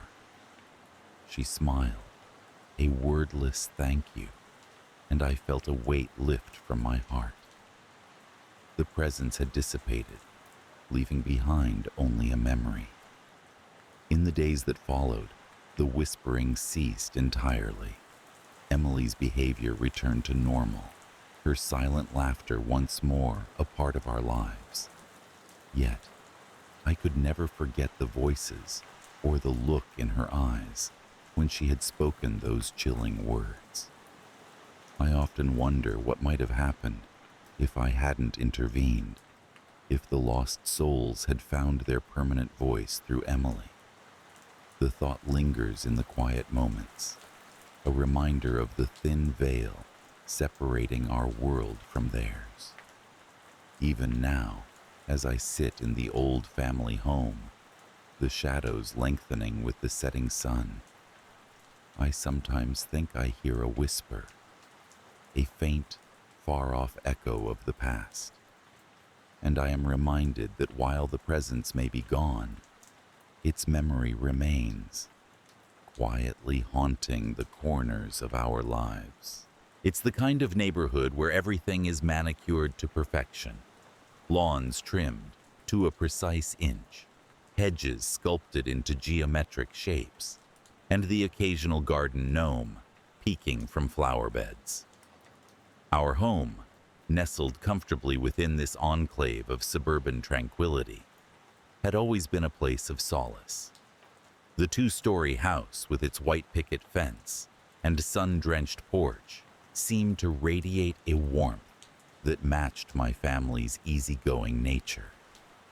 Life here was routine, comforting in its predictability, until the day everything shifted.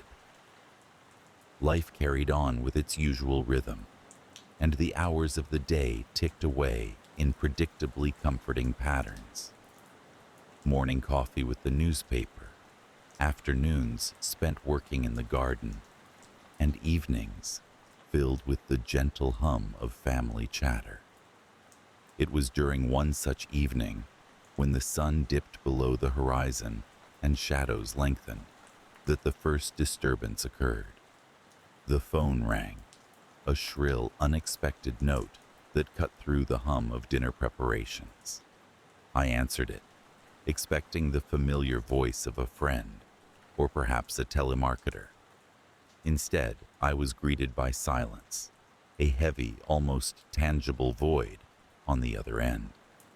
I repeated my greeting, but only the static responded, crackling softly like a distant fire. Shaking my head, I hung up, attributing it to a misdial or a poor connection. Yet, it happened again and again. Each night at precisely 7:03 p.m., the phone would ring, and each time, the silence on the other end grew denser, more oppressive. It was an absence of sound that seemed to whisper secrets, taunting me to listen closer. My family dismissed it as a technical glitch, but a gnawing unease settled in my stomach, refusing to be ignored. The days began to blur as the calls continued, a persistent thorn in the side of our daily life. I found myself obsessively watching the clock, anticipating the inevitable ring. Then, one evening, as the digital display ticked over to 7:03, the call came again. But this time, it wasn't silence that greeted me. It was a voice, faint and distant, like a whisper carried on the wind. A voice I recognized, yet could not immediately place. "Let me in," it said, the words stretching like a sigh. My heart thudded, and I gripped the receiver tightly. "Who is this?" I asked, my voice trembling despite my efforts to sound composed. But the line went dead, leaving me alone with the echo of those words.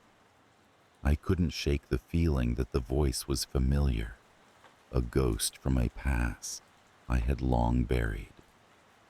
My nights became restless, haunted by memories and shadows that danced just out of reach. It was during one of these sleepless nights that I remembered. It was the voice of my younger sister, Emily, who had died in a car accident nearly a decade ago. The realization hit me like a tidal wave, pulling me under into a sea of grief and confusion. How could it be her? I spent the next few days in a daze, my mind a whirlwind of disbelief and longing. Despite the impossibility, each evening I found myself waiting by the phone, yearning to hear her voice once more. The calls continued, and each time, her plea was the same. "Let me in." It was as if she were trapped, reaching out from some unseen place, begging for a passage I could not grant. I tried to reason with myself, convince myself that it was merely a cruel trick of the mind, but deep down, a part of me believed. Desperation drove me to investigate. I rifled through old boxes of family photos and letters, searching for anything that might explain the impossible. It was during one such search that I found Emily's journal, tucked away in a forgotten corner of the attic. The pages were filled with her neat handwriting, recounting the mundane details of her days, mixed with dreams and aspirations that were forever unfulfilled. And then, there it was, a single entry, dated just weeks before her death, that chilled me to the bone. She wrote of strange dreams, of feeling watched, and of a mysterious presence that lingered at the edge of her vision. The words mirrored my own growing unease, a reflection of my own descent into the unknown. The idea that Emily was reaching out from beyond became an obsession. I mustered the courage to speak to the voice during the next call, my heart pounding in my chest. "Emily, is that you?" I asked, my voice barely above a whisper. The response was immediate, a single word that reverberated through me. "Yes." Overwhelmed with emotion, I promised to find a way to help her, though I had no idea how. I began researching anything that might offer a clue: books on the supernatural, forums filled with tales of spirit communication. I even contacted a medium, hoping they might bridge the gap between this world and whatever lay beyond. The medium, a woman with wise eyes and a calm demeanor, listened to my story with an understanding nod. She suggested a seance, a way to reach out to Emily and understand her message. Hesitant but hopeful, I agreed, feeling as though I had nothing left to lose. The night of the seance was thick with anticipation. We gathered in the living room, the medium, my family, and I, forming a circle around the coffee table where a single candle flickered. The medium began to chant softly, her voice a soothing lullaby that filled the air. I closed my eyes, focusing on Emily, willing her presence to reveal itself. Time seemed to stretch, each second an eternity of silence and flickering shadows. Then, the temperature dropped, a chill that seeped into my bones. I opened my eyes to find the candle flame dancing wildly, casting eerie shapes on the walls. The medium's voice rose, calling out to Emily, inviting her to speak. And she did. Her voice, clear and unmistakable, filled the room, though her form was unseen. "I'm trapped," she said, her tone tinged with fear. "Help me." The medium asked questions, gently coaxing Emily to share her story. She spoke of a darkness, a presence that had attached itself to her in life and continued to bind her in death. It fed on her fear, growing stronger with each passing year, until she found a crack through which to call out, our phone line. The medium guided us through a ritual meant to sever the ties that held Emily captive. We followed her instructions, our voices joining together in a chant that resonated with hope and desperation. As the final words were spoken, the candle flame flared brightly before extinguishing, plunging the room into darkness. For a moment, everything was still. Then a sense of peace enveloped me, a lightness that had been absent for too long. The medium smiled, reassuring us that Emily was free, her spirit finally at rest. The calls ceased, and life slowly returned to its familiar patterns.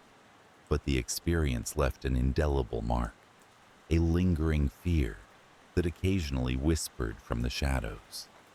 Though the connection to Emily had been broken, the boundaries between our world and the next felt thinner, more fragile. Even now, as I sit on the porch watching the world go by, I sometimes imagine I can hear her laughter, carried on the wind that rustles the trees at the forest's edge. I wonder if she's truly at peace, or if she watches over us, a guardian unseen. Our home remains a sanctuary, a refuge from the chaos beyond its walls. Yet, there are nights when I still find myself drawn to the phone, listening for a ring that no longer comes, and a voice that will forever haunt the corridors of my mind. The fear, though quieter now, remains, a shadow that stretches with the setting sun, a reminder of the things that lingered just out of sight, waiting for the moment when they, too, might be heard. I had always been fond of the basement. It was a retreat, a cool and quiet sanctuary beneath the bustling life above. Our house, an old Victorian, creaked with the stories of yesteryear, but the basement was my escape from the noise, both literal and metaphorical. It was my domain, where I could indulge in hobbies and lose myself in the pages of old books, the dim light from a single bulb casting long shadows that danced on the stone walls. For years, it was a place of comfort, immune to the changes that life brought. Even as the world above shifted and twisted in the relentless march of time, the basement remained steadfast, an anchor in the stormy seas of life. I found solace there, surrounded by the smell of damp earth and the distant hum of the furnace, a living entity in its own right. But that was before the calls began. It started on a rainy October night, the kind of night where the world outside felt distant, the patter of rain against the windows a soothing lullaby. I was deep in the heart of a well-worn mystery novel when the phone rang. The sound was unexpected, jarring against the rhythmic backdrop of rain. I frowned, glancing at the clock. It was well past midnight. Who would call at this hour? The phone, an old landline installed before we moved in, was a relic that seldom rang. With a reluctant sigh, I set the book aside and moved to answer the call. The moment I picked up the receiver, a chill ran down my spine. There was no voice, no words, just a low, crackling static that seemed to seep into the marrow of my bones. I waited, heart thumping in my chest, but the static continued, relentless and unnerving. I hung up, dismissing it as some technical glitch, but the unease lingered, a shadow in the back of my mind. The following night, the phone rang again, this time with an urgency that could not be ignored. Again, I answered, and again, the static greeted me. But there was something more now, a faint whisper beneath the crackle. It was as if someone was trying to speak, their voice lost in a sea of interference. I strained to hear, pressing the receiver close, but the words remained elusive, just beyond comprehension. An unsettling feeling settled over me, a sense of being watched, of not being alone. Night after night, the calls persisted. Each time, the static grew louder and the whisper more insistent. My dreams, once a refuge, became haunted landscapes where shadows danced and whispered secrets I could not understand. I became obsessed with the calls, waiting for the phone to ring, eager yet fearful of what I might hear. My waking hours were consumed by thoughts of the voice, the whisper that seemed so desperate to reach me. I began to notice changes in the basement, small things at first, a draft where there had been none, a flickering of the light bulb that seemed almost deliberate. Then, larger things. A book moved from its place, the unmistakable sound of footsteps on the stairs. When I was alone, I felt a presence, something watching from the shadows, its intentions unclear, but unmistakably focused on me. One night, as the clock ticked towards midnight, the phone rang again. This time, the static was gone, replaced by a voice both familiar and strange. It spoke my name, a whisper that sent a shiver through my soul.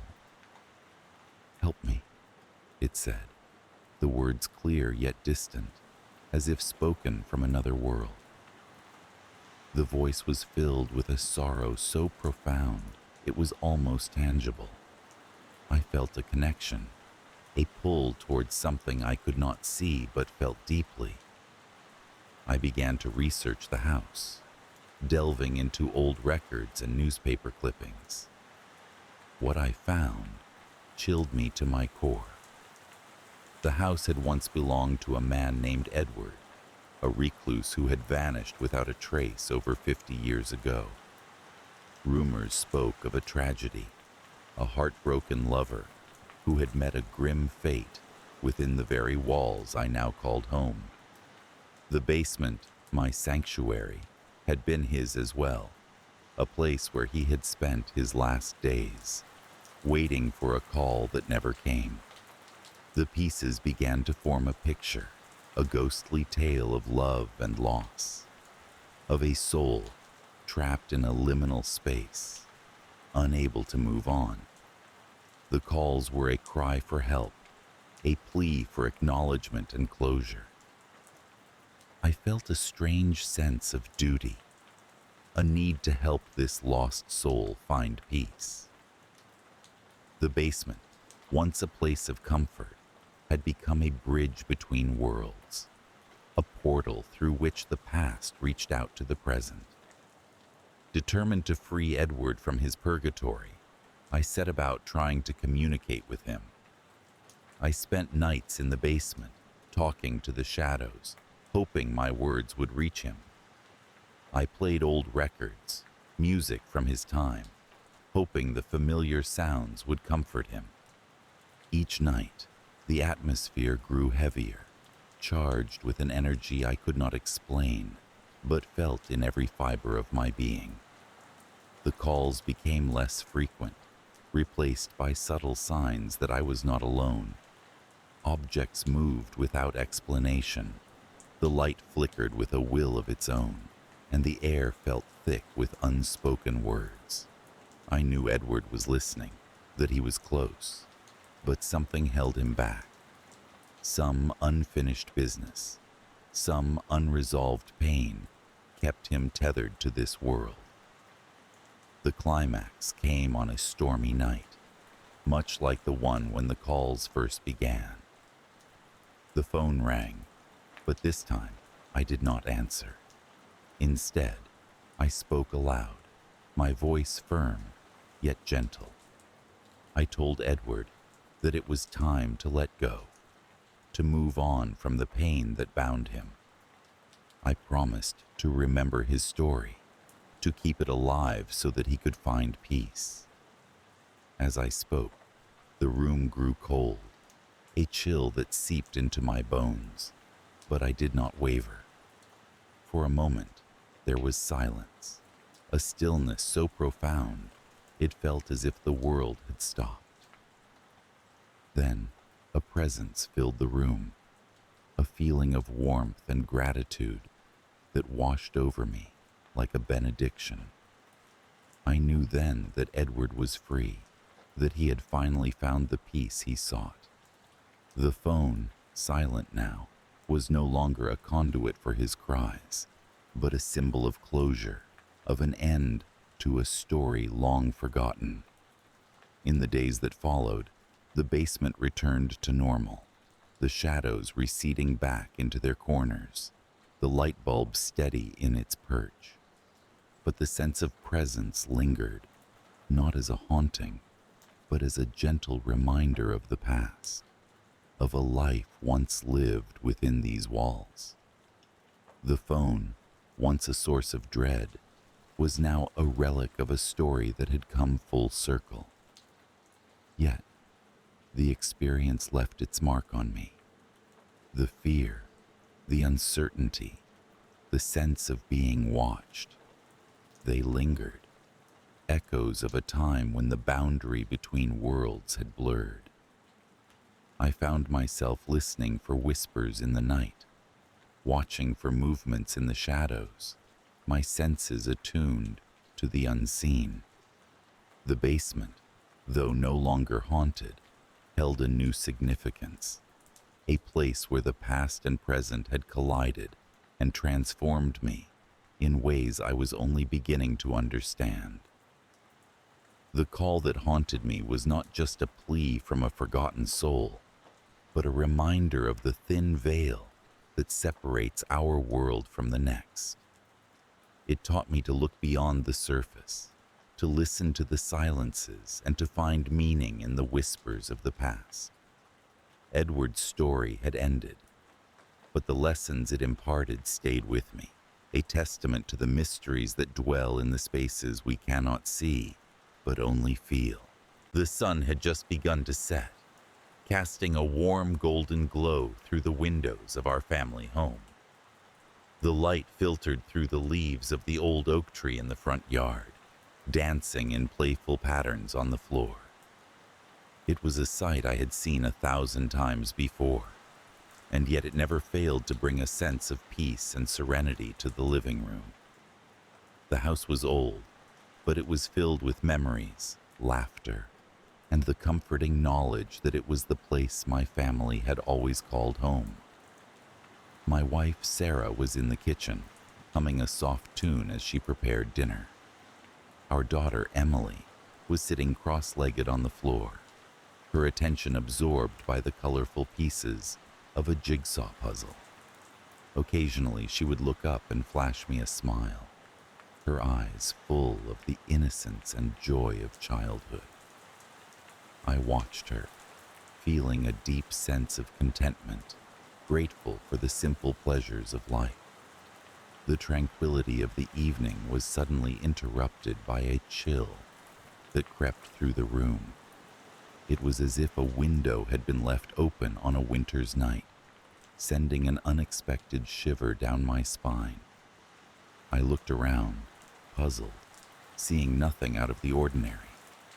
Sarah seemed undisturbed in the kitchen, her gentle humming continuing unabated. Emily, focused on her puzzle, appeared equally oblivious to the sudden change in atmosphere. "Daddy, can you help me with this piece?" Emily's voice broke the silence, her small hand holding up a piece of the puzzle. I walked over to her, kneeling by her side. The puzzle was of a vibrant garden, flowers blooming in every imaginable color. Together, we managed to find the right spot for the piece, and she clapped her hands in delight. It wasn't long before I felt it again, a presence, subtle yet undeniable, standing just beyond the threshold of my awareness. It was like the echo of a voice, just out of reach, whispering my name. I shook my head, trying to dismiss the sensation. Perhaps it was the stress of work or the exhaustion from a restless night's sleep. But the feeling lingered, casting a shadow over the warmth of our home. That night, as I lay in bed beside Sarah, sleep eluded me. Our bedroom was dark, save for the faint glow of the street lamp filtering through the curtains. I could hear the soothing rhythm of Sarah's breath as she slept, each exhale a reminder of the life and love we shared. Yet, the sense of unease persisted, clinging to me like a shroud. I closed my eyes, willing myself to drift into the embrace of sleep. A noise, soft yet distinct, pulled me from the brink of slumber. It was the sound of a child's laughter, echoing faintly through the halls. I sat up, heart racing, straining to listen in the stillness that followed. The laughter came again, this time closer, a melodic giggle that tugged at the edges of my memory. "Emily?" I whispered into the darkness, though I knew she was asleep in her room. I slipped out of bed, careful not to disturb Sarah, and made my way down the hall. Emily's door was ajar, allowing a sliver of moonlight to spill into the corridor. I peeked inside, my breath catching in my throat. Emily was there, sleeping soundly, her small form curled beneath her blanket. I exhaled softly, relief washing over me. But the laughter continued, drawing me further down the hallway, past the shadows that seemed to stretch and shift in the moonlight. It led me to the living room, where the golden glow of daylight had been replaced by the silvery sheen of night. The room was empty, yet the laughter persisted. It was a haunting echo, as if the walls themselves were whispering secrets from long ago. "Who's there?" I called out, my voice barely more than a whisper. The laughter ceased abruptly, leaving a silence so profound it was almost tangible. I stood there for a moment, heart pounding, before turning back towards the bedroom. As I did, the air grew cold once more, a lingering presence brushing against my skin like a forgotten memory. The following morning, I awoke to the sound of Emily's voice. "Daddy, are you okay?" she asked, her eyes searching mine. I forced a smile, nodding as I ruffled her hair. But her question lingered, echoing in my mind as I went about my day. Was I okay? And what was it that had been haunting the corners of our home? Days passed, the laughter revisiting me each night, a spectral reminder of something lost and forgotten. I began to notice other things too. A soft humming in the distance, the scent of roses where none should be, the fleeting sensation of being watched. Each experience was subtle, easily dismissed in the light of day, yet they collected in my mind like pieces of a puzzle, forming a picture I couldn't quite see. On an evening much like the first, I found myself in the living room once more, the twilight casting long shadows across the walls. Emily was asleep, Sarah dozing beside me as we watched an old film. The warmth of her presence should have been comforting, but the chill had returned, more insistent now, a silent urging that couldn't be ignored. I turned to Sarah, about to speak, when the laughter returned, louder and more distinct than before. It was not merely a sound now, it was a presence, filling the room with an energy that was both familiar and strange. I stood up, compelled to follow its call, my heart heavy with a mix of dread and curiosity. The laughter led me to the window, where the old oak tree stood silhouetted against the night sky. Its branches swayed gently in the breeze, casting moving shadows on the ground. And there, beneath its boughs, stood a figure, a child, her form faint but unmistakable in the moonlight. I blinked, certain it was a trick of the light, yet the figure remained, her eyes meeting mine with an intensity that sent a shiver through my soul. She seemed to smile, a soft curve of her lips that was both comforting and unsettling. I couldn't move, rooted to the spot by a force beyond comprehension.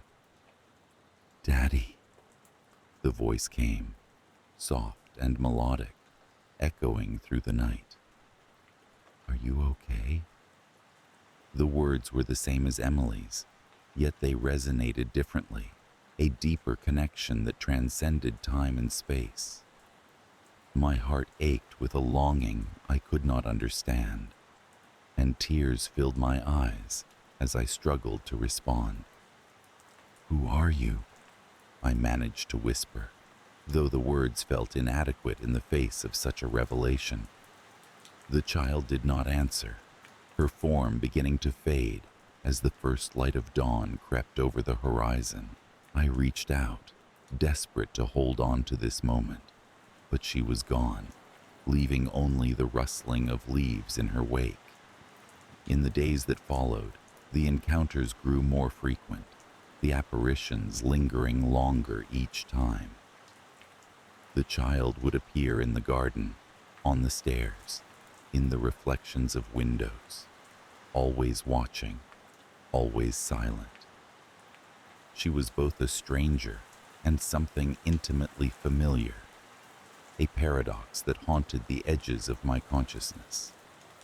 My nights were filled with restless dreams, visions of a life that might have been.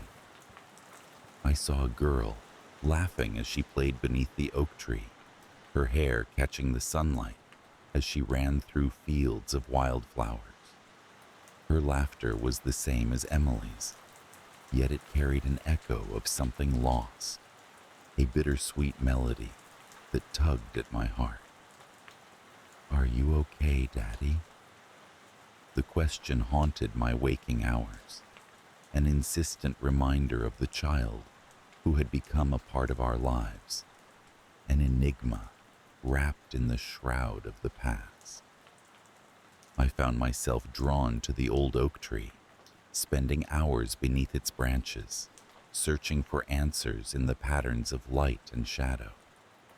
One evening, as the sky darkened and the first stars appeared, I felt her presence beside me.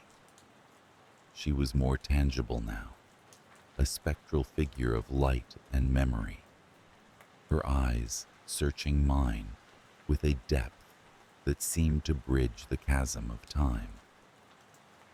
"Why are you here?" I asked, my voice barely more than a whisper.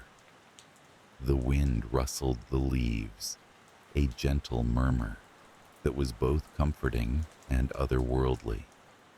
She reached out, her hand almost touching mine, and for a moment, the world seemed to hold its breath.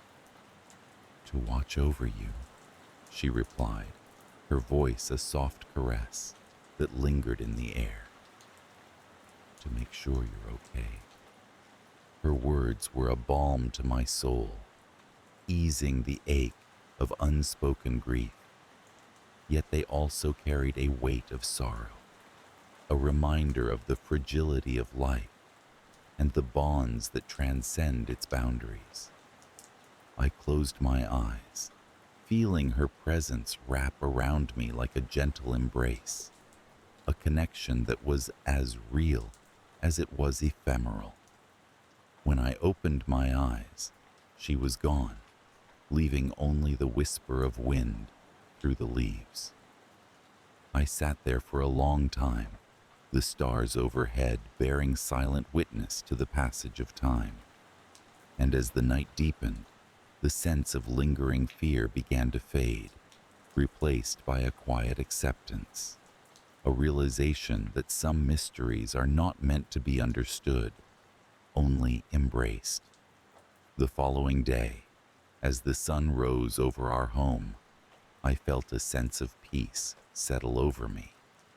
The child had become a part of our lives, a guardian spirit who watched over us from the shadows, her presence a reminder of the love that endures beyond the veil of the world. "Daddy, are you okay?" Emily asked, her voice filled with the innocence of childhood. I smiled, pulling her close, my heart full of gratitude for the life we shared. "Yes, Emily," I replied, my voice steady and sure. "I'm okay." And in that moment, beneath the canopy of the old oak tree, I knew that we were watched over, cared for by a presence that was both a part of us and beyond our understanding. The fear had become a gentle whisper, a reminder of the unseen connections that bind us all, a mystery that had found its place in the fabric of our lives. The soft glow of dawn filtered through the delicate curtains of my suburban home, a quaint little house nestled among a row of identical structures. The neighborhood was a symphony of chirping sparrows and the distant hum of early morning traffic. I took a deep breath, savoring the moment as I wrapped my hands around a steaming cup of coffee. Life, as I knew it, was routine and comforting, the days blending seamlessly into one another like brushstrokes on a canvas. My husband, Mark, was already dressed for work, his tie perfectly knotted, an ever-present smile playing on his lips. He kissed me lightly on the cheek, whispering a promise to return by dinner. Our daughter, Emily, was still asleep, her 6-year-old form cocooned in pastel sheets. Her presence was a constant source of joy, her laughter a melody that soothed any lingering disquietude. As she slept, I often found myself standing at her doorway, marveling at the sheer innocence that radiated from her small frame. The morning unfolded like any other. I prepared breakfast, tidied the rooms, and made a mental checklist of the errands to run. Emily stirred awake, her tiny footsteps padding across the hardwood floor.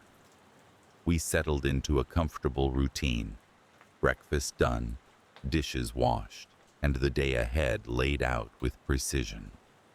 It was a comforting normalcy, one that gave me a sense of purpose. But life has a way of shifting beneath our feet, subtly and imperceptibly at first. The first signs were barely noticeable, like whispers in a breeze, dismissible if you weren't paying attention.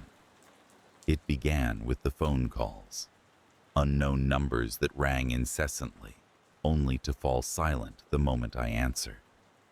I chalked it up to telemarketers, a nuisance but no real threat. Then came the letters.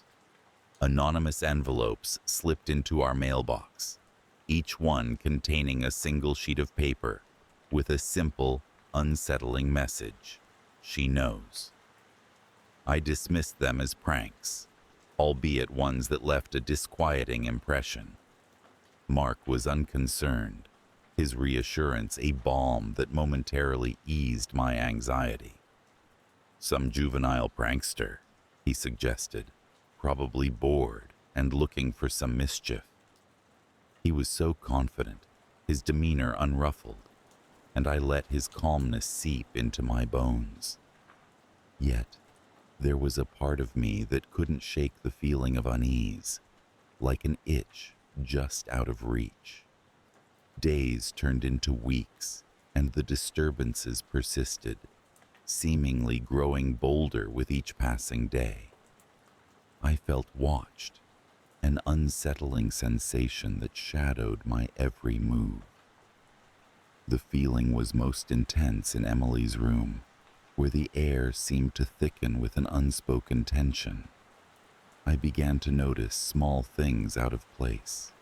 A toy shifted slightly from where it had been left, or a window open that I was sure I'd closed. When I mentioned these to Mark, he dismissed them as lapses in memory, yet I couldn't ignore the creeping sense of intrusion. The nights became restless. Shadows danced across the walls with a malevolent grace, and the wind howled with a voice that chilled my spine.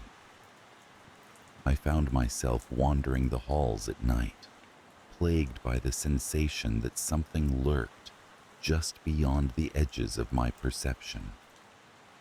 My reflection in the hallway mirror seemed to mock me, its eyes dark and hollow, filled with an understanding that eluded me. Then, one evening, an event transpired that shattered the fragile peace we'd maintained. It was late, the sky a deep indigo, stars obscured by thick clouds. Emily had drifted off after an evening of play, her soft breathing a lullaby that filled the room. I was in the kitchen, tidying up after dinner, when I heard it. A muffled sound, like a cry swallowed by the walls. I froze, my heart thudding in my chest, the sound echoing in my mind.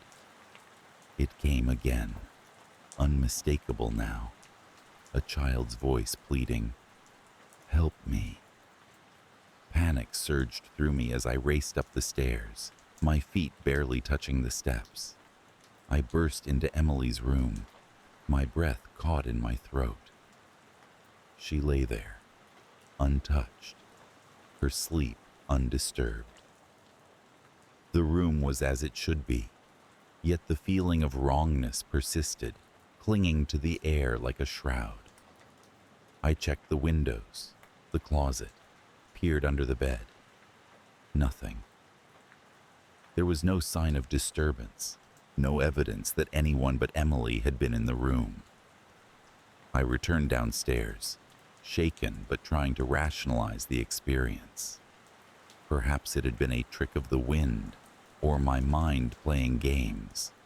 Yet, deep down, I knew that explanation rang hollow.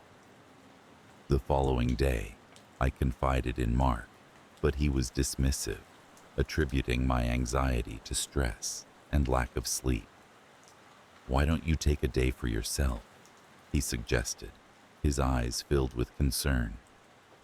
"Get some rest, maybe see a friend." I took his advice, hoping a day away would clear my mind. But the unease followed me, a specter that refused to be banished.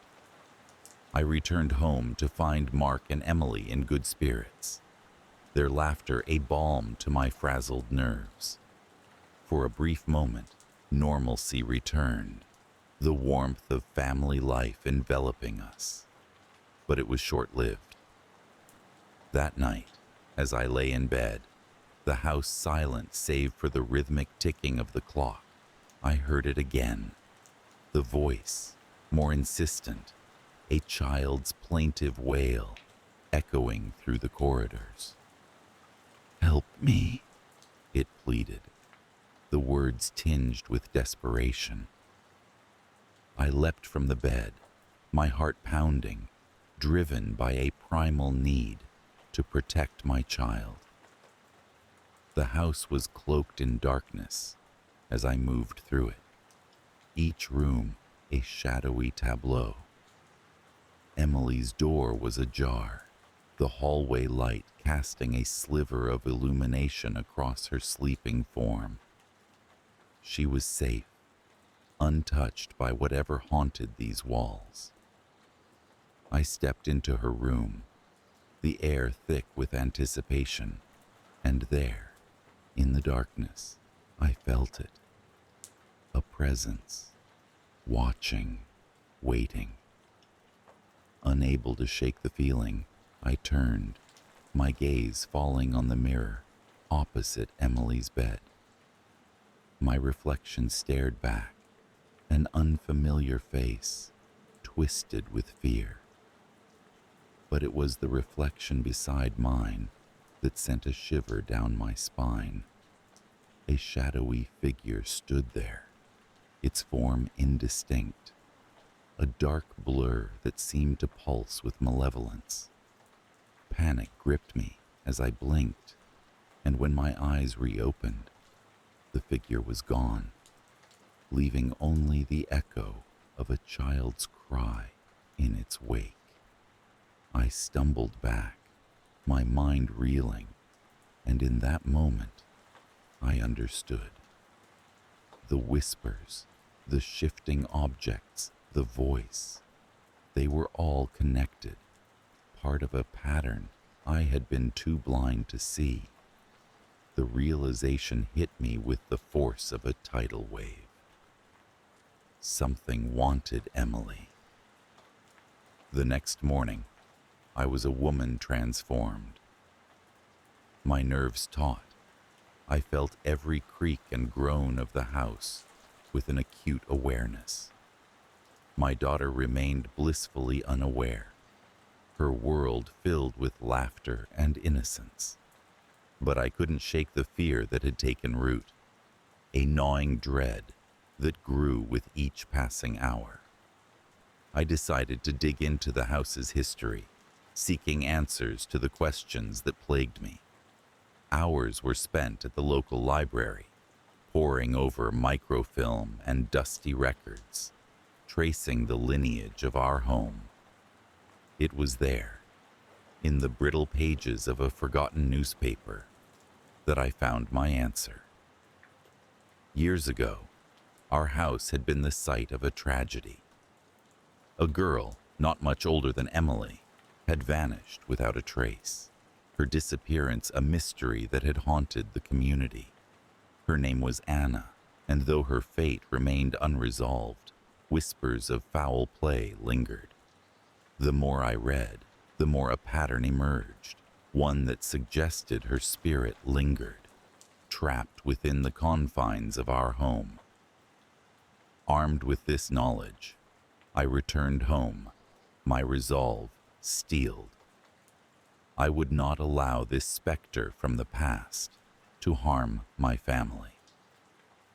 That evening, I laid a plan, determined to confront the entity that haunted us. I spent hours preparing, gathering items I hoped would offer protection: salt, sage, symbols of faith. I waited until the house was shrouded in darkness, the world outside silent and still. It came as I knew it would, the air thickening with a presence that defied understanding. I felt its eyes on me, a weight that was both oppressive and undeniable. I moved through the house, scattering salt in doorways, whispering prayers under my breath. The atmosphere crackled with energy, charged with a tension that was almost palpable.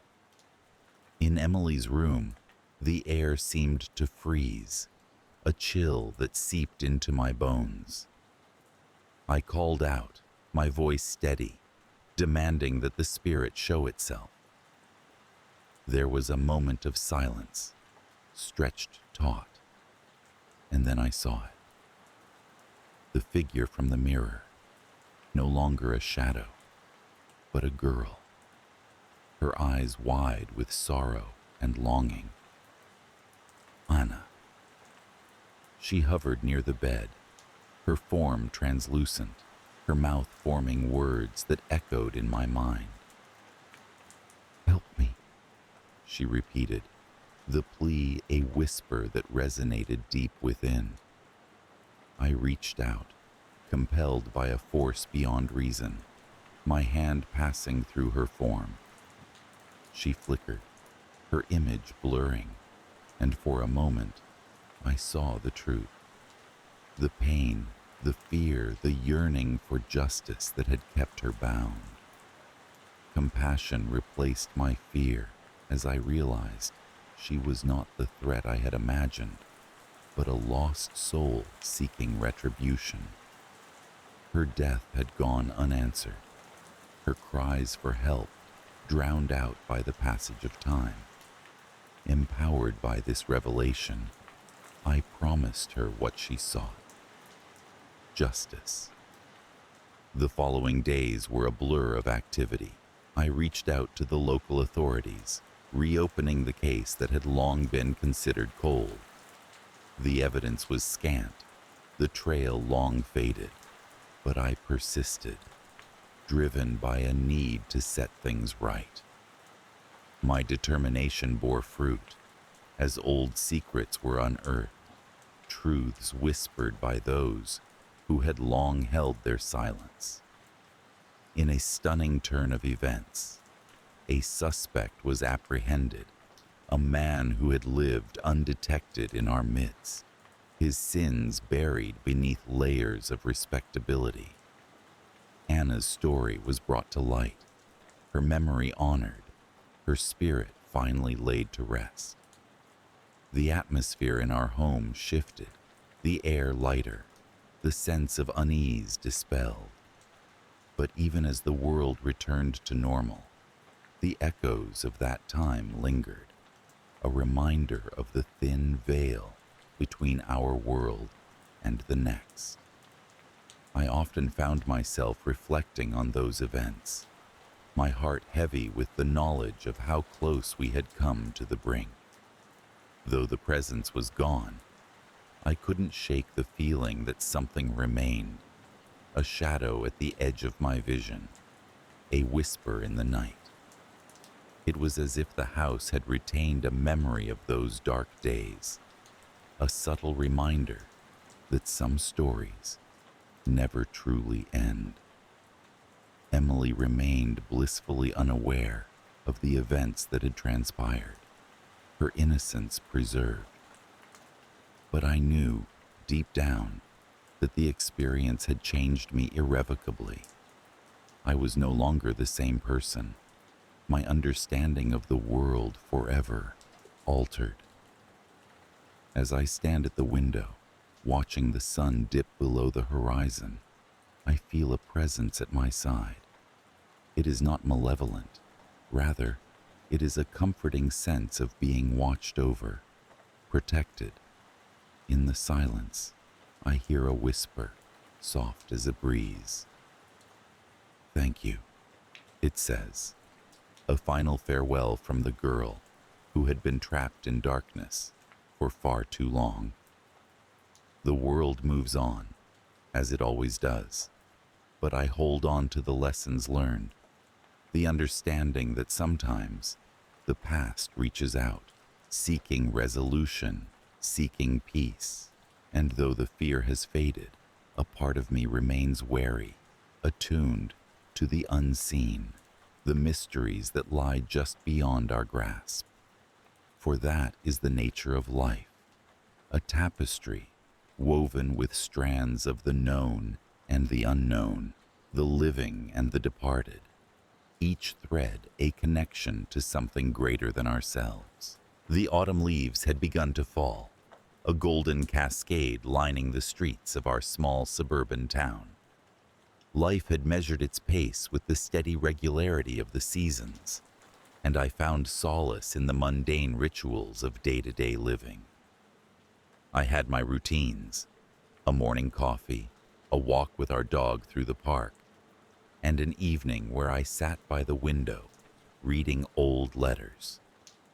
These letters were all I had left of her, my daughter, Emily, whose presence had vanished like a dream evaporating with the dawn. It had been 3 years since she went missing, 3 years since our world was turned inside out. Yet, every day, I imagined her face in those old photographs, her laughter echoing in the quiet spaces of our home. The day Emily disappeared was unremarkable in its normalcy. She had gone to school, kissed me goodbye, and never returned. The search that followed was thorough yet fruitless. No trace of her was found. The police eventually labeled the case cold, and I was left with an aching void and unanswered questions. Friends and neighbors offered condolences, but their words were hollow, unable to fill the emptiness that had carved itself into my heart. In the evenings, when the world was silent, I would sit by the window and watch the shadows lengthen, hoping that one day she would step through the door, smiling, as if she'd just been out playing in the yard. It was on a crisp October evening that the first disturbance rippled through my carefully maintained facade of normalcy. I was sitting in my usual spot by the window when the doorbell rang. A peculiar unease settled over me as I rose to answer it. Visitors were rare in the evening, and the hour was late. I opened the door to find a girl standing on the porch, her hair wind-tossed and her eyes wide with something that I can only describe as longing.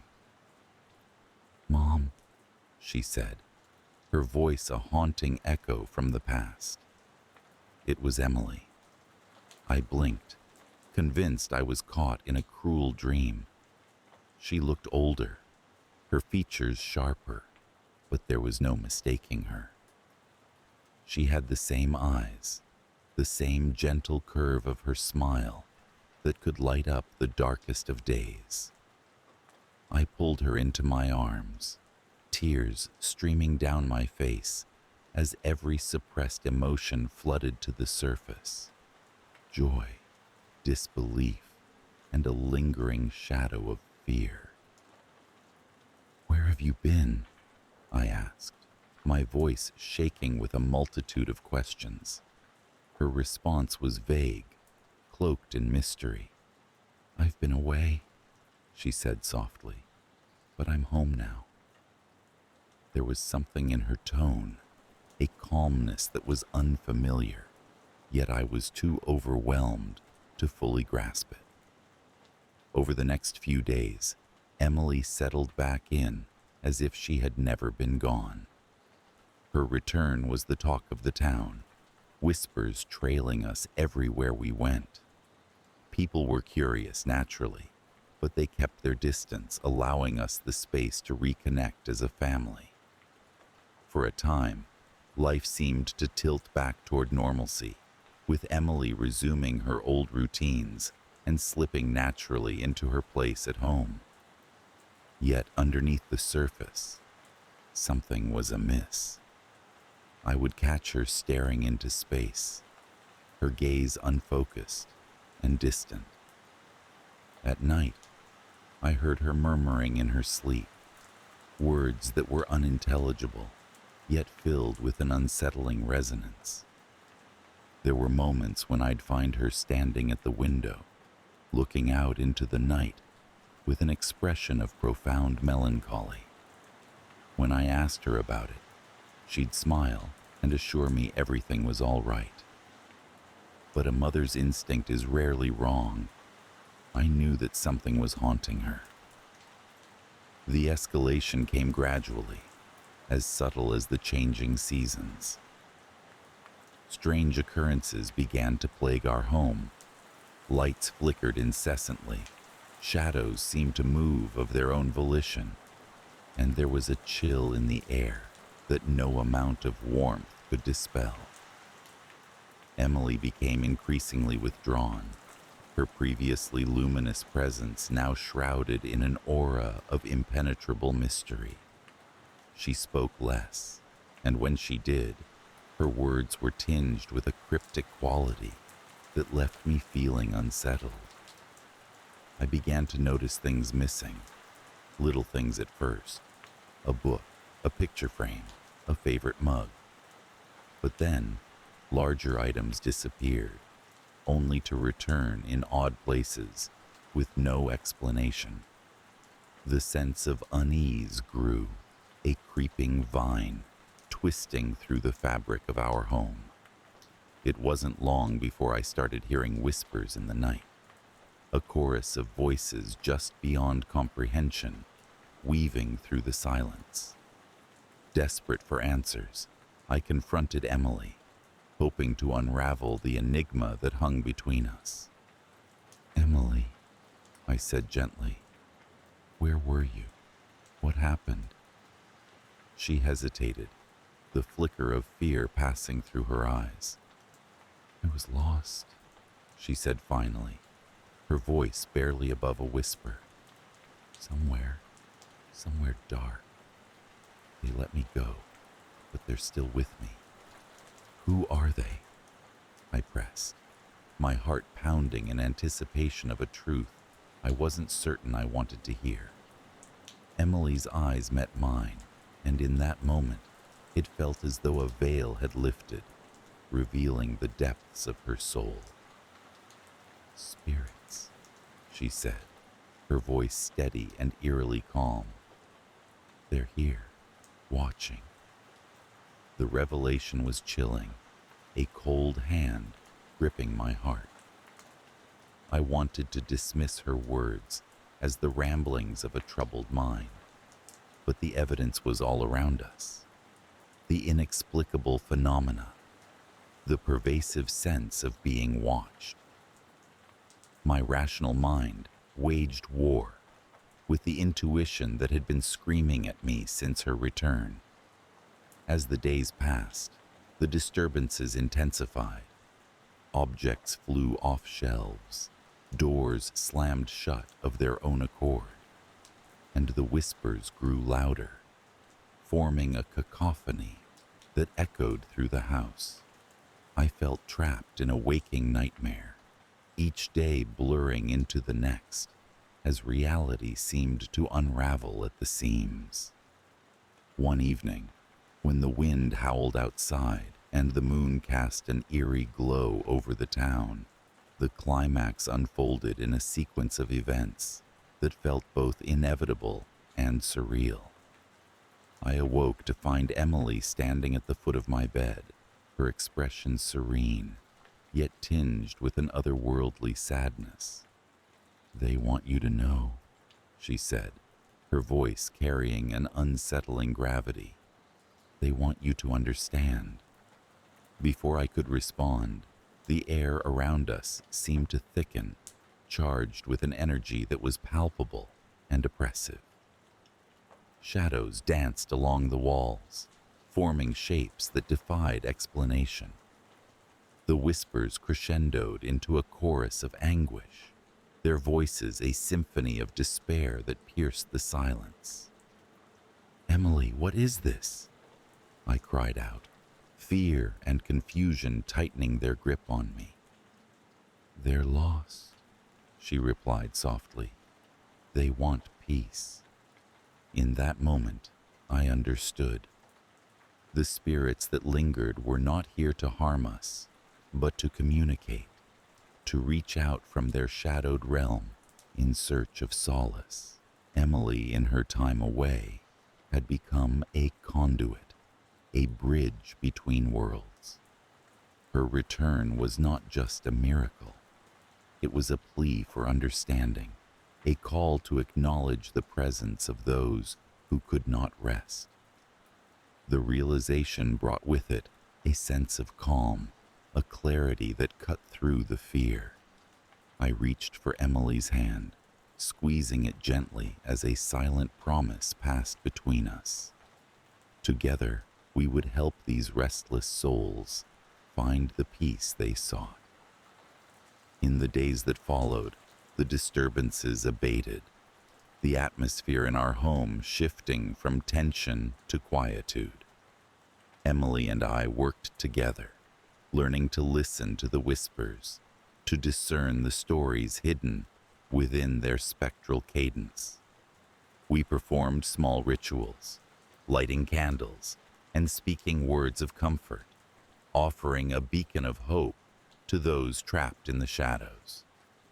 Life resumed a semblance of normalcy, but the experience left an indelible mark on us both.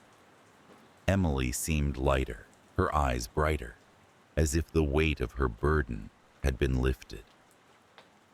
The house, too, felt different, warmer, more welcoming, as though it had been cleansed of its lingering unease. Yet, the fear lingered, a shadow that stretched beyond the bounds of our understanding. It was not a fear of the spirits or the supernatural, but of the unknown, the vast expanse of mystery that lay beyond the veil of our perception.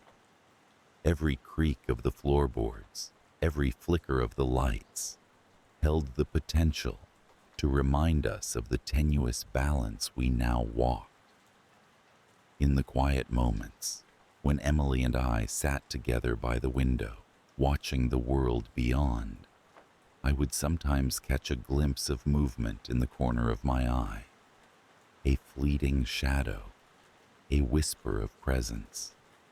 It was a reminder that we were part of something larger, something that transcended the boundaries of life and death. Though the fear was ever present, it was tempered by a sense of connection, a recognition of our place in the tapestry of existence.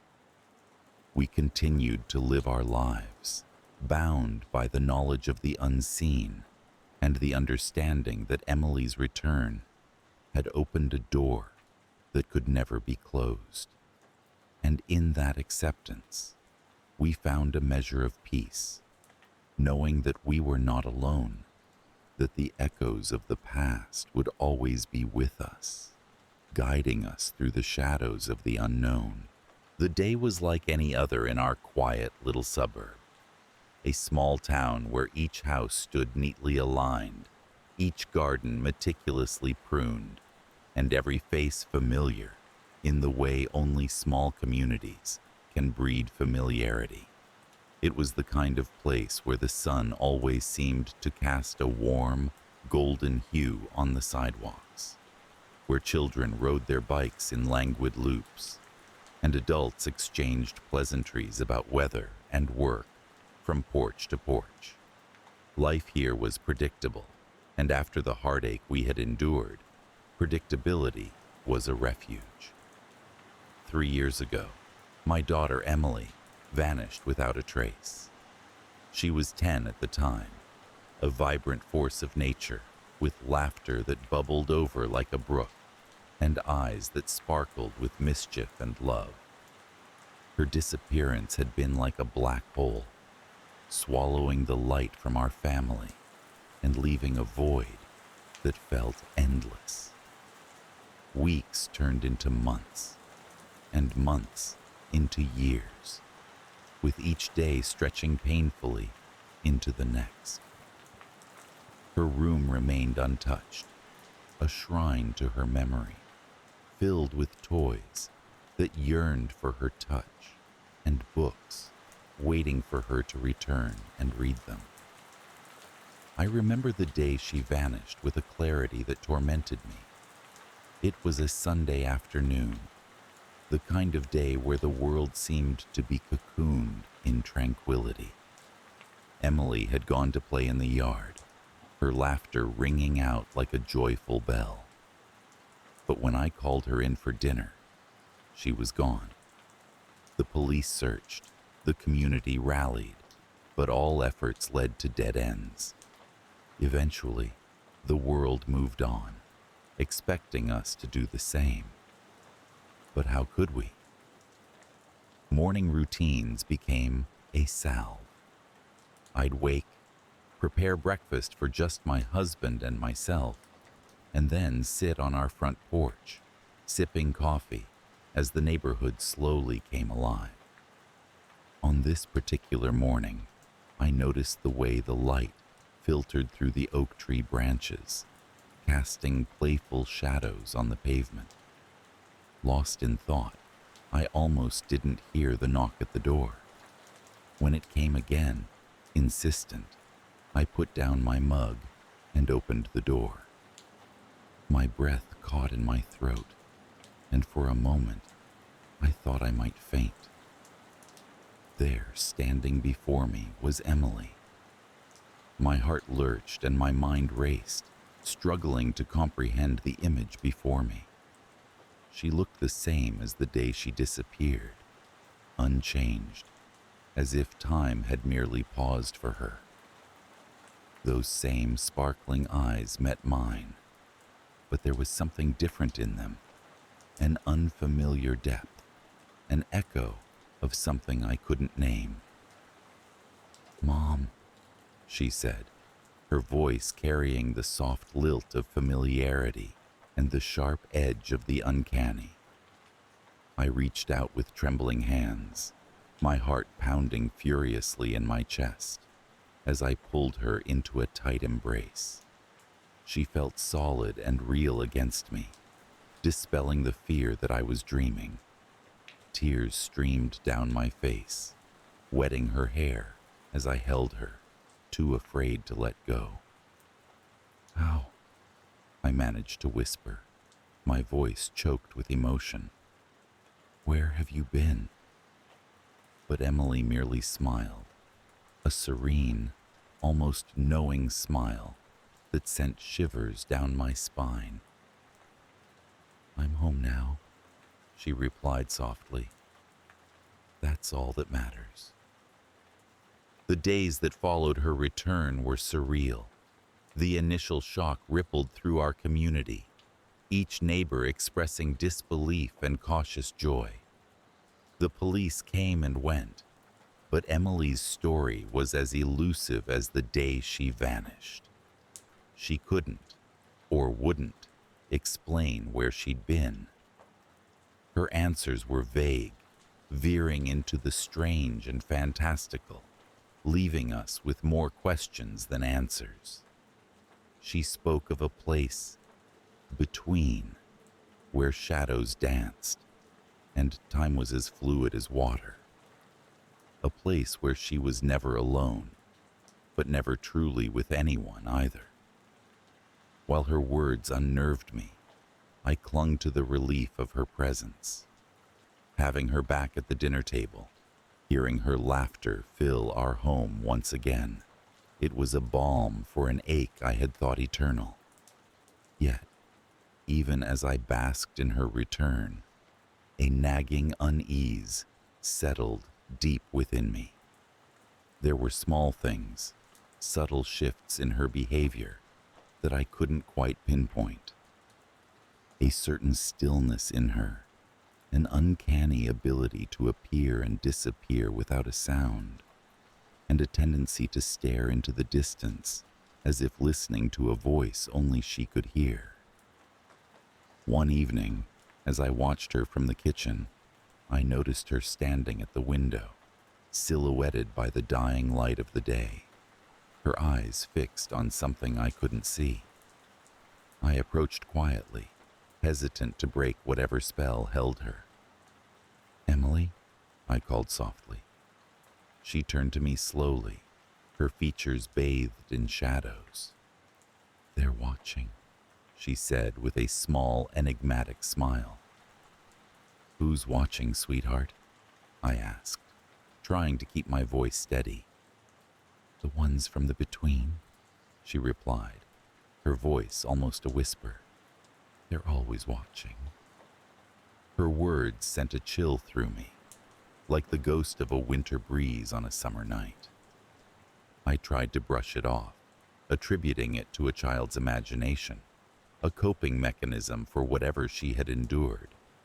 But the feeling of being watched lingered long after she had gone to bed, casting long shadows in the corners of my mind. The next few weeks unfolded in an uneasy rhythm. Emily's presence seemed to be a catalyst for strange occurrences around the house. Items would go missing, only to reappear in odd places. The lights flickered unpredictably, often leaving us in darkness that felt heavier than it should. Sometimes, in the quiet of the night, I'd hear whispers, soft, unintelligible murmurs that seemed to seep from the walls. Our once peaceful home now felt different, as if another presence had moved in with us, one that was not entirely benign. My husband, ever the rationalist, dismissed these incidents as electrical faults and forgetfulness, but I could see the doubt creeping into his features, mirrored in my own. One particularly restless night, I awoke to find the space beside me empty. My heart skipped as I realized my husband was not in bed. I rose, the wooden floor cold against my feet, and ventured through the darkened house, drawn inexplicably to Emily's room. The door was ajar, and soft light spilled into the hallway. Peering inside, I found Emily sitting cross-legged on her bed, her gaze locked on the wall opposite her, where shadows seemed to ripple and shift like dark water. My husband stood beside her, seemingly transfixed by the same unseen spectacle. "Tom," I called out, my voice barely above a whisper, afraid of breaking the strange spell that held them. He turned to me slowly, his eyes glazed and distant. "They have secrets," Emily said, her voice ringing with an eerie clarity. "They whisper them to me." "What secrets?" I asked, my voice trembling with a mix of fear and curiosity. Emily's smile was small and secretive.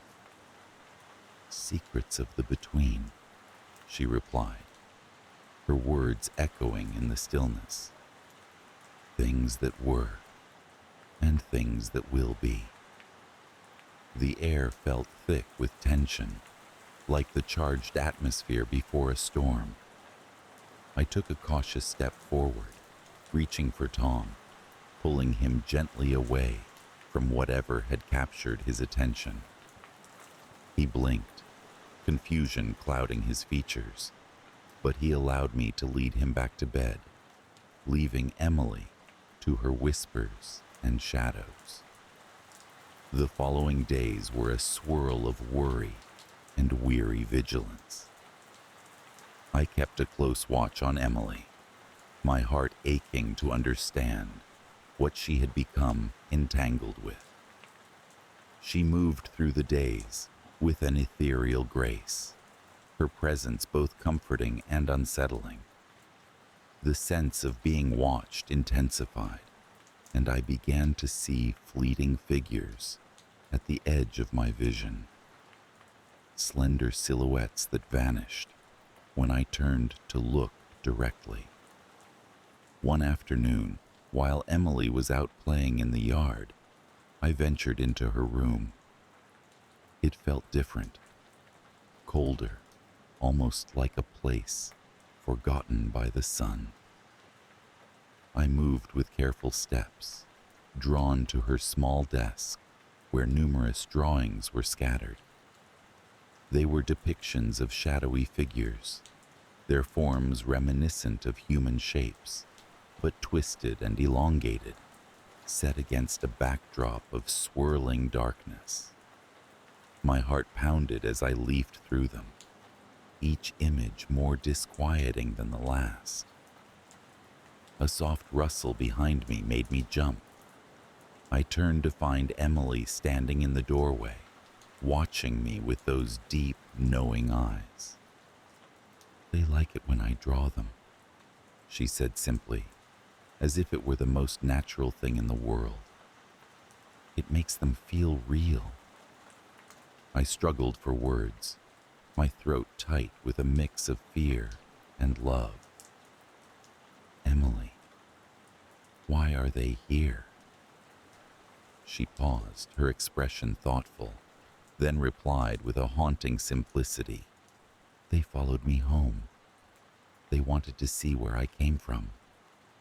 The realization that these entities had traveled with her from whatever liminal space she had occupied struck me with a visceral dread.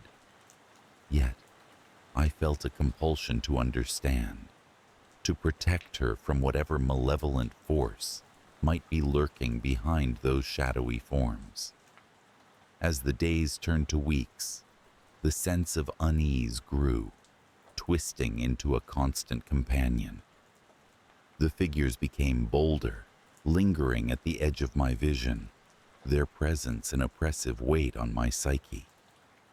Emily seemed unfazed, moving through our world with the same ethereal grace, her interactions with the shadows becoming a natural part of her routine. One evening, as the sun dipped below the horizon and the house was bathed in twilight, I felt an overwhelming compulsion to confront whatever had taken root in our home. I gathered my courage and approached Emily's room, the air thick with an otherworldly charge. Inside, the shadows moved like a living tapestry across the walls, their forms more distinct and sinister than ever before.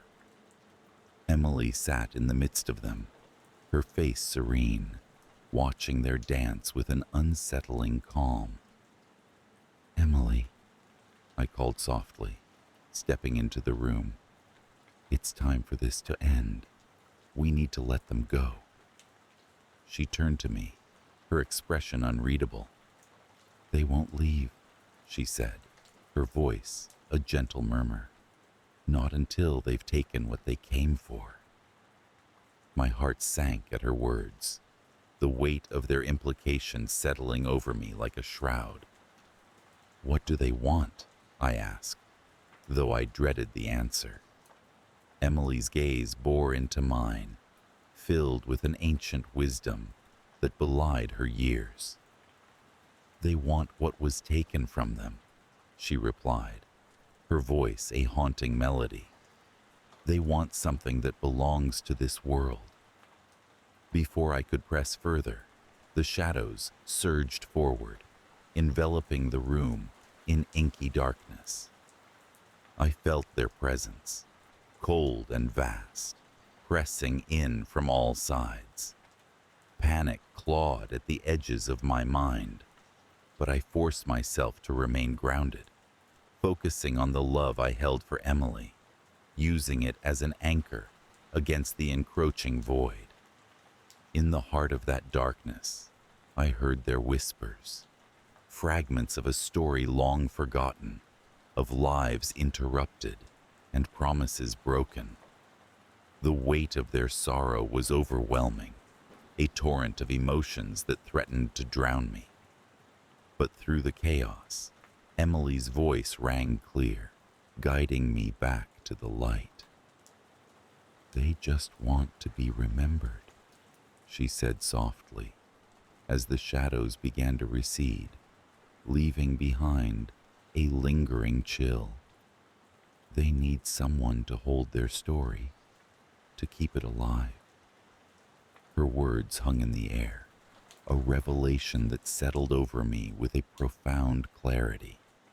These entities, whatever they were not here to harm, but to find closure, to be brought into the light of remembrance.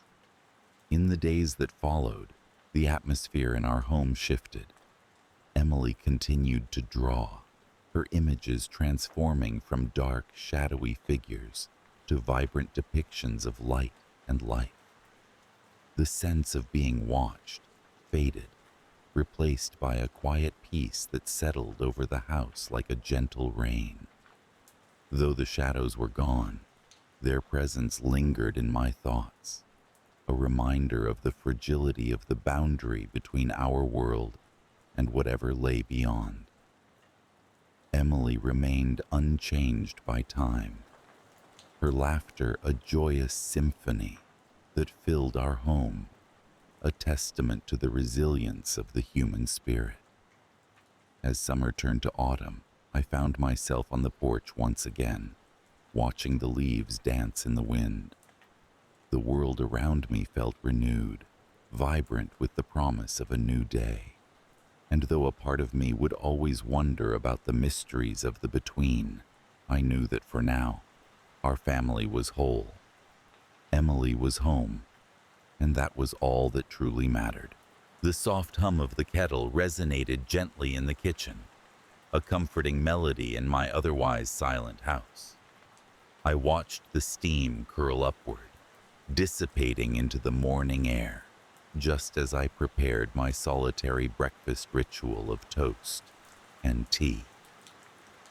This was my routine now, a quiet life on the outskirts of a small-town suburb where the days blurred together into a seamless tapestry of sameness.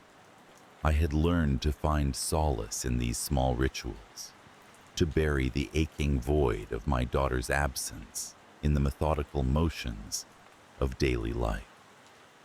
It had been 3 years since Emily disappeared.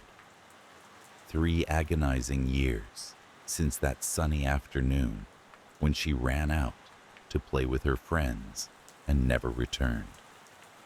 The search parties, the police investigations, the endless questions with no answers, they all led to dead ends and faded into a grim acceptance of the unknown. People in town were kind, but kept their distance, as though grief were contagious, and I was a walking reminder of the fragility of their own loved ones. Yet, just as the kettle whistled its crescendo, a knock echoed through the quietude of my home, startling me. I wasn't expecting anyone, and visitors were a rarity.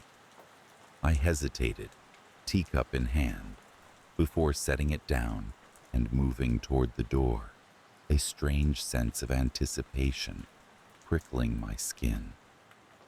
I opened the door to find her standing there, a vision from a dream, or perhaps a nightmare. Emily, my Emily, but not quite. The girl before me wore the same familiar features, the cascade of chestnut hair, the deep-set, curious eyes. Yet there was something different in her gaze, an unsettling depth that seemed to pierce right through me. "Hello, Mom," she said, her voice a haunting echo of a memory. I stood paralyzed, my mind struggling to reconcile the impossible. She looked older, of course, as time had not stood still for either of us. But it was more than age. It was as if she had lived a lifetime in those 3 years, and perhaps she had. "Emily?" I whispered, the name of fragile hope escaping my lips. She nodded, a small, almost imperceptible smile tugging at the corners of her mouth. I reached out instinctively, my fingers trembling as they brushed against her cheek, real and warm. A sob choked its way up my throat, and I pulled her into a tight embrace, the scent of her hair a nostalgic balm to my fractured soul. But even as I held her, I felt a coldness emanate from her skin, a chill that seemed to seep into my bones. As the initial shock ebbed away, questions flooded my mind, each one vying for release. Where had she been? How had she survived? What had happened to her? But all those inquiries tangled into silence, overwhelmed by the sheer impossibility of her presence. "Can I come in?" she asked, her voice soft, almost pleading. Of course. I stepped aside, and she walked in with an air of familiarity, as though she had never left. The day unfolded with an eerie normalcy. I found myself making tea again, this time for both of us, watching her as she sat at the kitchen table, her fingers tracing the grain of the wood, her eyes lingering on each corner of the room, as if reacquainting herself with a long-lost friend. We spoke little, words trembling through the tension of the moment, and I let her lead the conversation, careful not to push too hard, too fast. "Do you remember this place?" I asked, my voice tentative. She tilted her head slightly, her gaze meeting mine with an inscrutable expression. Bits and pieces, like fragments of a dream. It was then I noticed the shadows under her eyes, the pallor of her skin, and a chill seeped through me once more. Something was not right. But how could I question the miracle of her return? Could a mother's love not forgive all transgressions, all impossibilities? As the day gave way to evening, Emily remained, her presence both comforting and disquieting. I found myself watching her closely, noting every gesture, every flicker of emotion. Her laughter was the same, yet tinged with an edge of something darker, something that lay just beneath the surface. That night, she slept in her old room, a place I had left untouched since her disappearance. I stood by the door, watching her form rise and fall with breath, a miracle I dared not question aloud. Yet sleep eluded me, haunted by an unease I couldn't shake, and I found myself wandering the house, each creak of the floorboards echoing like a ghostly whisper. In the days that followed, Emily's presence became both a balm and a burden. She began to recount stories of her time away, snippets of a life that seemed both fantastical and terrifying. Her words painted a world of shadowy figures and hidden realms, a place where time twisted and reality blurred. She spoke of beings who watched and whispered, guardians and captors in equal measure. I listened, torn between disbelief and a mounting dread. "Why did you come back?" I asked one evening as we sat by the window, watching the sun dip below the horizon. Emily turned to me, her eyes reflecting the dying light, and for a moment I saw something ancient and knowing within them. "I had to," she replied simply, yet the weight of her words lingered, heavy and impenetrable. As days turned into weeks, the atmosphere in the house shifted. I couldn't quite place when it started, but the air grew thick with an oppressive presence. Strange occurrences began to unravel the fragile semblance of normalcy we had tried to cultivate. Doors creaked open of their own accord. Shadows seemed to dance in the corners of my vision, and at night, whispers threaded through the air, too soft to understand, but impossible to ignore. I tried to rationalize, to attribute these happenings to stress and exhaustion, but the truth loomed ever larger, undeniable and terrifying. Emily was different, changed in ways that defied understanding. She seemed to know things before they happened, her eyes distant and knowing, as though she carried the weight of secrets too profound to voice. One night, driven by a restless curiosity and mounting fear, I ventured into her room while she slept, searching for answers in the silence. Her journal lay on the bedside table, its pages worn and stained. Hesitation clawed at me, but I opened it, driven by a desperate need to understand. The entries were scattered, a tapestry of thoughts and experiences that painted a portrait of a fractured mind. She wrote of the place she had been taken to, a realm between worlds where shadows danced and time stretched like elastic. Her words spoke of figures who loomed at the edges of her awareness, watching, waiting. Her final entry sent a chill racing down my spine. "I cannot stay. They will come for me, and I must be ready." In that moment, I understood. Emily's return was not the miracle I had longed for, but something far more complex and terrifying. She had crossed a boundary, touched a world that should remain unseen, and now that world reached back for her. As realization settled in, the house seemed to shudder, as if acknowledging the truth I had uncovered. The whispers grew louder, the shadows more insistent, and I felt their gaze upon me, probing, questioning. I confronted Emily the next morning, the words spilling out of me in a torrent of fear and desperation. "What is happening, Emily? What have you brought back with you?" She looked at me with those ancient eyes, sadness etched into her features. "I'm sorry, Mom," she said, her voice barely above a whisper.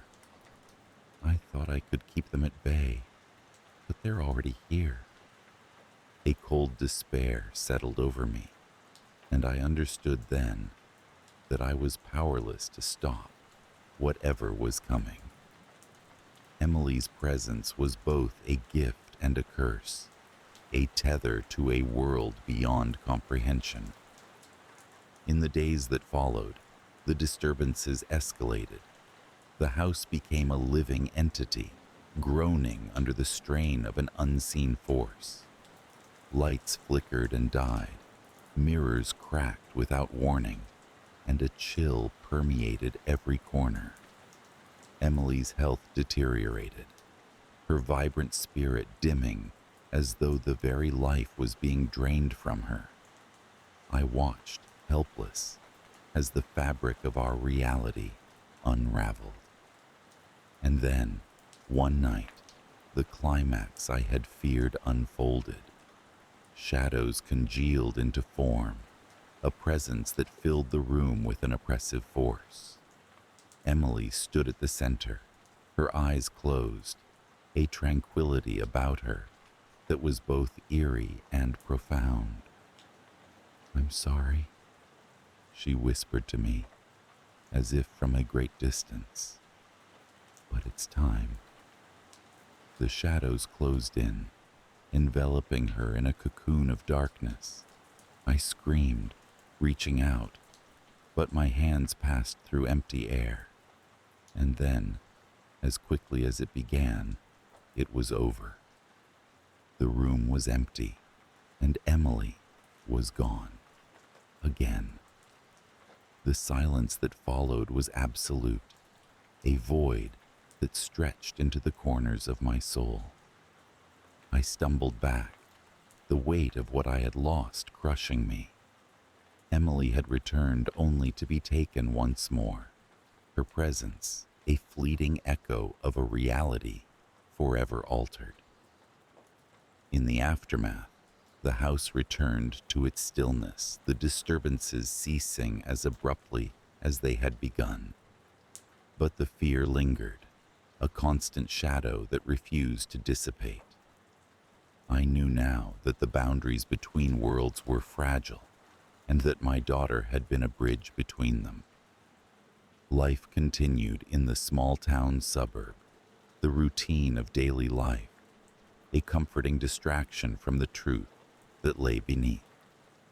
But in moments of quiet, I felt the presence that watched and waited, a reminder of the unknown that lurked just beyond the veil of perception.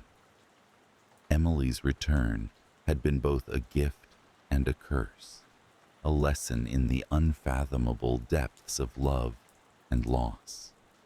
And though she was gone, her memory remained, a haunting specter that whispered of things unseen and a world forever changed.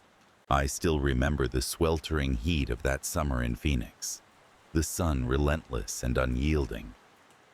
It was the kind of heat that seemed to warp time, slowing the hours, stretching them into an endless expanse of shimmering asphalt and cicada song. I was living with my parents then, a teenager caught in the liminal space between childhood and the adult world, where stories of mystery and danger were an abstraction, a figment of someone else's imagination. But that summer etched a different narrative into my life, with the disappearance of Uncle Brian. Uncle Brian was my father's younger brother, a man of peculiar habits and an aura of perpetual mystery. He was an eccentric, a collector of oddities and obscure knowledge, the kind of person who would regale you with tales of ancient civilizations and conspiracy theories over a cup of coffee. His presence was both comforting and unsettling. Like an old leather-bound book you couldn't quite bring yourself to trust. He lived alone in a small, cluttered apartment on the outskirts of the city, filled with books and artifacts from his travels. It was early June when we first noticed his absence. My father and I had planned to visit Uncle Brian, a ritual we performed every few weeks, more so to check on him than anything else. His apartment was unusually quiet when we arrived, the silence almost palpable. We knocked and then knocked again, but there was no answer. My father, never one to worry unnecessarily, shrugged it off, mumbling something about Brian probably being out or engrossed in a new project. But a week passed with no word from him, and then another, until my father's unease began to bleed into our everyday lives. It was around the third week of Uncle Brian's absence that I first noticed something strange. The house across the street from us, which had been vacant for years, suddenly had new occupants. I wouldn't have paid them much mind, except for their peculiar behavior.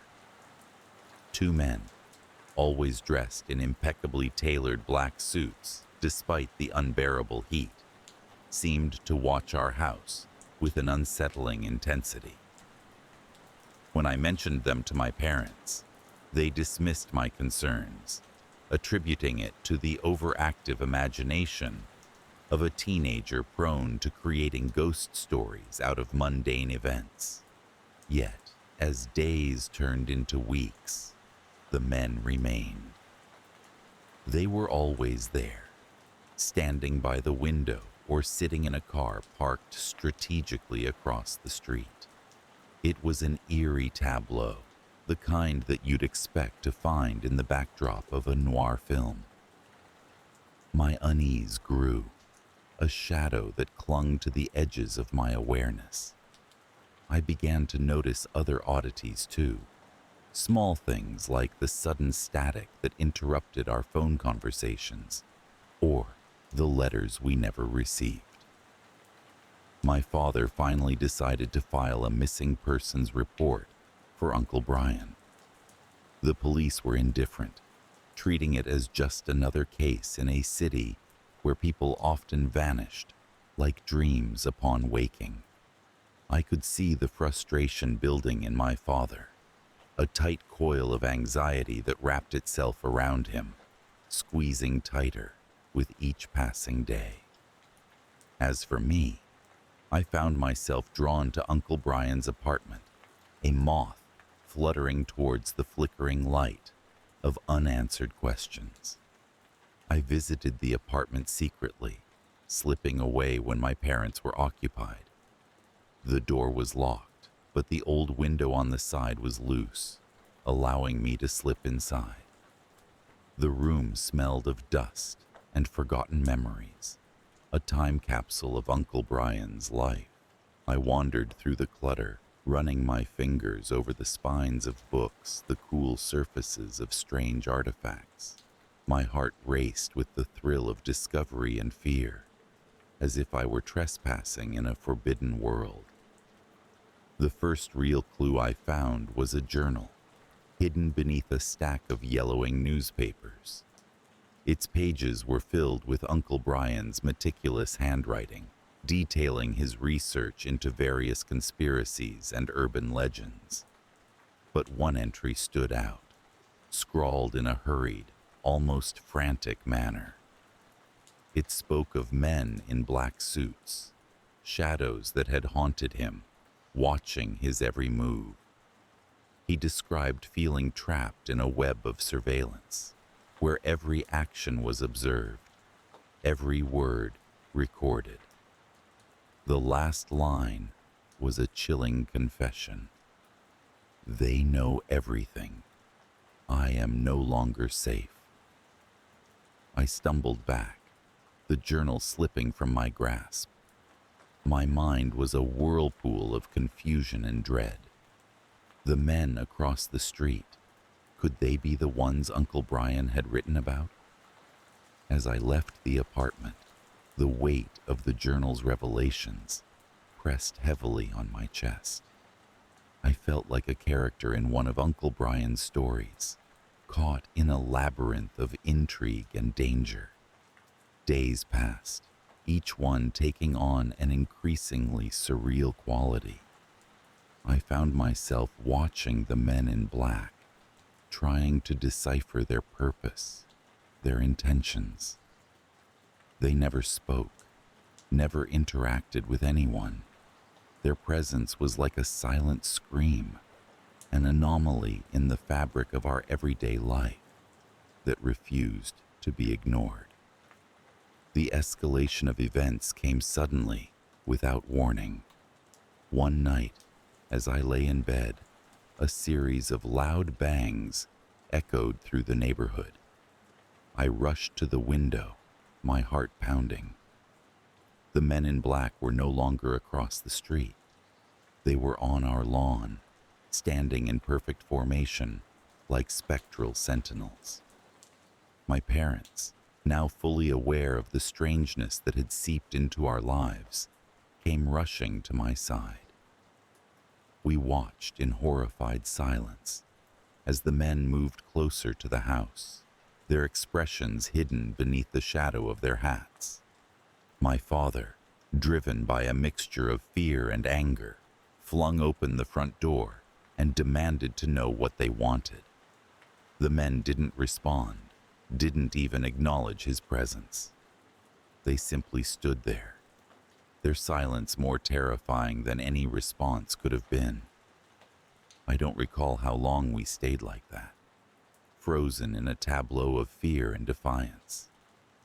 But eventually, the men turned and walked away, disappearing into the night like phantoms. My father slammed the door shut, a look of determination etched into his features. "We have to find him," he said, his voice a whisper in the heavy silence. The next day, driven by a newfound resolve, we delved deeper into Uncle Brian's life. We visited old haunts, spoke with his friends and colleagues, piecing together fragments of his world. The more we learned, the stranger it became. Everyone we spoke to mentioned the same thing. Uncle Brian had been increasingly paranoid, convinced he was being watched. He had spoken of a discovery, something significant, though no one knew what it was.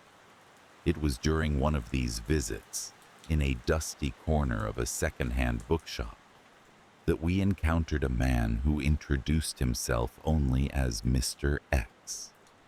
He was an enigmatic figure, his eyes hidden behind dark sunglasses, his demeanor both unsettling and intriguing.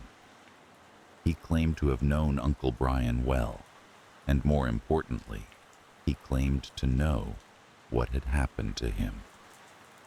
According to Mr. X, Uncle Brian had stumbled upon something he shouldn't have. They had been watching him even before he realized it. The men in black were real, he said, agents of a shadowy organization that operated beyond the reach of ordinary law.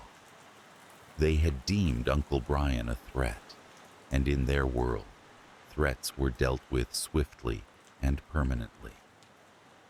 When we asked about Uncle Brian's discovery, Mr. X was evasive, speaking in riddles and half-truths. But one thing was clear. Whatever Uncle Brian had found, it was enough to make him disappear. "He's alive," Mr. X assured us, "but he's not free." The encounter left us with more questions than answers, a lingering sense of dread that clung to us like a fog. As we returned home, the men in black were once again stationed across the street. Their presence, once an anomaly, had become a constant, a macabre watchdog that reminded us of our helplessness. The climax came on a storm-laden night, the air crackling with electricity. I awoke to the sound of footsteps echoing through the house. Heart pounding, I crept downstairs and found them, two of the men in black, standing in our living room as if they had always belonged there. They didn't speak, but their intent was clear. They were here for something or someone. My parents, awakened by the noise, joined me, their faces pale but resolute. There was a moment of silence, a heartbeat in which time itself seemed to halt. And then, as if on cue, the men turned and left as silently as they had come. It was a warning, a reminder of their omnipresent reach. In the days that followed, I found myself haunted by the events of that summer. The men in black continued their vigil, and Uncle Brian remained missing, a ghost in the periphery of our lives. We never saw Mr. X again, and any attempts to trace him led to dead ends and unanswered questions. Life in Phoenix eventually returned to a semblance of normalcy, but the shadow of those events never fully dissipated. The fear lingered, a specter that loomed over our existence. I often found myself staring at Uncle Brian's journal, its pages a chronicle of his descent into the unknown. There were nights when I thought I caught glimpses of him, a figure in the distance watching over us, a guardian, or perhaps a prisoner of the truth he had uncovered. The men in black remained, their presence a constant reminder of the mysteries that lay beyond our understanding. They were both the beginning and the end of Uncle Brian's story, a chilling testament to the reality that some things were beyond our grasp. As I reflect on those days, I realize that the greatest horror was not in the disappearance itself, but in the silence that followed, the unanswered questions and the knowledge that we were, in some way, watched over by forces beyond our control. The world was a bigger, stranger place than I had ever imagined, and Uncle Brian, wherever he was, had glimpsed its true nature.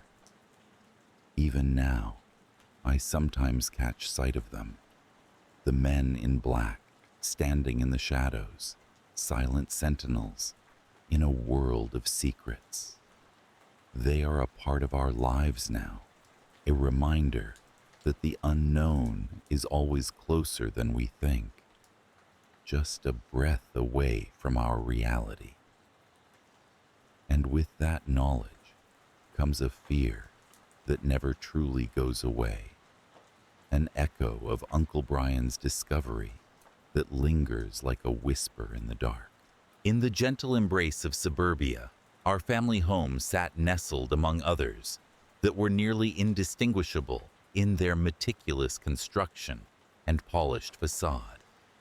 The front yard was a neatly trimmed patch of green, bordered by shrubs that my father pruned with the same precision he expected from us. To an outsider, everything appeared perfect, soothing in its predictability, reassuring in its stability.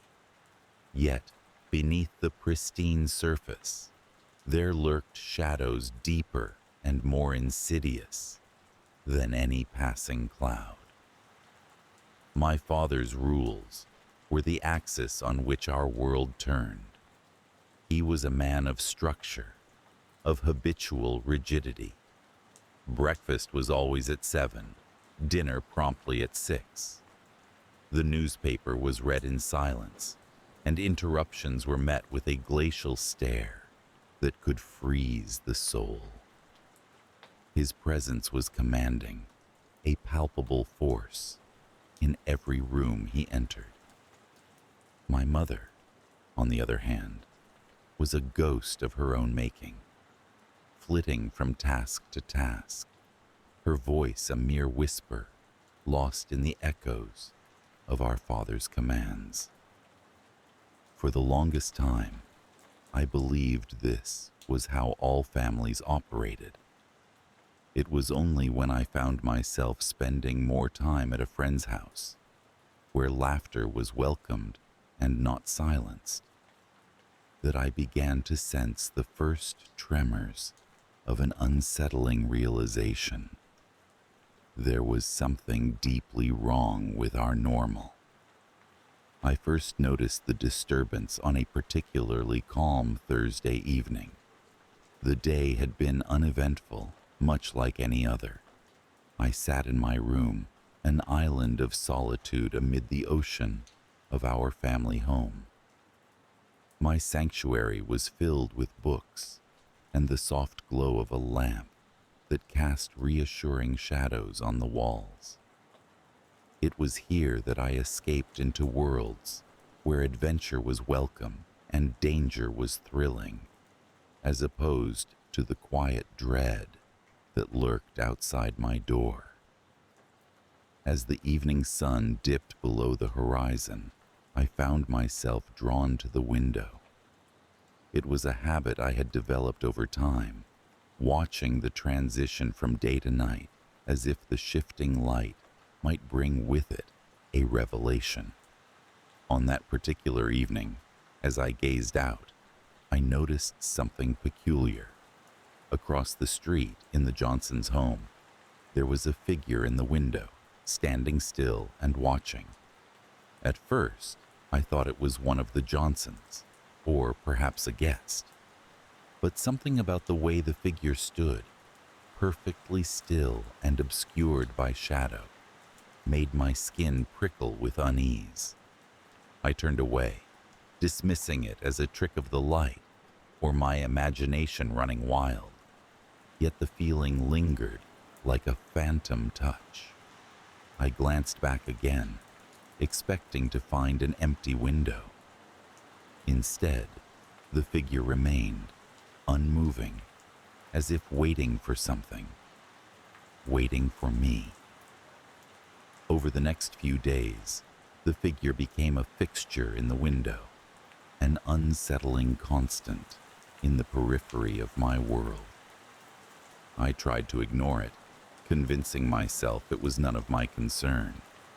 But curiosity, mingled with a growing sense of dread, gnawed at me until I could no longer stand it. One evening, driven by a need to understand, I ventured outside. The cool night air, a stark contrast to the warmth of the house I left behind. I crept across the street, heart pounding in my ears, until I stood beneath the window where the figure had been. The house was dark, save for the soft glow from the window above. I stood there for what felt like hours, debating whether to knock or slink back to the safety of my room. Before I could decide, the light flickered and died, leaving the window a void of blackness. The figure, it seemed, had vanished. Returning home, I found my father waiting, his expression a mask of disapproval. He said nothing, but the air between us crackled with unspoken reprimand. It was a warning, one that I understood all too well. Curiosity was a dangerous thing. Despite this, I couldn't shake the feeling that something was amiss. Over the following weeks, the figure appeared intermittently, sometimes absent for days, only to return when I least expected it.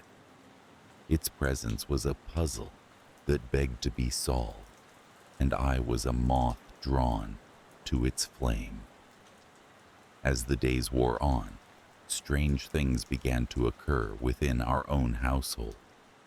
My father, once a paragon of stoic control, grew increasingly agitated, his temper flaring over the slightest provocation.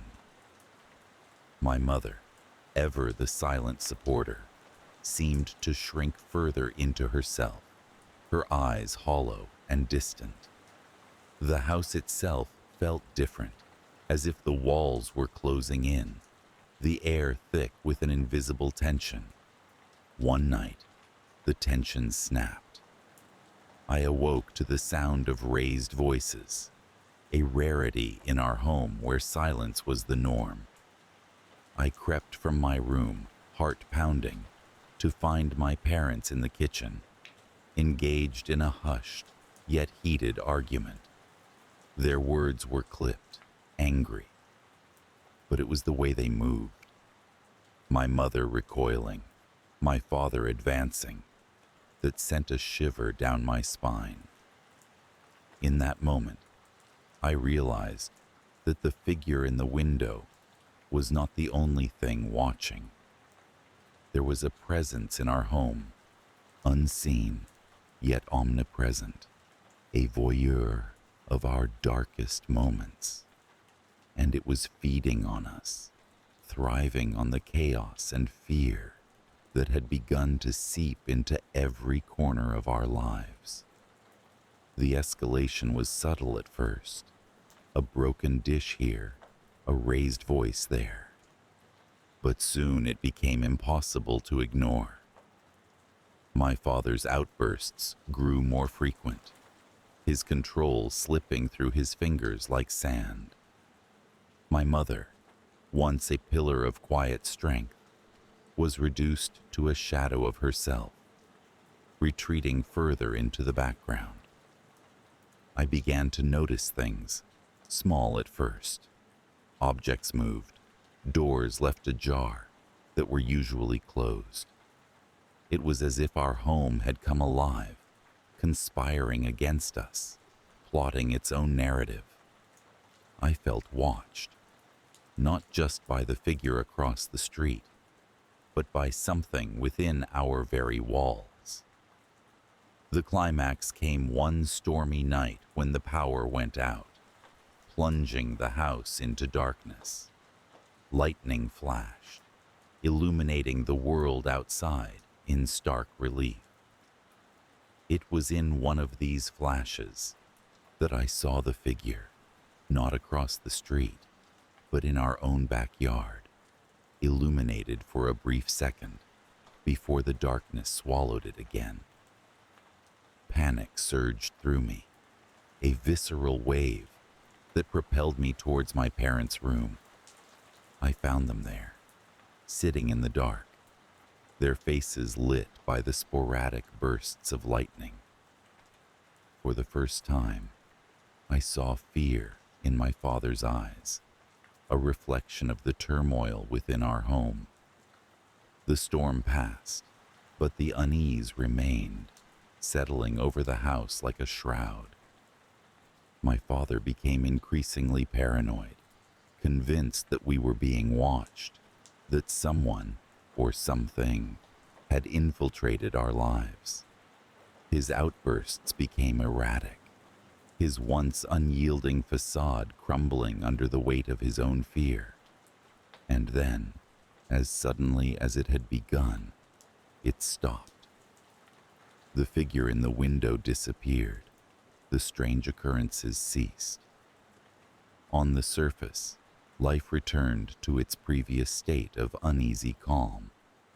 But beneath, the fear lingered, a constant undercurrent that kept us all on edge. The experience left its mark, an indelible stain on the fabric of our lives. My father, once a man of unshakable presence, was left a shell of his former self, haunted by the shadows he could not defeat. My mother, though she regained some semblance of her former self, carried with her the weight of unshed tears and unspoken fears. And me? I often found myself at my window, peering out into the night, searching for that familiar silhouette.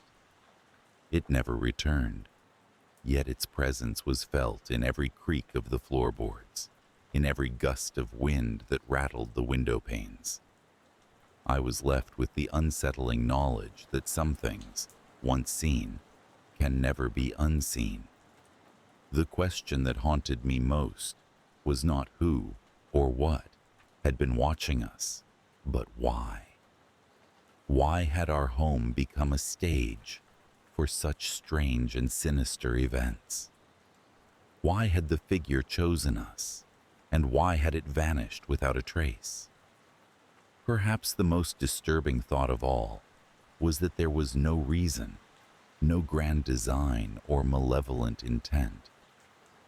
Perhaps in the end, it was simply because it could, because in a world where boundaries are easily crossed and privacy is but an illusion, we are all vulnerable to the gaze of the unseen. And so, we continued our lives amid the calm facade of suburbia, the perfect family in a perfect home. To the world, we were the picture of normalcy, but we knew the truth that lay beneath. We had been seen, our secrets laid bare to an unseen audience, and though the curtain had fallen, the fear remained, a silent specter lurking in the shadows, waiting for its moment to return.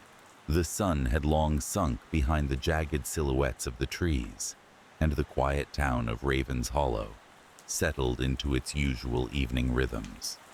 Our home, a modest two-story with ivy creeping up its brick facade, sat nestled near the end of a cul-de-sac, where the children played hide-and-seek during the day, and the streetlights flickered like sentinels by night. Inside, the warm glow of the living room lamp cast soft shadows that wavered gently against the walls. As was customary, the TV murmured in the background, a gentle hum of familiarity as my family gathered around the dinner table. We exchanged stories of the day, the clinking of cutlery a subtle percussion to our laughter. My daughter Lily regaled us with tales of her schoolyard adventures, while my wife, Sarah, responded with her usual amused exasperation. It was an ordinary evening, wrapped in the comfort that comes with routine and the unspoken bonds of family. As the clock ticked closer to 8, the familiar jingle of the nightly news intro floated from the television. It was a ritual of sorts, tuning in to catch the headlines before our evening wound down entirely. This night, however, the screen flickered with an unusual static before the image resolved into the stoic face of the local news anchor. His expression was stern, more so than usual, which piqued my curiosity. The anchor's voice, typically a melodic cadence, now carried an edge I couldn't quite place. Ladies and gentlemen, we interrupt your regular programming to bring you an urgent announcement from the Emergency Broadcast Network, his voice intoned, grave and deliberate. The room fell silent, the air pulsing with a sudden heaviness. Lily's fork paused midway to her mouth, her eyes bright with innocent curiosity. Sarah and I exchanged a glance, a silent conversation passing between us as the anchor continued. We have received reports of a phenomenon that requires your immediate attention. Authorities urge all residents to remain calm and to stay indoors until further notice. Please avoid interacting with any unfamiliar individuals or entities. With those words, the signal cut abruptly to static, leaving an unsettling void in its wake. The room was thick with an unspoken tension, the kind that curls up from the pit of your stomach and settles in your chest. I reached for the remote, switching channels in a futile hope for further clarification. But each station was the same, static, or a similar message repeating like a broken record. What do you think it means? Sarah's voice was a thread of anxiety, her fingers drumming an uneven rhythm on the table. I didn't have an answer, only an uneasy feeling that crawled beneath my skin. As the evening wore on, an unnatural quiet descended upon the town. The usual sounds that filled our nights, the distant howl of a neighbor's dog, the rustle of leaves in the breeze, seemed to have been snuffed out. It was as if the world held its breath, waiting. I checked the locks on the doors, a ritual that now carried more weight than ever before. The windows revealed only the deepening dark outside, the street devoid of its usual vitality. It was as if we were the only ones left in the world, the rest slipping away into some parallel silence. Time passed slowly, each tick of the clock a reminder of our suspended state. The television remained our only connection to the outside, its screen now a silent sentinel in the corner of the room. We stayed up later than usual, sleep elusive beneath the cloak of uncertainty.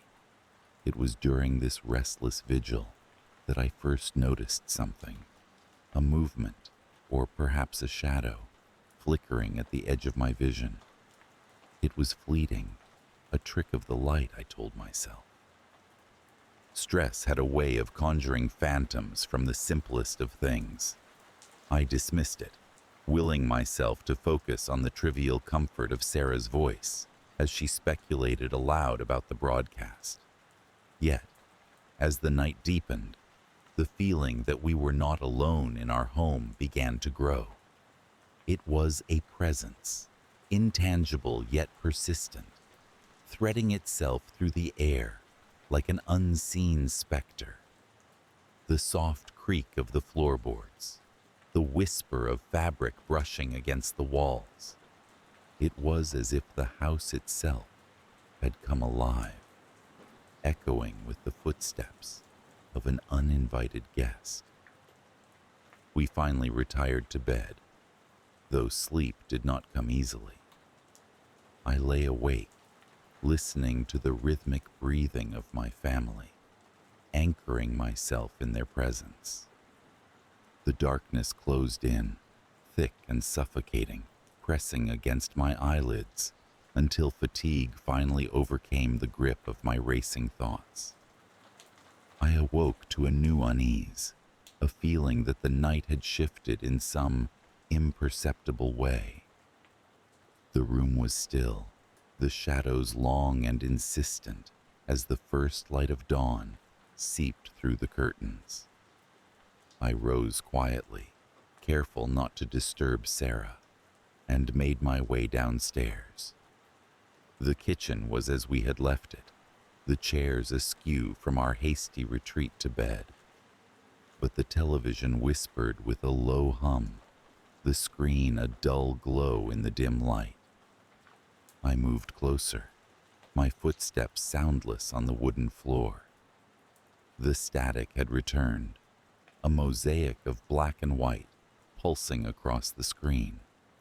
And then, as if sensing my presence, the image flickered, resolving into something that made my breath catch in my throat. A figure stood in the center of the screen, indistinct and shrouded in shadow.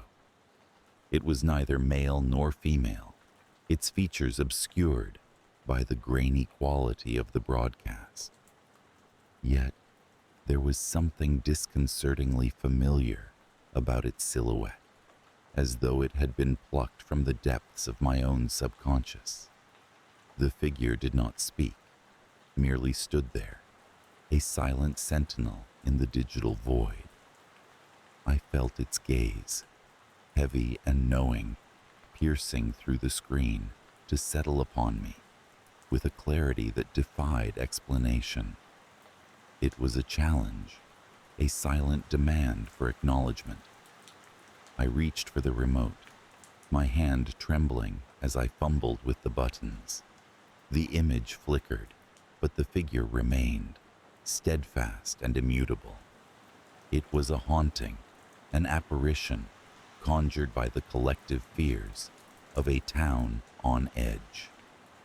The hours stretched on, the day unfolding with an eerie normalcy that belied the undercurrent of dread. I found myself glancing over my shoulder, caught in that peculiar limbo between disbelief and a growing certainty that something was indeed amiss. That evening, as the sun dipped below the horizon once more, we gathered in the living room, the unease, a tangible presence between us. The broadcast played again, its looped warning now a chilling lullaby that frayed our nerves to the breaking point. The figure remained a constant, its shadowy form now etched into the fabric of our reality. Lily was the first to speak of it, her young voice cutting through the silence with a clarity that left no room for doubt. "There's someone outside," she whispered, her gaze fixed on the window, where the curtains stirred with a phantom breeze. I moved to her side, peering through the glass into the encroaching dark.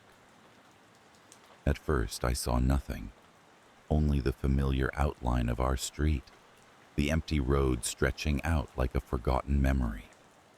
Then, as if conjured by Lily's words, a shape emerged from the shadows. It was the figure from the broadcast, its form unmistakable even in the dim light. It stood at the edge of our yard, motionless, yet somehow thrumming with a silent energy that reached across the distance between us. Fear, cold and electric, surged through me, but with it came a fierce protectiveness. I drew the curtain closed, my voice steady as I turned to Sarah and Lily. "Stay inside. Lock the doors."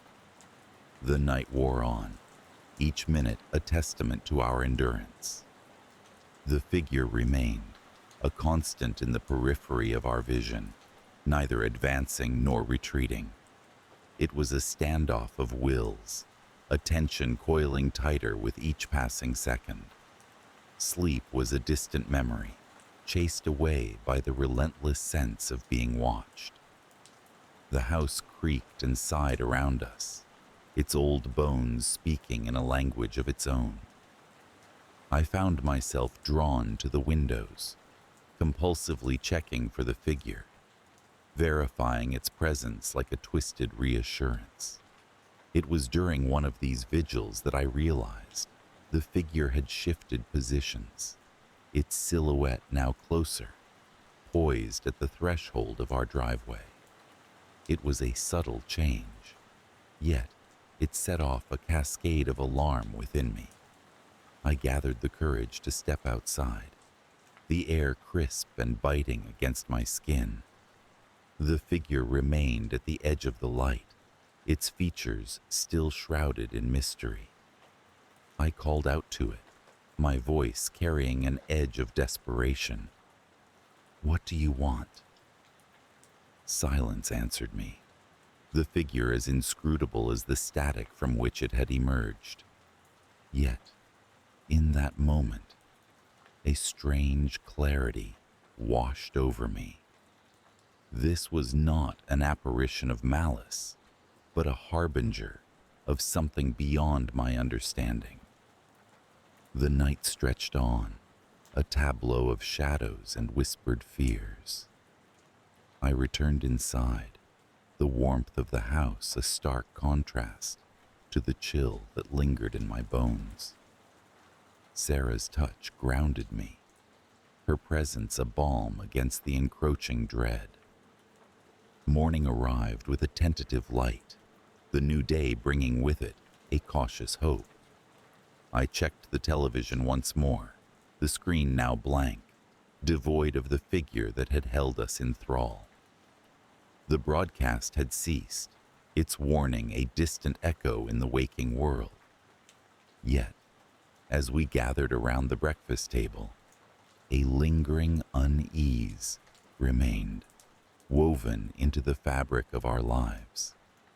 The figure's presence, though gone, had left an indelible mark, a reminder of the fragility of normalcy and the thin veil that separated us from the unknown. In the days that followed, life in Raven's Hollow resumed its familiar rhythm, but the shadow of that night clung to us like a second skin. We carried on, aware of the silent undercurrent that whispered beneath the surface of our town. The figure had vanished, but its message lingered, a silent broadcast in the back of our minds, a warning that the world we knew was not as immutable as we believed. And as the sun set each evening, casting long shadows across the street, I would find myself at the window, watching, waiting for the return of the figure, a reminder that in the quietest of towns, the unknown could manifest at any moment. altering the tapestry of our lives with its unseen hand. In the quiet suburb where I lived, everything felt as if it was painted in shades of normalcy. Rows of identical houses lined the streets, their well-kept lawns and cheerful garden gnomes creating an idyllic picture of suburban life. Neighbors chatted over fences, children rode their bikes along the sidewalks, and the air was perpetually filled with the scent of freshly cut grass. It was a place where the biggest excitement had been the annual block party, a tradition as rooted in the community as the large oak trees that dotted our streets. I moved into this neighborhood about a year ago, drawn by its reputation for tranquility and the promise of a slower pace of life. The house I chose was charming, a two-story colonial with a red front door and a porch swing, perfect for sipping iced tea on lazy summer afternoons. My days fell into a comfortable rhythm of work, leisure, and the occasional social gathering with my friendly neighbors. One evening, as twilight draped the sky in hues of purple and blue, I found myself flipping through the channels on my television. The white noise of channels blurring together was a familiar soundtrack to my evenings. I wasn't really watching, mostly letting the chatter wash over me while I read a book.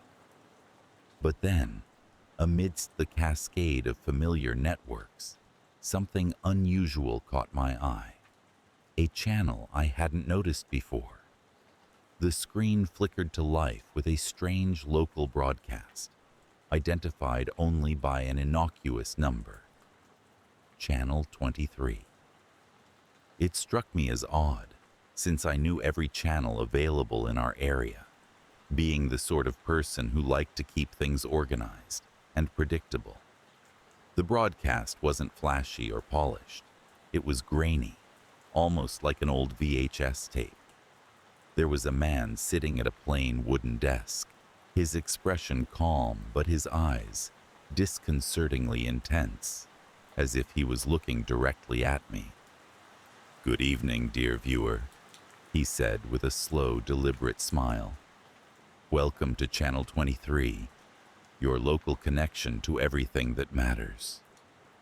His voice was soothing, yet strangely compelling, carrying an undercurrent of something I couldn't quite place. It was like velvet lined with nails.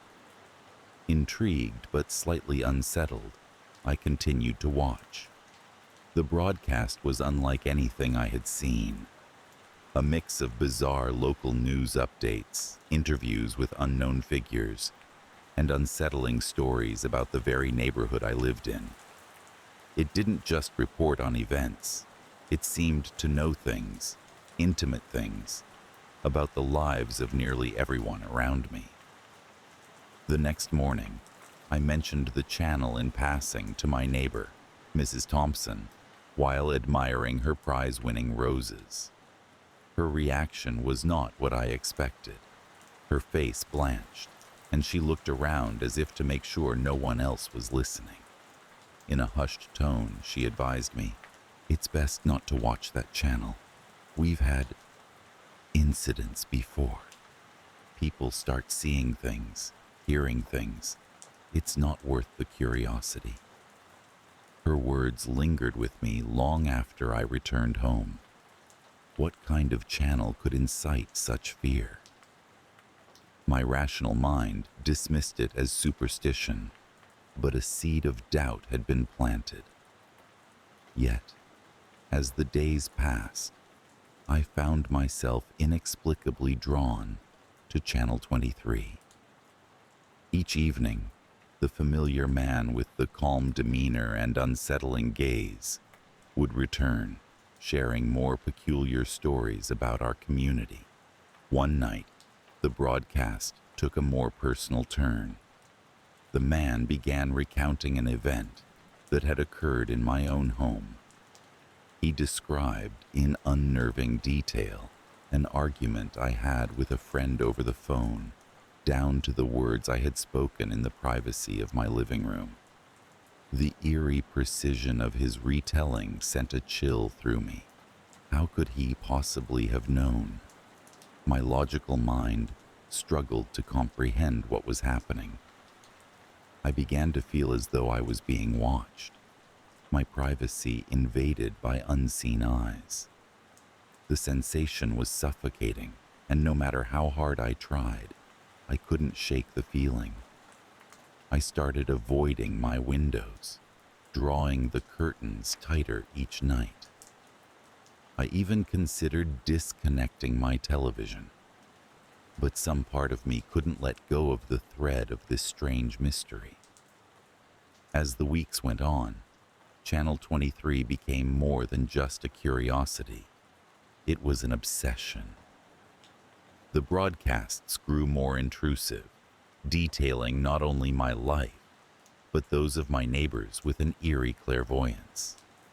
It was as though the channel knew everything about us, feeding on our secrets and fears.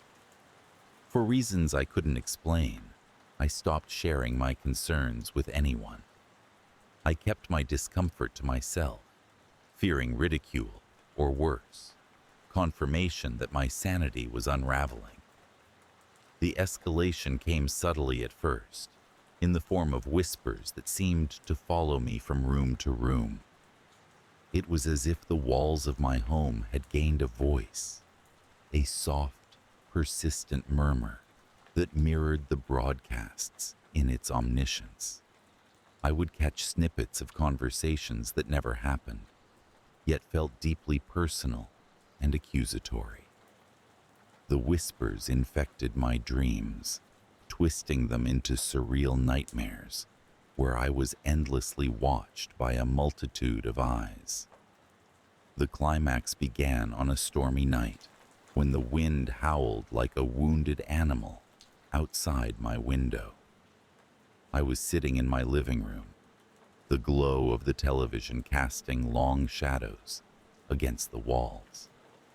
I had intended to turn off the television, to break free from the grip the channel had on me. But as I reached for the remote, the screen flashed with a new broadcast. This time, the man at the desk seemed more animated, his eyes gleaming with an unsettling excitement. "Tonight, dear viewer, we bring you a special feature," he announced, his voice dripping with anticipation. "A glimpse into the heart of fear, the soul of despair." Before I could process his words, the screen shifted to footage of my own home. The camera seemed to float through my halls, capturing every intimate detail with a sickening familiarity. I was paralyzed, unable to look away as images of myself appeared, sitting where I was now, my face a mask of terror. It was as if I was watching a live feed of my own nightmare, filmed by a camera that didn't exist. The images morphed, showing my neighbors in their homes, each of them caught in moments of vulnerability and fear. The broadcast was not just observing us, it was orchestrating our lives, pulling strings with malevolent precision. The realization struck me like a blow, knocking the breath from my lungs. Channel 23 wasn't merely a source of information. It was a puppet master weaving a web of dread and control. In a desperate bid to end the madness, I lunged for the power button, my heart pounding in my chest. But as my fingers grazed the remote, the television flickered, and the screen went black. Silence enveloped the room, heavy and oppressive, but the feeling of being watched lingered, more potent than ever. The following morning, the sun rose as usual, casting warm light across my neighborhood. But something had changed. My world, once vibrant and familiar, now seemed dulled by an invisible shadow. The whispers that had plagued my nights were gone, yet their echo remained, a reminder of the horrors I had witnessed. I no longer watched television, the thought of Channel 23 sending a shiver down my spine. But the lingering fear was impossible to shake. Every sound, every movement in my house felt amplified, as though the very air had become sentient. I began noticing subtle changes in my neighbors. They seemed distant, their eyes holding a haunted look that mirrored my own. Perhaps we all had our brushes with the sinister broadcast, each too afraid or ashamed to admit it. It was an unspoken bond, a shared experience that tethered us in our silent dread. I often wondered if the channel still existed, broadcasting its insidious content to those unwary enough to stumble upon it. But I dared not find out. Some mysteries, I realized, were better left unsolved. Despite my efforts to move on, the feeling of exposure persisted. It was as if the channel had imprinted itself on my soul, leaving an indelible mark. I lived my life in cautious fear, forever glancing over my shoulder, expecting the familiar face of the broadcaster to reappear, his eyes filled with knowing. The neighborhood, once my sanctuary, now felt like a stage, each of us playing our parts under the scrutinizing gaze of unseen cameras. I had become a reluctant actor in a play I couldn't escape, the omnipresent dread, my constant companion. The world outside my window continued to spin in its predictable orbit. But for those of us who had seen the broadcast, the thread of normalcy had been irrevocably severed. And so, we carried on with our lives, shadows of our former selves, haunted by the knowledge that somewhere, someone was always watching.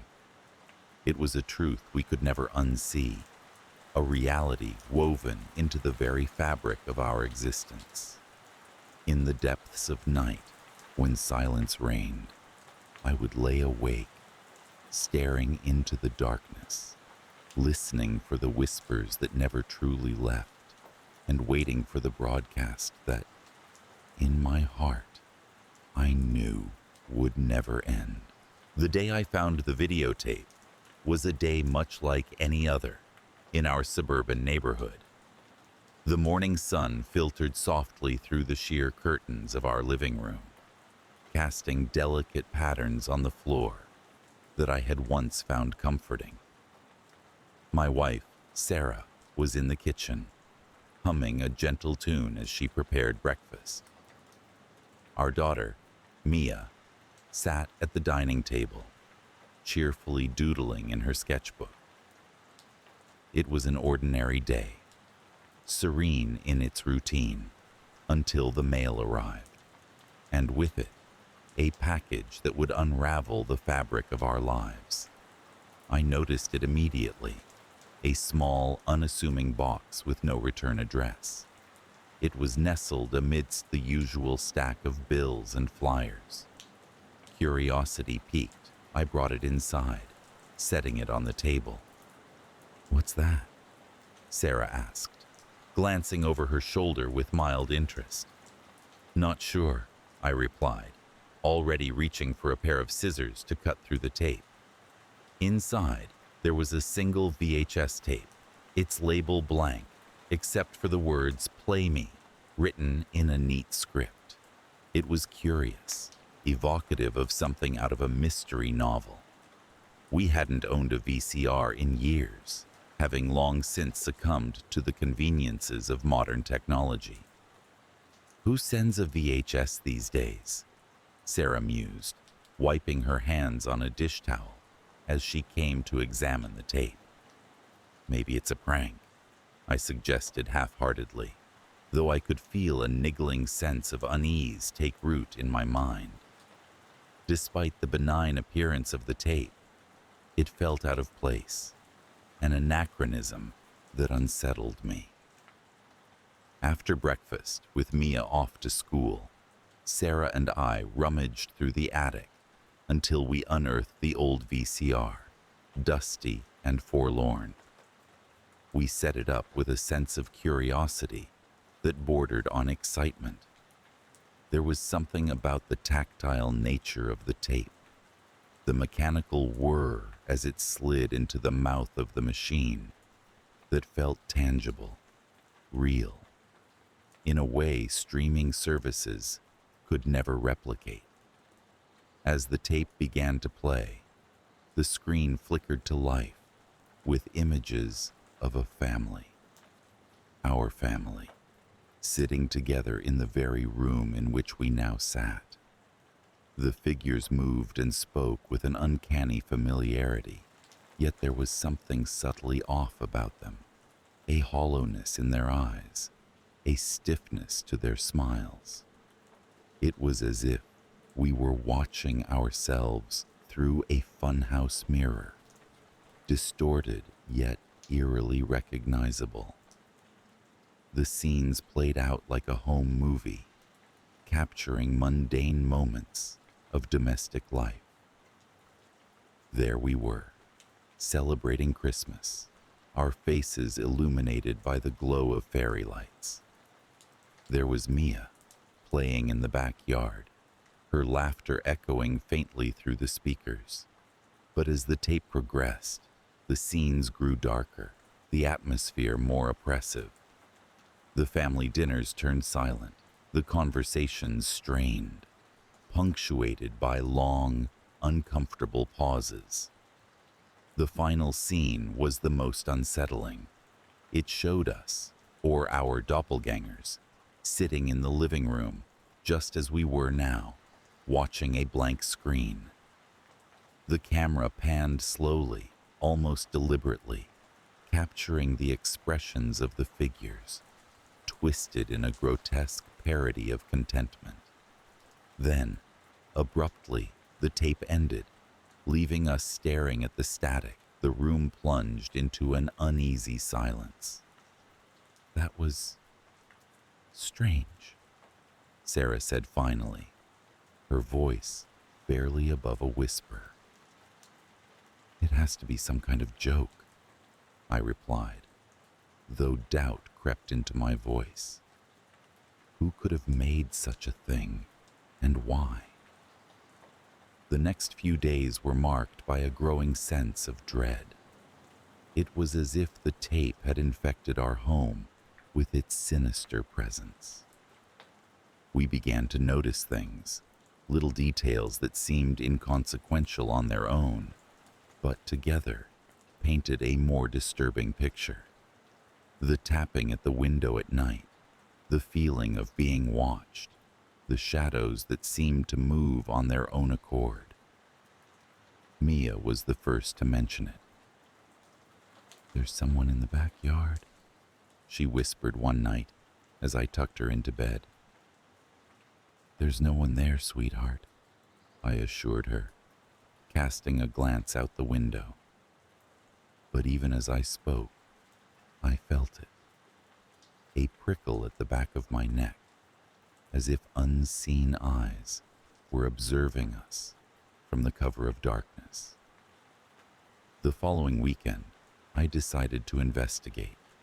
Sarah and Mia were out, and the house felt oppressively silent. I ventured into the backyard, the late afternoon sun casting long shadows across the grass.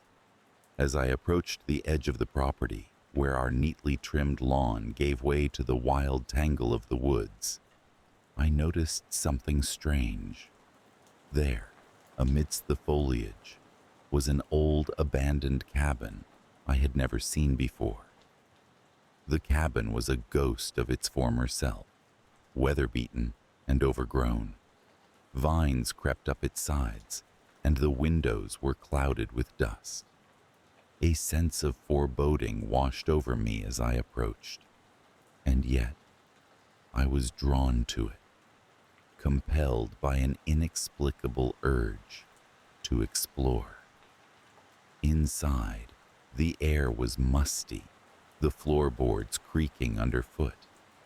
It was empty, save for a few broken pieces of furniture and a layer of thick dust that coated everything. But as I turned to leave, something caught my eye. An old camcorder, sitting incongruously in the corner. It was aimed at the door, as if waiting to capture anyone who dared enter. I took the camcorder home, driven by a mix of curiosity and apprehension. That evening, after Mia was asleep, Sarah and I watched the tape inside it. The footage was grainy, but it was unmistakably of our home, shot through various windows, capturing moments that were both intimate and invasive. There was a sickening realization that whoever had been watching us was not content with just observing, but was documenting our lives in meticulous detail. The situation escalated quickly from there. More tapes began to arrive, each depicting scenes from our life, interspersed with clips of the abandoned cabin. It became clear that someone was orchestrating a twisted narrative, manipulating our reality. Panic began to seep into the corners of our existence, coloring every interaction with suspicion and fear.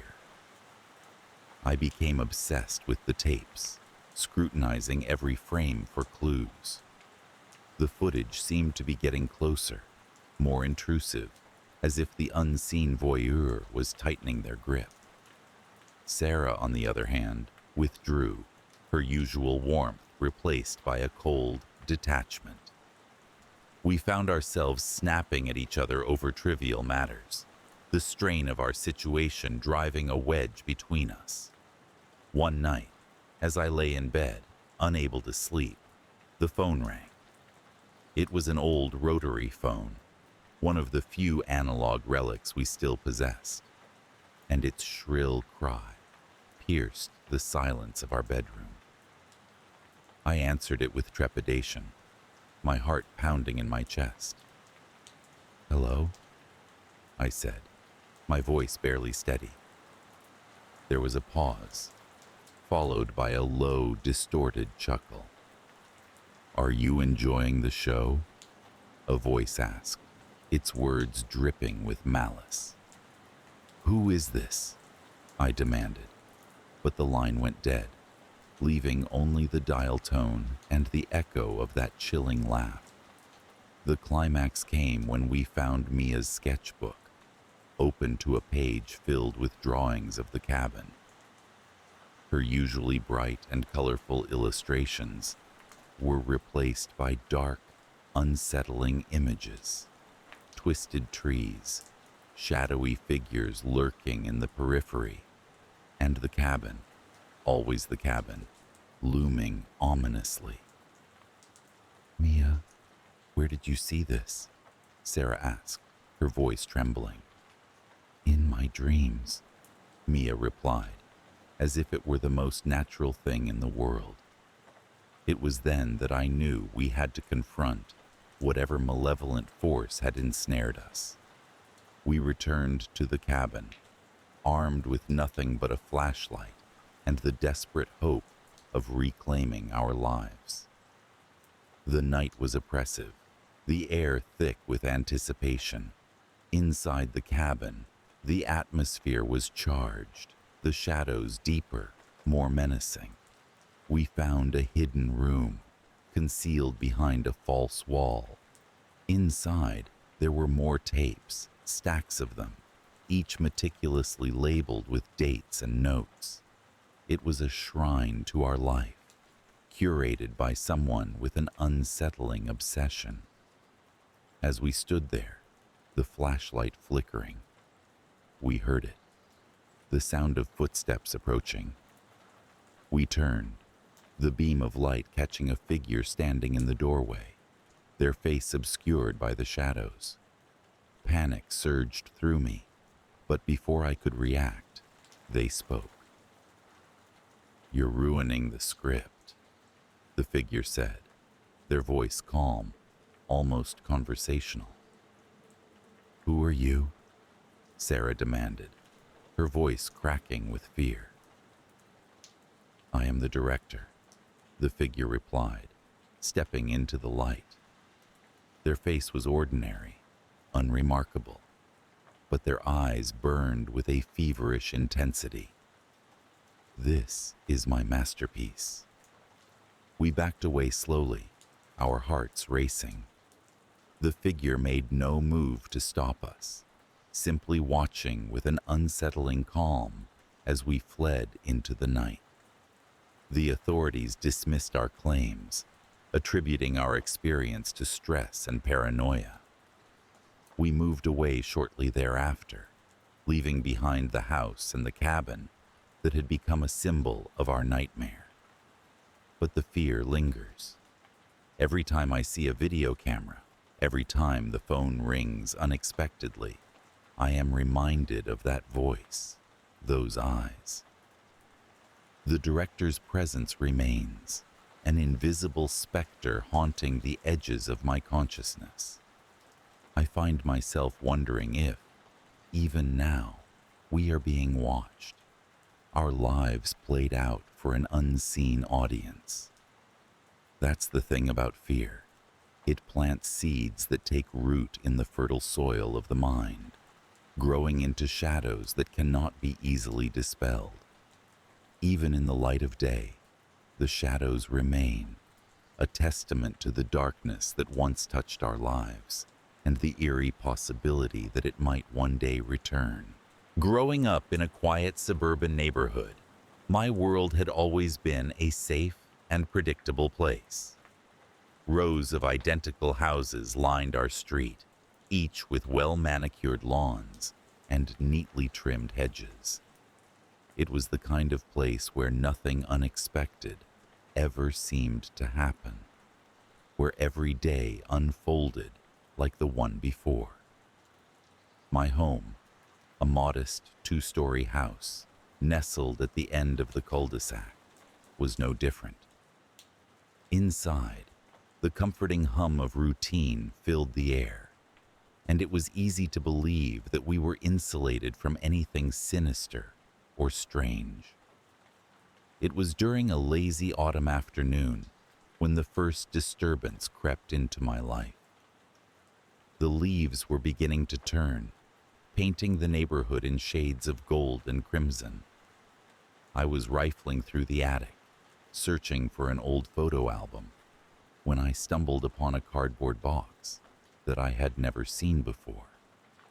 It was unremarkable, dusty and worn, but there was something about it that piqued my curiosity.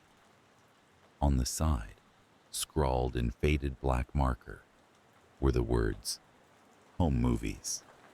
I brought the box downstairs and opened it in the dimly lit living room.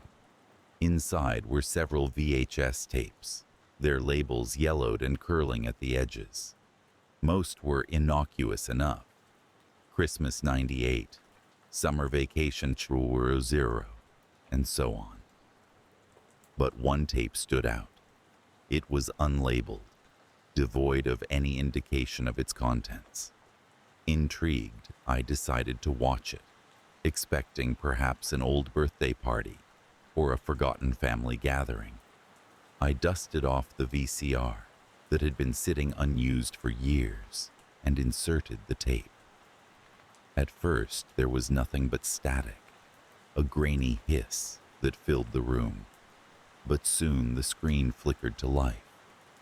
The image was shaky, the colors muted and washed out. It appeared to be amateur footage of a house, not unlike my own, the camera panning slowly across rooms that felt eerily familiar, yet unsettlingly foreign. There was no audio, just the persistent hum of the tape itself. As the footage continued, I began to feel a strange sense of unease. The house in the video was empty, devoid of life, yet it felt as though someone or something was there, just out of sight. I watched as the camera lingered on a dimly lit hallway, the shadows stretching long and foreboding. Then, abruptly, the screen cut to black. Puzzled, I rewound the tape, thinking perhaps it was damaged or incomplete. But each time I played it, the same sequence unfolded. The empty house, the oppressive silence, the abrupt end. It was a mystery, one that I couldn't shake from my mind. Over the following days, the footage haunted me. I found myself returning to it, watching it over and over, searching for something I couldn't quite define. Each viewing left me more unsettled than before, as if the tape were drawing me into its world, blurring the lines between reality and the grainy images on the screen. Then, the escalation began. At first, it was subtle, little things, easily dismissed or explained away. I'd hear a creak in the hallway at night, a whisper of movement from an unseen source. Doors I was certain I'd closed would be ajar when I returned. Objects seemed to shift ever so slightly from where I'd left them. But as the days turned to weeks, these disturbances grew more pronounced. I'd wake in the middle of the night to the sound of footsteps echoing through the house. But whenever I investigated, I found nothing. My dreams became plagued by visions of the house from the tape, the shadows within it, twisting and turning in ways that defied explanation. It was during one of these restless nights that I decided to watch the tape again, hoping perhaps for some clarity or peace of mind. As I sat in the darkened room, the screen flickering with the familiar images, I noticed something I hadn't before. There, in the corner of one of the rooms, was a figure barely visible in the shadows. It was as if they had always been there, just out of reach of my perception. The realization was chilling. I watched, transfixed, as the figure seemed to move, almost imperceptibly, within the confines of the video's world. My heart pounded in my chest, my breath shallow and quick. I paused the tape, rewound, played it again, and there it was. The figure, always present, always watching. In the days that followed, my world unraveled. The presence I'd glimpsed on the tape seemed to spill over into reality. I felt it in every room, every shadow, a constant oppressive watchfulness that left me on edge. The air in the house grew thick, stifling, as if charged with an unseen energy. I began to doubt my own senses. Was it possible that the tape was a portal of sorts? A conduit for something beyond comprehension? The thought was absurd, yet I couldn't dismiss it. The more I fought against the reality of what I was experiencing, the more entrenched it became. The climax of this ordeal came on a night like any other. I had succumbed to the grip of the tape, watching it repeatedly in a vain attempt to understand. As I sat in the living room, bathed in the flickering glow of the television, the power went out. The house plunged into darkness, the silence absolute. Then, in the pitch black, I heard it, a soft, raspy whisper, so close it might have been in the room with me. I froze, my heart pounding in my ears, straining to hear. The whisper came again, clearer this time, a voice that was both familiar and utterly alien. "Join us," it said, the words wrapping around me like a cold embrace. "Find the truth." Panic surged through me, and I fumbled for the flashlight I kept on the side table. The beam cut through the darkness, illuminating the room. But there was nothing there. No figure, no presence, just the same empty space I'd always known. Yet the feeling lingered, a cloying sense of being watched, of not being alone. The tape had become more than just a mystery. It was a malevolent force that had seeped into my life, entwined with my very being. In the days that followed, I avoided the tape, hiding it away in the attic where I'd found it. But even with it out of sight, the fear remained. Small things continued to happen, a whisper here, a shadow there, enough to remind me that whatever I'd unleashed was still with me.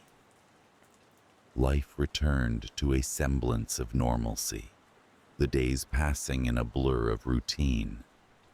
But the tape was never far from my thoughts. It was a secret, a dark undercurrent to the placid surface of my life, a reminder that the world was not as safe or predictable as I had once believed.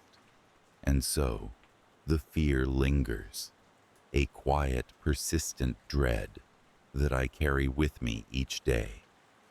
I never did discover the truth behind the tape, nor the identity of the figure within it. But I learned to live with the knowledge that some mysteries are best left unsolved, some doors better left unopened. In the end, I found a certain peace in the uncertainty, a strange comfort in the acceptance of the unknown. Yet, as I walk through the quiet rooms of my home, I can't help but feel the weight of unseen eyes, the faint echo of a whisper in the dark, a constant reminder that the tape still waits for me in the attic, waiting for the day I'll be compelled to watch it once more. From the outside, the house on Pinewood Lane appeared no different from any other in the quiet suburb. Its picket fence, painted a pristine white, a lawn meticulously trimmed, and flower beds that boasted a careful selection of seasonal blooms. I had moved into this neighborhood a few months ago, drawn by its serene atmosphere and the comforting illusion of normalcy it promised. The Devereaux family lived next door, and over time, I grew familiar with their routine as it danced seamlessly through the days.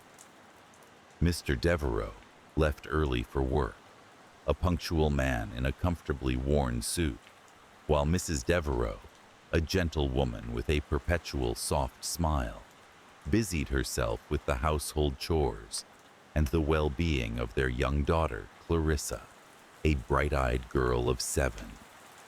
Initially, my interactions with the Devereaux family were limited to the polite neighborly exchanges over the fence or brief conversations about the weather as we collected our mail. Their life seemed idyllic, a picture of familial harmony that one might find in a lifestyle magazine.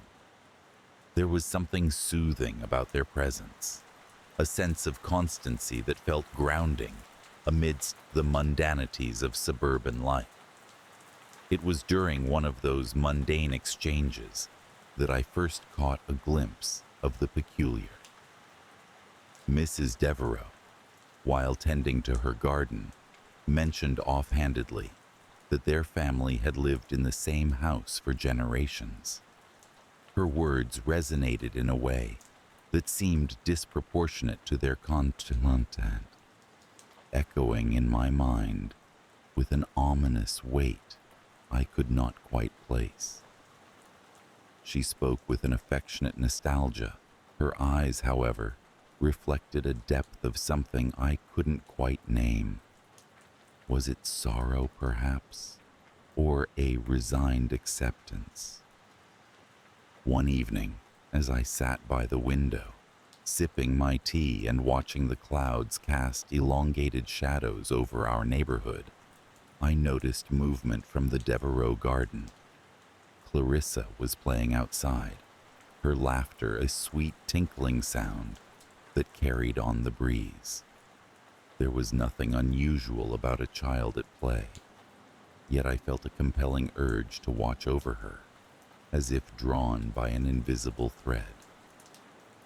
She moved with an unsettling grace, her footsteps light, though not entirely carefree. As she skipped among the flowers, her laughter suddenly ceased, her frame going rigid as though frozen in time, eyes fixed on something beyond my view. The silence was palpable, heavy with an indescribable tension. Then, just as abruptly, she resumed her play, yet I could not shake the feeling that something had shifted subtly, though irreversibly. As days turned into weeks, I began to notice other disturbances. Whispers, too faint to decipher, seemed to emanate from their house late at night, carried on the wind through the thin walls that divided our homes. I questioned whether it was merely the house settling, the groans and creaks of wood aging with grace, or if I was imagining things, my mind playing tricks on me. But there was an intensity to those whispers that gnawed at my senses, an insistence that refused to be ignored. The disturbances grew more pronounced with each passing day. I observed the lights in the Devereaux house, flickering at odd hours, a staccato dance of shadows and light that made the unassuming structure seem alive. More unsettling still was the way Clarissa's behavior began to change. Her previously bright eyes now held a haunted look, and her laughter, once so innocent, carried an edge of something hollow. It was as if she were being pulled into a world just beyond my grasp, a place where reality blurred with something darker. Driven by a combination of curiosity and concern, I decided to speak with Mrs. Devereaux directly. I found her in the garden, her hands busy pruning the roses with a precision that belied the turmoil I sensed beneath her composed exterior. I approached her casually, my words carefully chosen, aimed at uncovering the source of my unease, without causing offense. "Have you noticed anything unusual lately, Mrs. Devereaux?" I asked, feigning casual interest, though my pulse quickened in anticipation of her response. Her hands stilled, the pruning shears poised mid-air. She turned to face me, the smile that graced her lips failing to reach her eyes. "What do you mean?" she inquired, her tone light, yet I could hear the slight tremor beneath it. "The lights, the whispers. Clarissa seems different," I persisted gently. She sighed, a sound heavy with the weight of unspoken truths. "Some things are part of the family, you see," she replied cryptically, her gaze drifting towards the house as if drawn by an invisible force. Her words sent a shiver coursing through me, the cryptic nature of her response fueling my imagination with possibilities both terrifying and inexplicable. I wanted to press further, to unravel the mystery that hung like a shadow over the Devereaux family, but her expression warned me off, a silent plea to let the matter rest. The nights following our conversation grew increasingly restless. I found myself waking at odd hours, disturbed by dreams I could never fully recall, yet left me drenched in a cold sweat. It was as if the house next door had breached the sanctity of my mind, its presence a constant, inescapable intrusion. One particularly stormy night, as lightning illuminated the suburban landscape in startling white, I heard a sound that made my blood run cold. It was a wail, inhuman and piercing, cutting through the clap of thunder like a knife. The sound echoed from the Devereaux house, a siren's call that resonated with an otherworldly anguish. My instincts screamed at me to ignore it, to lock my doors and close my windows, but an overwhelming sense of dread propelled me towards the source of the sound. The rain lashed against me as I hurried across the yard, my heart pounding in rhythm with the storm. I reached the Devereaux' porch, hesitating only for a moment before knocking on the door, my fist echoing hollowly against the wood. The door swung open, revealing Mrs. Devereaux, her face a mask of calm that did little to hide the turmoil in her eyes. "Please," I breathed, "what is happening?" She hesitated, then stepped aside to let me in. The interior of their home was familiar, yet altered, as if the very air had thickened with an unseen presence.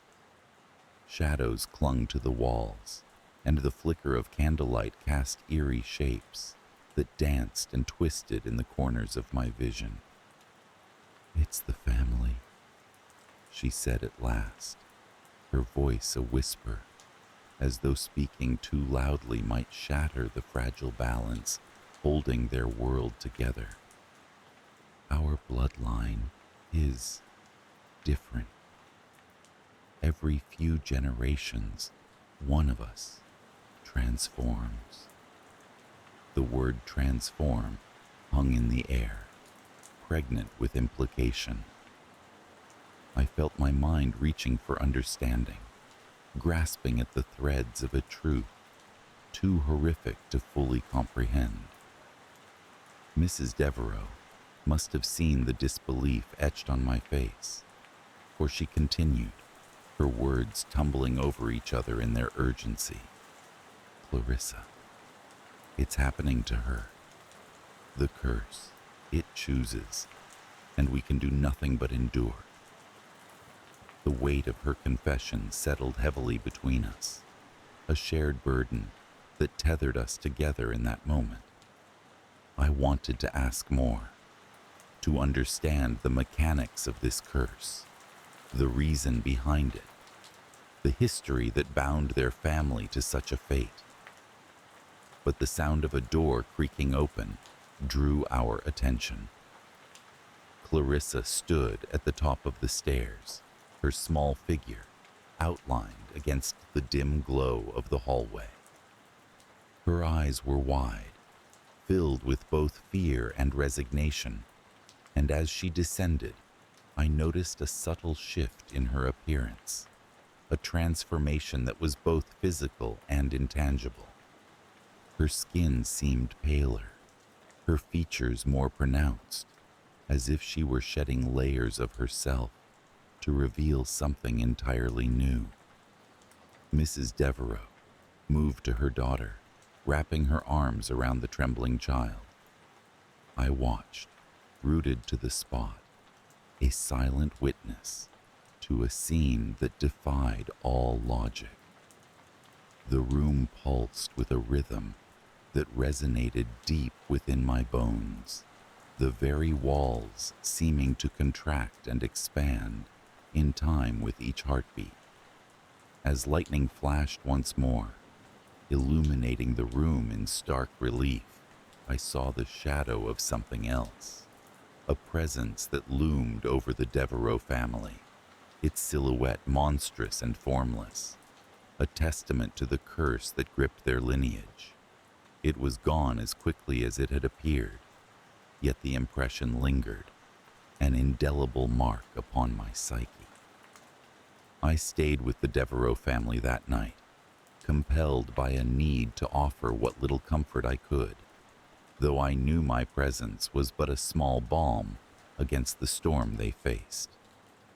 We spoke in hushed tones, our conversation weaving a tapestry of understanding and shared fear.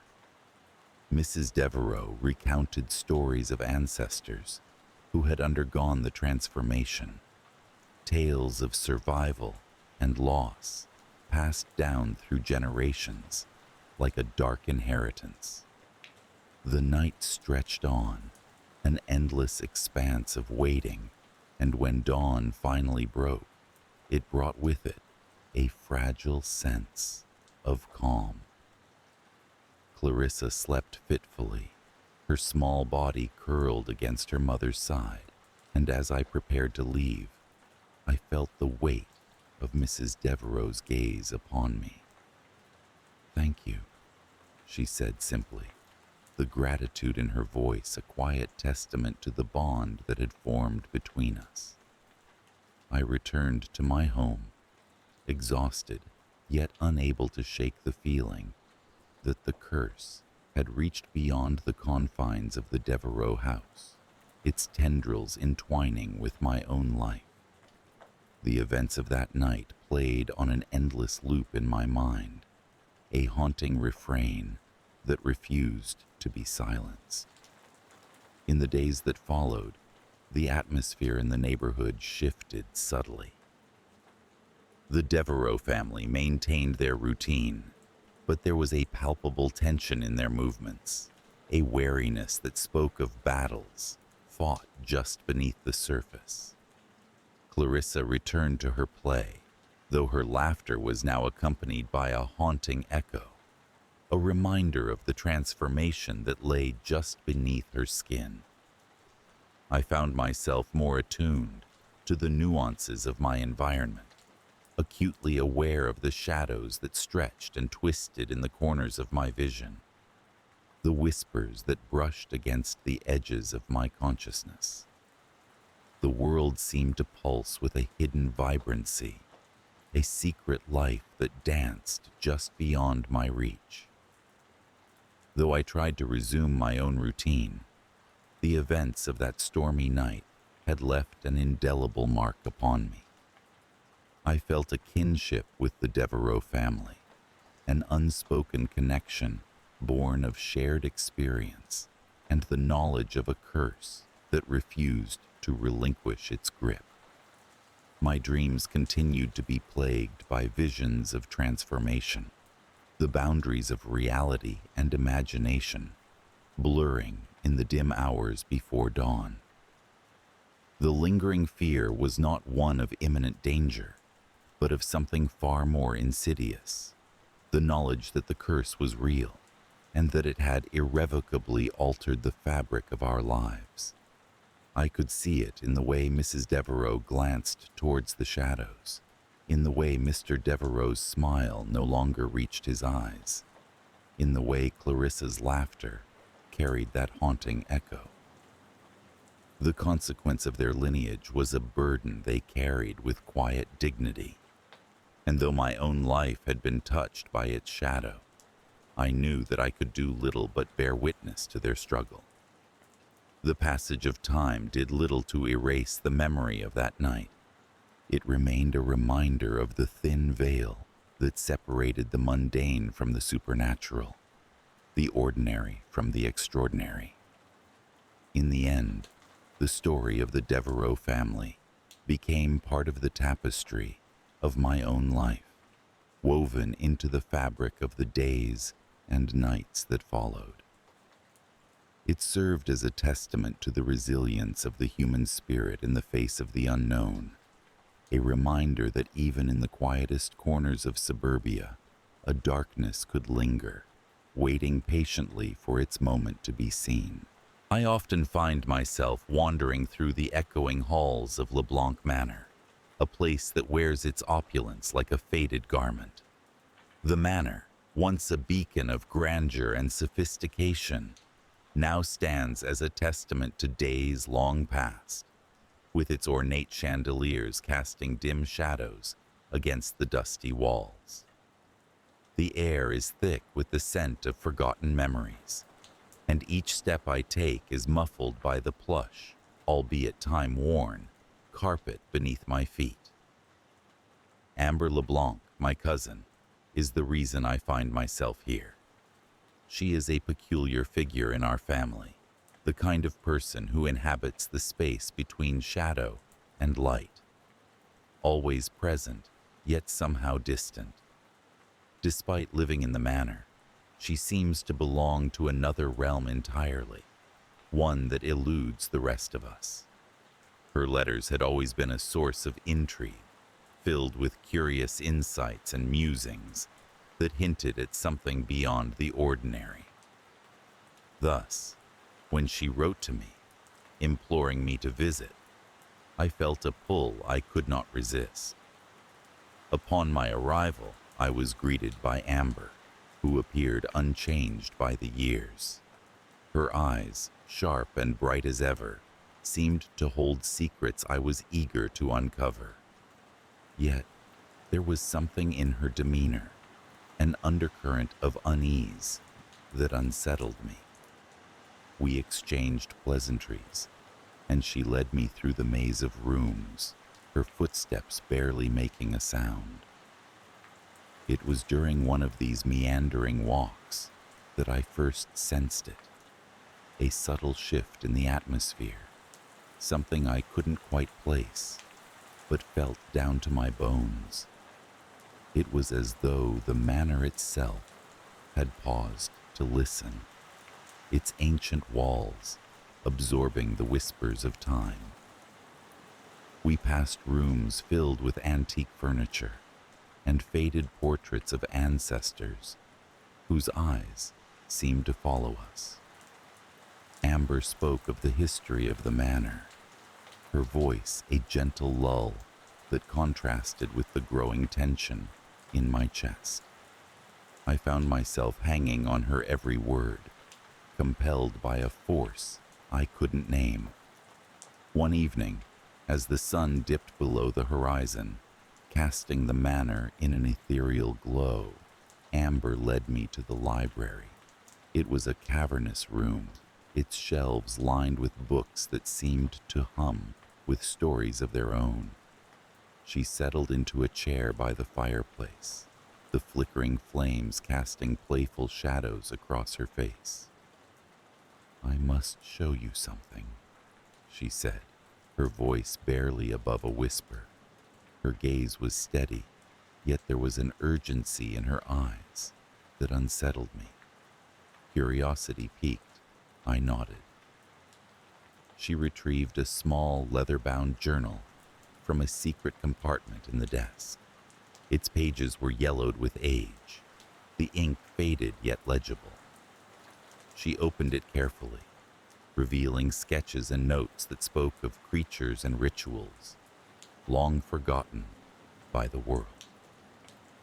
As I perused the pages, a chill crept over me. The sketches depicted beings unlike any I had ever imagined, grotesque, yet mesmerizing, with eyes that seemed to pierce the soul. The text spoke of a parasitic creature that could masquerade as human, blending seamlessly into society. The idea was absurd, yet the conviction with which Amber presented it was disarming. "Do you believe in such things?" she asked, her eyes never leaving mine. I hesitated, the rational part of my mind grappling with the possibilities. "I suppose anything is possible," I replied, choosing my words carefully. Amber nodded, satisfied with my response. "There's something here," she confided, her voice barely audible. "Something that doesn't belong." Her words lingered in the air, heavy and foreboding. I wanted to dismiss them as the fanciful imaginings of an idle mind, yet there was something in her tone that suggested otherwise. From that night on, my perception of the manor shifted. The once grandiose halls took on a more sinister air, and every creak of the floorboards became a harbinger of something lurking in the shadows. I found myself hyper-aware of my surroundings. Every sound amplified in the oppressive silence. Amber, too, seemed changed. Her once vibrant demeanor had dulled, and she spent long hours locked away in her study, emerging only for meals that she barely touched. I grew increasingly concerned, yet every attempt to broach the subject was met with evasive responses. It wasn't long before strange occurrences began to plague the manor. Objects moved of their own accord, doors creaked open in the dead of night, and the air grew thick with a palpable tension. I could feel the weight of unseen eyes upon me, a constant presence that sent shivers down my spine.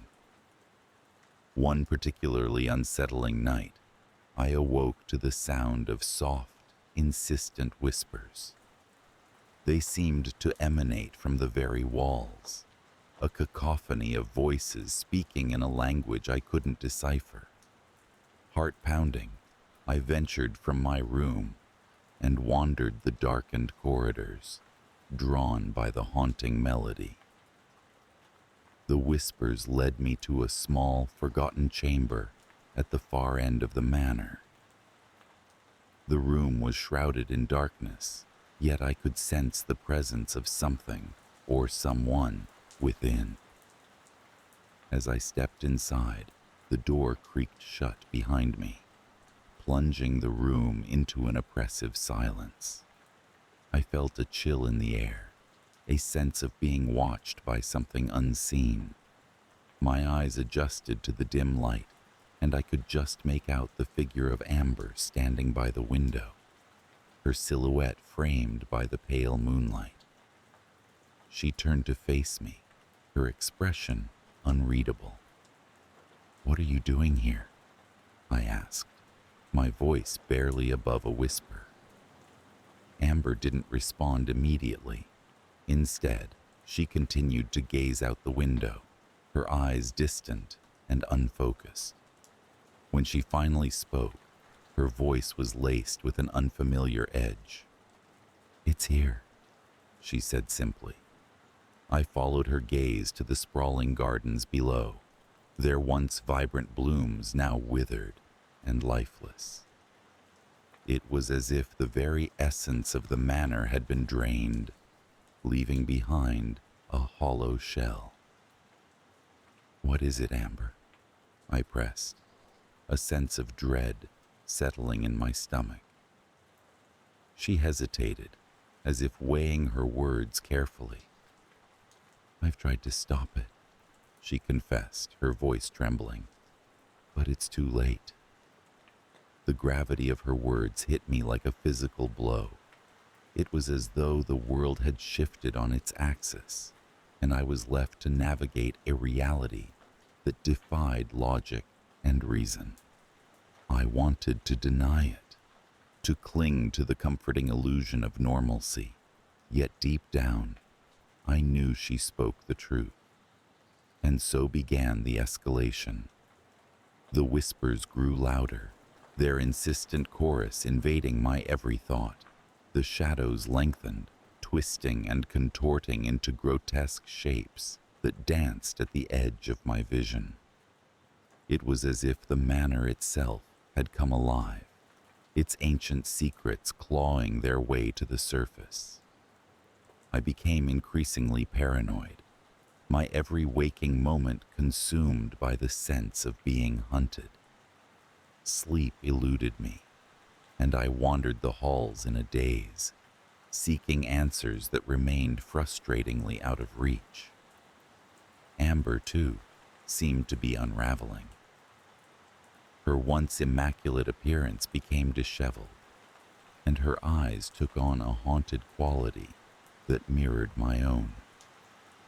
She spoke in cryptic riddles, her words tinged with desperation. One evening, as the storm raged outside, Amber approached me with a proposition. "There's a way to end this," she said, her voice steady despite the turmoil in her eyes. I listened as she outlined her plan, a ritual of sorts, designed to banish the parasitic creature that had taken hold of the manor. It was a last-ditch effort, fraught with danger and uncertainty, yet it offered a glimmer of hope in the suffocating darkness. The ritual was to take place in the heart of the manor, beneath the grand chandelier that had witnessed countless gatherings and celebrations. We gathered the necessary items, a collection of herbs, candles, and symbols drawn from the pages of the journal. As midnight approached, we prepared the space, our movements synchronized in silent understanding. The storm outside intensified, as if reflecting the tumultuous energy that crackled in the air. With the stage set, Amber began the incantation, her voice resonating with a power that belied her frail appearance. The room thrummed with energy, the air thick with anticipation. I watched as the symbols began to glow, their light casting eerie shadows on the walls. It was then that I felt it, a presence, malignant and ancient, pressing down upon us with a force that threatened to crush my very soul. The atmosphere grew oppressive, the air charged with the scent of decay. I glanced at Amber, who stood resolute, her eyes locked on the ritual. I could see the strain etched on her face, the toll it was taking on her frail body, yet she persevered, her voice unwavering as she chanted the incantation. The presence grew stronger, its malevolent force threatening to overwhelm us. I could feel it probing my mind, seeking to exploit my deepest fears and insecurities. It was a battle of wills, one I feared we were losing. In that moment of despair, Amber turned to me, her eyes blazing with determination. "We mustn't give in," she urged, her voice a lifeline in the storm. I nodded, drawing strength from her resolve. Together, we continued the ritual, our voices merging in a harmonious counterpoint to the chaos that surrounded us. The battle raged on, the creature's presence a constant oppressive force. Yet, through sheer force of will, we held our ground, refusing to succumb to the darkness. And then, as suddenly as it had begun, the storm abated. The oppressive weight lifted, leaving behind an eerie silence that echoed through the manor. The air was still, the malevolent presence gone as if it had never existed. Amber collapsed to the floor, her strength spent. I rushed to her side, cradling her fragile form in my arms. Her eyes fluttered open, a weary smile playing on her lips. "We did it," she whispered, her voice barely audible. Relief washed over me, mingled with a profound sense of loss. The price of our victory was steep, and as I held her, I knew that the horrors of the manor were far from over. In the days that followed, the manor seemed to breathe easier, its oppressive atmosphere lifted. Yet, the scars of our ordeal remained, etched into the very fabric of its walls.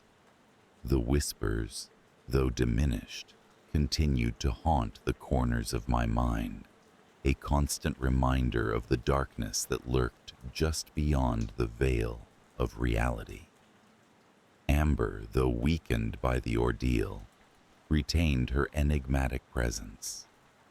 She spoke less of the creature, choosing instead to focus on the mundane tasks of daily life. Yet I sensed an unspoken understanding between us. a bond forged in the crucible of our shared experience. As I prepared to leave, Amber accompanied me to the door, her eyes holding a quiet strength that belied her frail appearance. "Take care," she said softly, her words carrying a weight of their own. I nodded, the unspoken acknowledgement of our ordeal lingering in the air.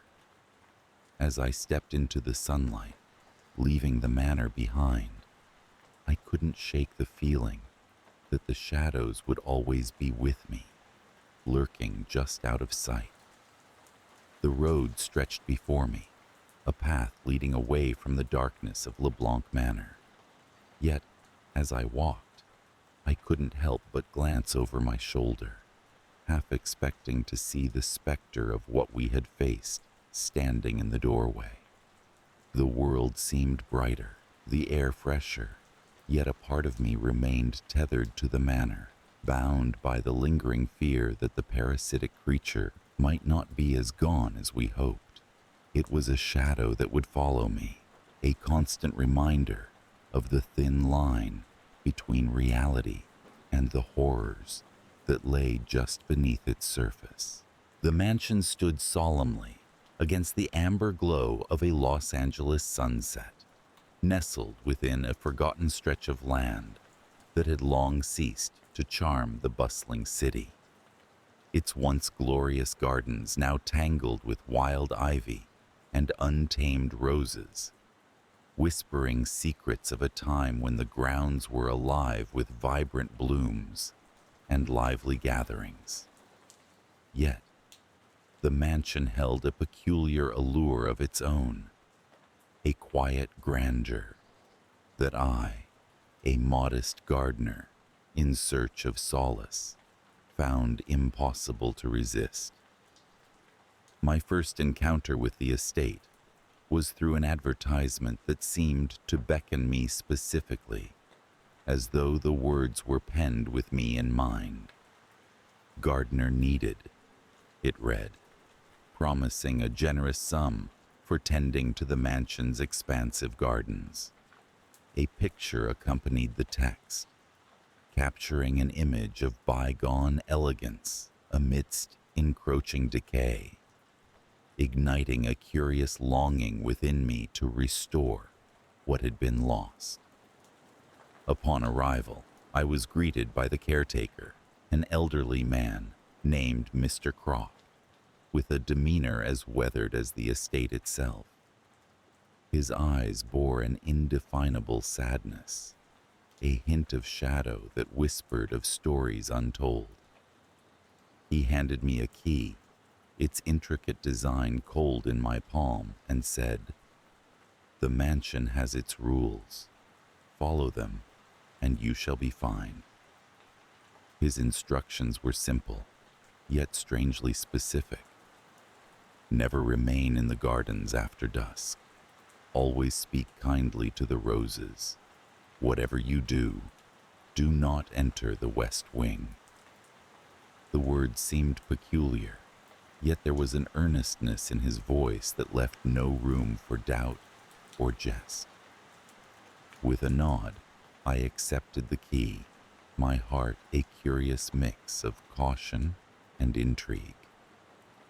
The days bled into one another as I immersed myself in the work. The gardens, though tangled and unruly, possessed a latent beauty that was slowly revealing itself under my care. Each snip of the shears, each turn of the soil, seemed to breathe new life into the earth. I found an unexpected peace among the blossoms, and the whisper of leaves under the gentle sway of the breeze was like a symphony composed just for me.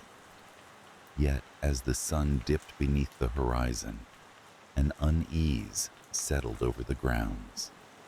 The air grew thick, laden with a tension that set my skin crawling. It was subtle at first, a rustle too close, a shadow where there should be none. I adhered to Mr. Croft's rule, retreating indoors before the last light faded, yet curiosity gnawed at my resolve. One evening, drawn by an inexplicable pull, I lingered a moment too long. The garden was cast in the eerie glow of twilight, and as I turned to leave, a soft voice carried on the wind, faint yet unmistakable. "Stay." The sound was a gentle plea, almost mournful in its insistence. I froze, heart pounding, searching for the source. There was no one, only the roses swaying slightly as if reaching out. A chill skittered down my spine, urging me to retreat into the safety of the mansion, the door closing behind me with a definitive click. Sleep that night was elusive, haunted by dreams that blurred the line between reality and nightmare.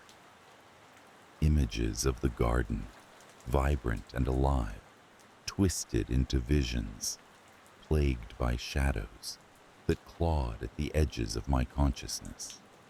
I awoke bathed in sweat, the echo of the whispered plea lingering in the dim light of dawn. Despite the unease, the work continued. The gardens were transforming, their beauty slowly resurfacing from beneath the bramble and decay. Yet, with each passing day, the sense of being watched grew stronger, the shadows deepening with a malevolent presence that I could not escape. I took solace in the rules, clinging to them as though they were a lifeline amidst the rising tide of fear. Curiosity, however, proved a persistent companion. The West Wing, a forbidden mystery, beckoned with a silent allure. Its door was locked, the key long missing or perhaps intentionally hidden. I often paused before it, fingers brushing against the aged wood, tempted by the secrets it held.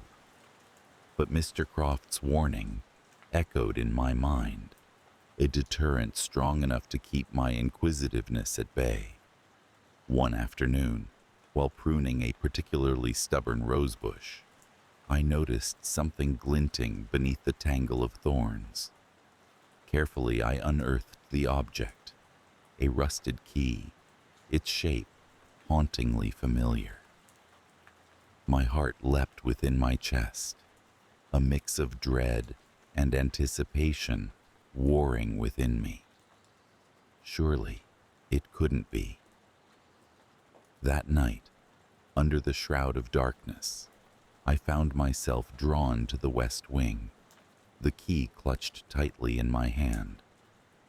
The mansion was eerily silent, the walls alive with a presence that thrummed with anticipation. The key turned smoothly in the lock, the door creaking open to reveal a hallway steeped in shadow. I hesitated on the threshold, the air heavy with a foreboding that pressed against my every instinct. Yet the pull was irresistible, and I stepped inside, the door whispering closed behind me.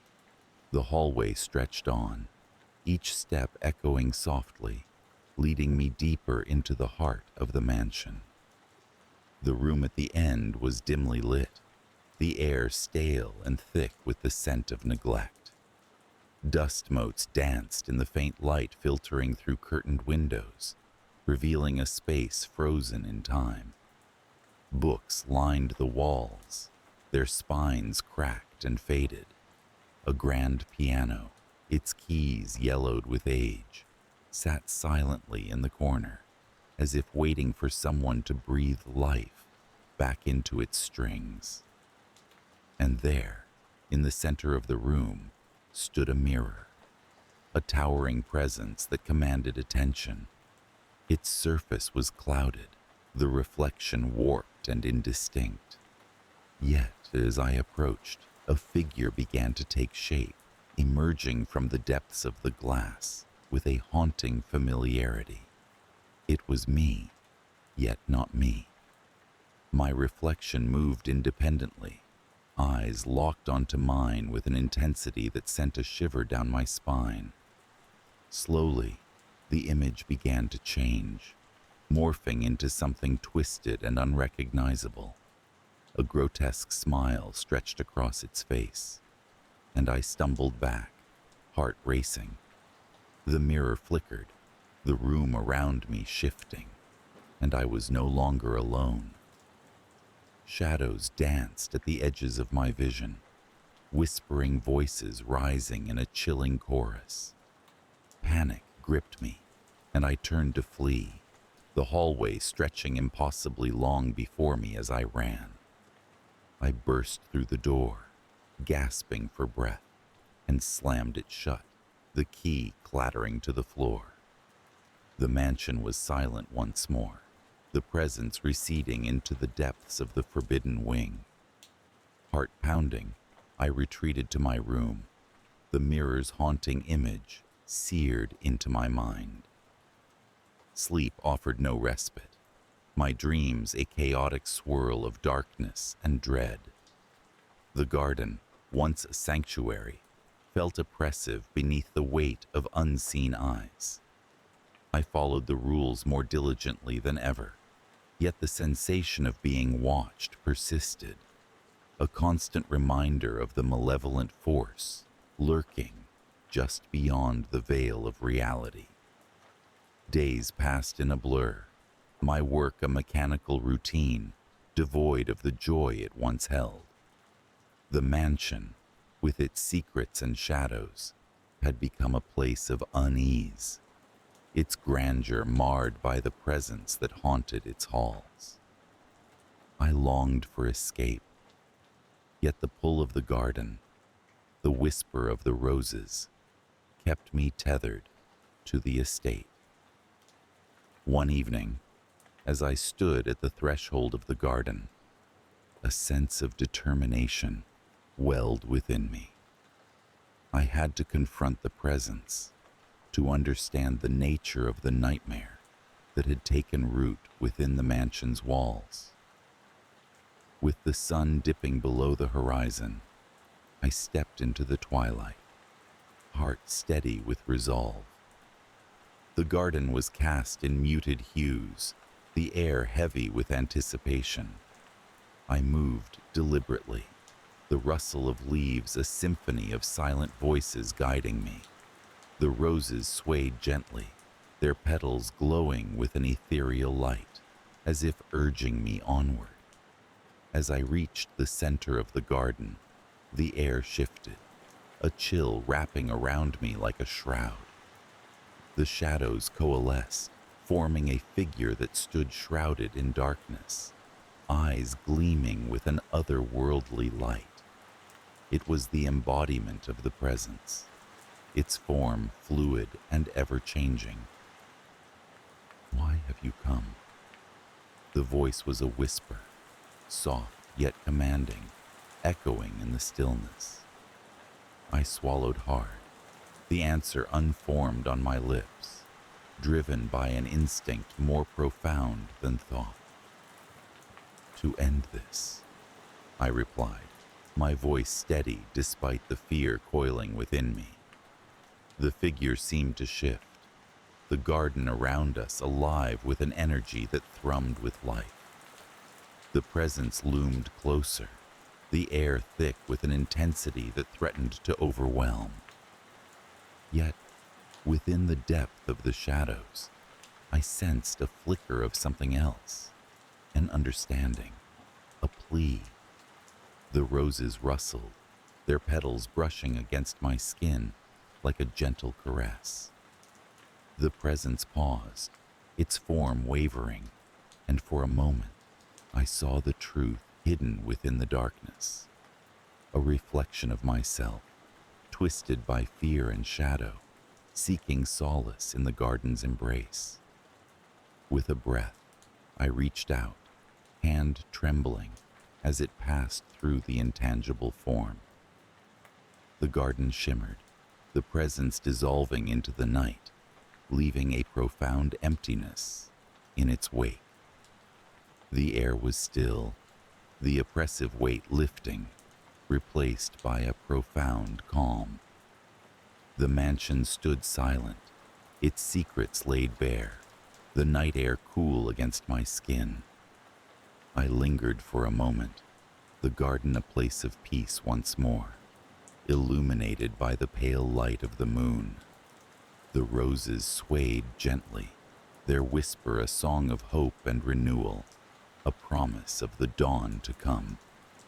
As I turned to leave, the voice of the caretaker echoed in my mind, a reminder of the rules that had guided me through the darkness. I had faced the nightmare, confronted the shadows that had haunted the estate, finding within myself the strength to dispel the fear that had taken root. The lingering fear remained, a shadow in the recesses of my mind, a reminder of the unseen forces that lingered just beyond the veil of reality. Yet, as I walked away from the mansion, the garden a sanctuary once more, I carried with me a sense of peace, knowing I had survived the gardener's nightmare and emerged into the light of a new day. I first discovered the garden when I was an inquisitive child, fervent and fearless. Our family estate, a relic of past grandeur, sprawled like an old man too proud to fall. My grandfather had warned me time and again to steer clear of the western edge of the property, where the land sloped down into a dense thicket of trees. He said that it was haunted, that the witch who once lived there had cursed the land, and the wise stayed away. His words were vivid, but ineffective against the curiosity that thrummed through my veins. One late summer afternoon, the sun hung low in a sky so blue it could have been painted. I ventured beyond the familiar stretch of groomed gardens and into the wild, heart thumping with a thrilling mix of fear and anticipation. As I pushed through the overgrown foliage, I stumbled upon a clearing that seemed a world apart from the rest of the forest. It was a secret garden, hidden and untouched by time, vibrant with colors so vivid they seemed otherworldly. The heart of the garden was a single gnarled tree, its branches heavy with fruit that gleamed like polished jewels in the dappled sunlight. The tree, both ancient and alive, exuded an aura that was as inviting as it was unnerving. I stood there, transfixed, my eyes drawn to the forbidden fruit, a mixture of red, gold, and deep purple. They were plump and enticing, nestled among the dark leaves like buried treasure. My hand itched to pluck one, just one, to taste its forbidden sweetness. But just as I reached out, a soft wind rustled the leaves, whispering with a voice I could almost understand.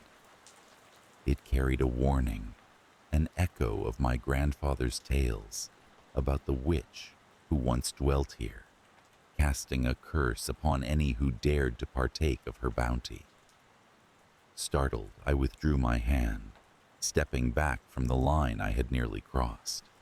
I felt the weight of unseen eyes, and an inexplicable chill swept over me, urging me to flee back into the safety of the mundane world.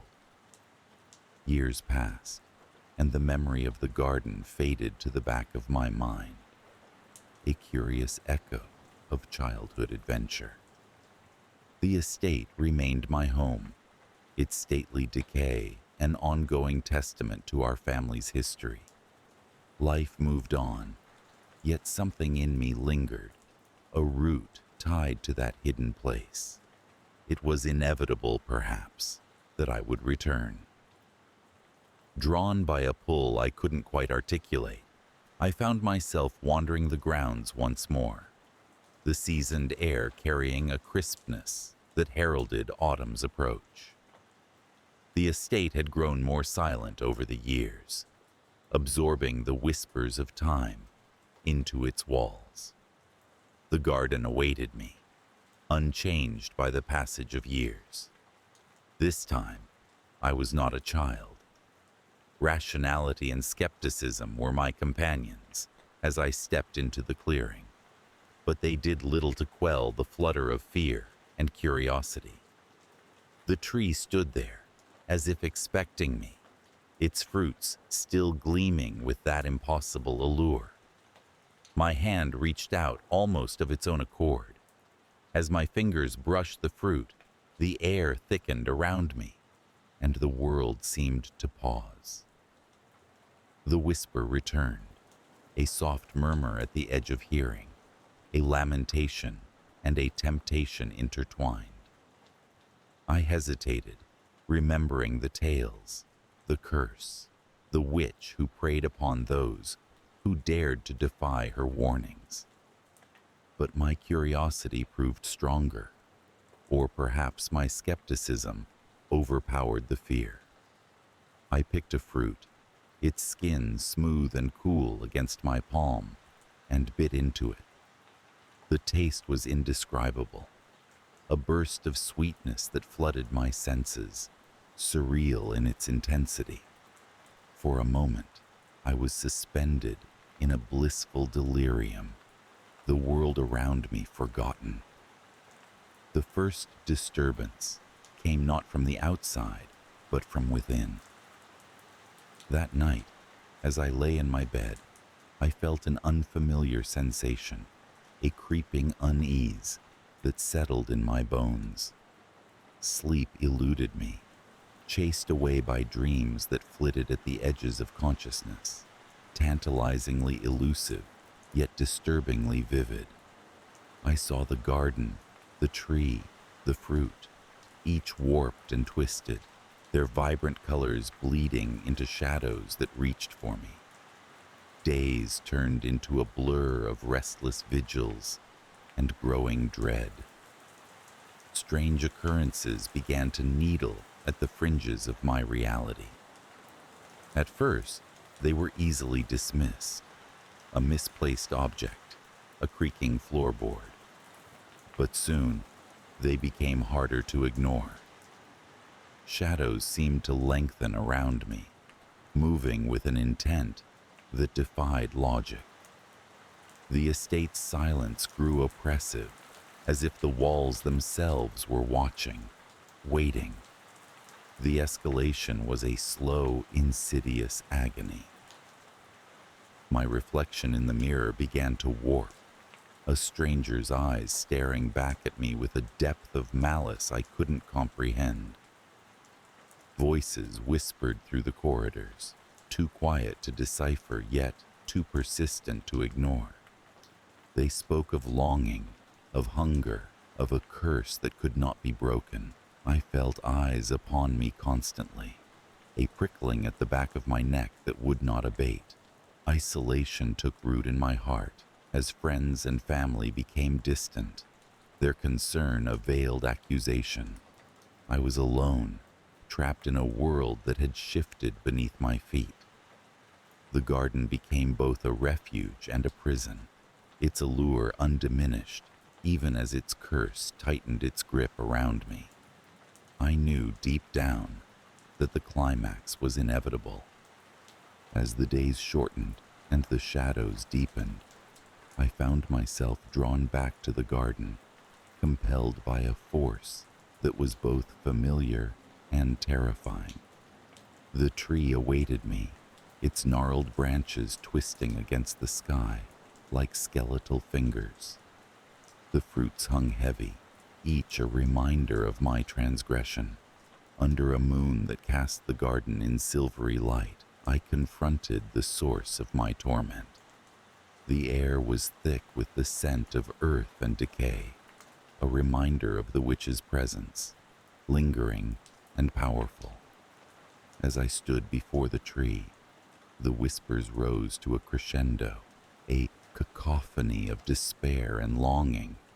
It was her voice, the witch, calling from the depths of her curse, demanding reparation for my audacity.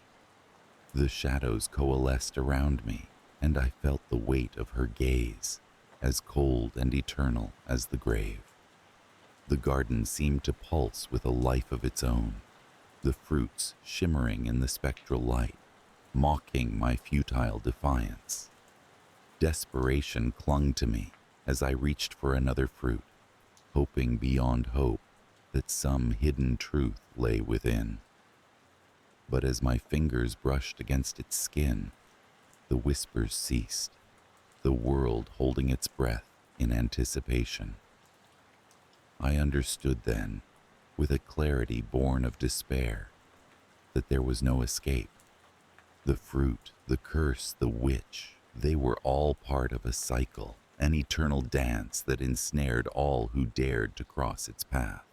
In that moment of reckoning, I felt the garden shift, its ancient magic binding me to its heart. The witch's presence swirled around me, a specter of vengeance and sorrow. I could feel her curse settle into my soul, a shadow that would cling to me for eternity, the price of my hubris. The garden released me then, the whispers fading into the night, leaving only the haunting echo of its curse. I stumbled back to the estate, my heart heavy with the knowledge of what I had unleashed. The house seemed to cradle me in its decaying embrace, its walls still and silent once more. In the days that followed, the lingering fear took root, a constant companion that shadowed my every step. The garden remained, a forbidden sanctuary that called to me even as it repelled. Its fruits, vibrant and inviting, were a reminder of the witch's curse, of the choices I had made and the consequences I could not escape. I am still here, within the confines of the estate, bound by the ties of family and fate. The garden remains hidden from view, its secrets safely guarded by the shadows. Yet there are moments, fleeting and terrible, when I catch a glimpse of its vibrant colors in the corner of my eye, a reminder that the witch's curse is never truly broken. And in the quiet of the night, when the world is hushed and the shadows stretch across the floor, I hear the whispers return, a lullaby of longing and loss. They sing of the witch, of her power and her pain, and of those who dare to taste the forbidden fruit. It is a song that will haunt me forever, a melody of darkness that binds me to the garden and its eternal curse. The garden had always been a place of tranquility for me, a sanctuary where the burdens of everyday life seemed to lift like mist under the morning sun. It stretched wide behind our old house, bordered by a line of towering oaks and peppered with wildflowers that danced in the breeze. At its heart, an ancient stone well stood sentinel, a relic from a time long gone. As a child, I would circle it, running my fingers over the cool, moss-covered stones, wondering about its depths. The well was said to be a wishing well, a detail that lent it an air of magic and mystery, though I had never been one to believe in such things. My days passed in a gentle rhythm, each one mirroring the last, until the day I decided to clear the garden of the overgrown weeds that had begun to encroach upon the stone path leading to the well. It was a task I'd been putting off, but on that bright spring morning, an inexplicable urge pulled me from my usual routine. As I worked, the garden seemed to hum with a kind of energy, a pulse that drew me closer to the well. As noon approached, the sun hung high in the sky, casting a golden glow over everything. I paused, wiping the sweat from my brow, and approached the well. A rope hung from the beam above it, frayed and aged, yet still sturdy, It was then that I noticed something new. A small, beaten-up bucket resting against the stones, filled with stagnant water. I couldn't recall ever seeing it before, and a shiver traced its way down my spine as I leaned closer. It was the whispering that caught my attention first, faint and indistinct, like the echo of a forgotten dream. I strained to listen, heart pounding in the sudden silence that enveloped the garden. The voice was barely perceptible, yet it seemed to beckon me, weaving promises of dreams fulfilled and desires granted. I shook my head, trying to dispel the unease that had settled over me, but the voice lingered like smoke, curling around my thoughts. In the days that followed, I found myself drawn back to the well with a compulsion that I could neither understand nor resist. The whispers grew more insistent, and it became clear that they were not merely a trick of the wind. There was something, or someone, within the well, and with each visit, the compulsion to drop the bucket into its depths grew stronger. Curiosity, mingled with a strange fear, gnawed at me. Finally, one night, unable to sleep, I ventured into the garden, my path illuminated by the pale light of the moon. The air was cool and still, the only sound the crunch of gravel underfoot. I stood at the well, staring into its shadowy abyss, and then, hesitantly, I lowered the bucket. It dangled for a moment, suspended in the dark, before disappearing into the blackness below. Time seemed to stretch, the world holding its breath. Then, a gentle tug at the rope signaled the bucket's return. It emerged, dripping with water that shimmered in the moonlight, and clutched to its side was a small golden trinket, a token of gratitude, or perhaps a lure. I hesitated only a moment before reaching out, the cool metal sending a thrill through my fingertips. The whispers rose, swirling around me in a cacophony of promises and threats. But beneath them, a new voice emerged, clear and distinct. "Thank you," it said, the words resonating with an ancient power that thrummed through my bones. In the days that followed, I found more trinkets, each one unique, each one more beautiful than the last. The whispers turned to conversations, and I began to learn of the man in the well, a presence who spoke of debts unpaid and dreams unfulfilled. His voice was full of longing, but tinged with something darker, an edge that scraped against my senses.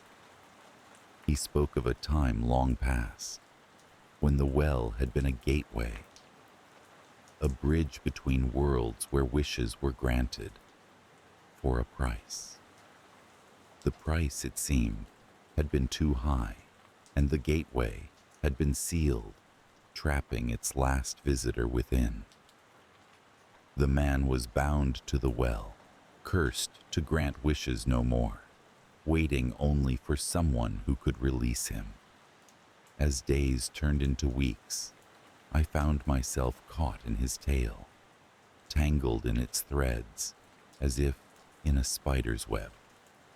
My dreams were haunted by visions of the man, glimpses of a shadowy figure within the depths, his eyes glinting in the darkness.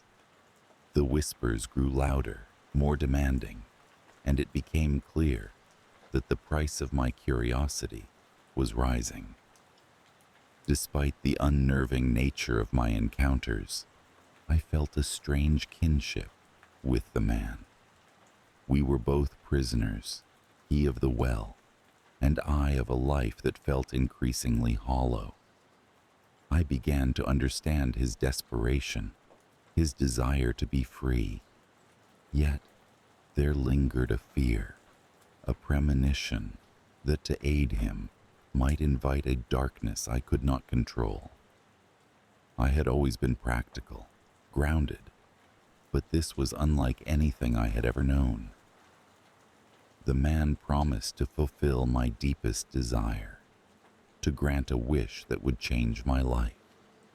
In return, he asked only for my trust, for a simple act that would break the seal and release him. It was a decision that weighed heavily on me, and I spent long nights pacing the garden, the moon casting my shadow against the stone path. I debated with myself, wrestling with the morality of the choice before me. Yet, each time I approached the well, the man's promises whispered sweetly in my ear, drowning out my doubts with the siren call of possibility. Finally, compelled by a mixture of hope and dread, I stood once more at the well's edge. The night was silent, the air thick with anticipation, and I knew that I must decide. With trembling hands, I dropped a single coin into the darkness, sealing my fate with a wish whispered into the night.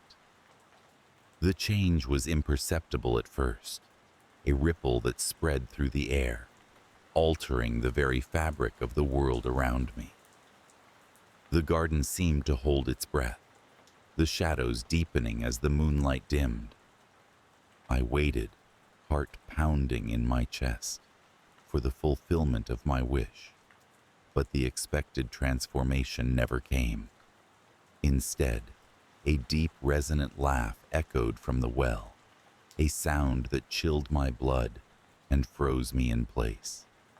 The air crackled with energy, and I realized too late the true nature of the bargain I had struck.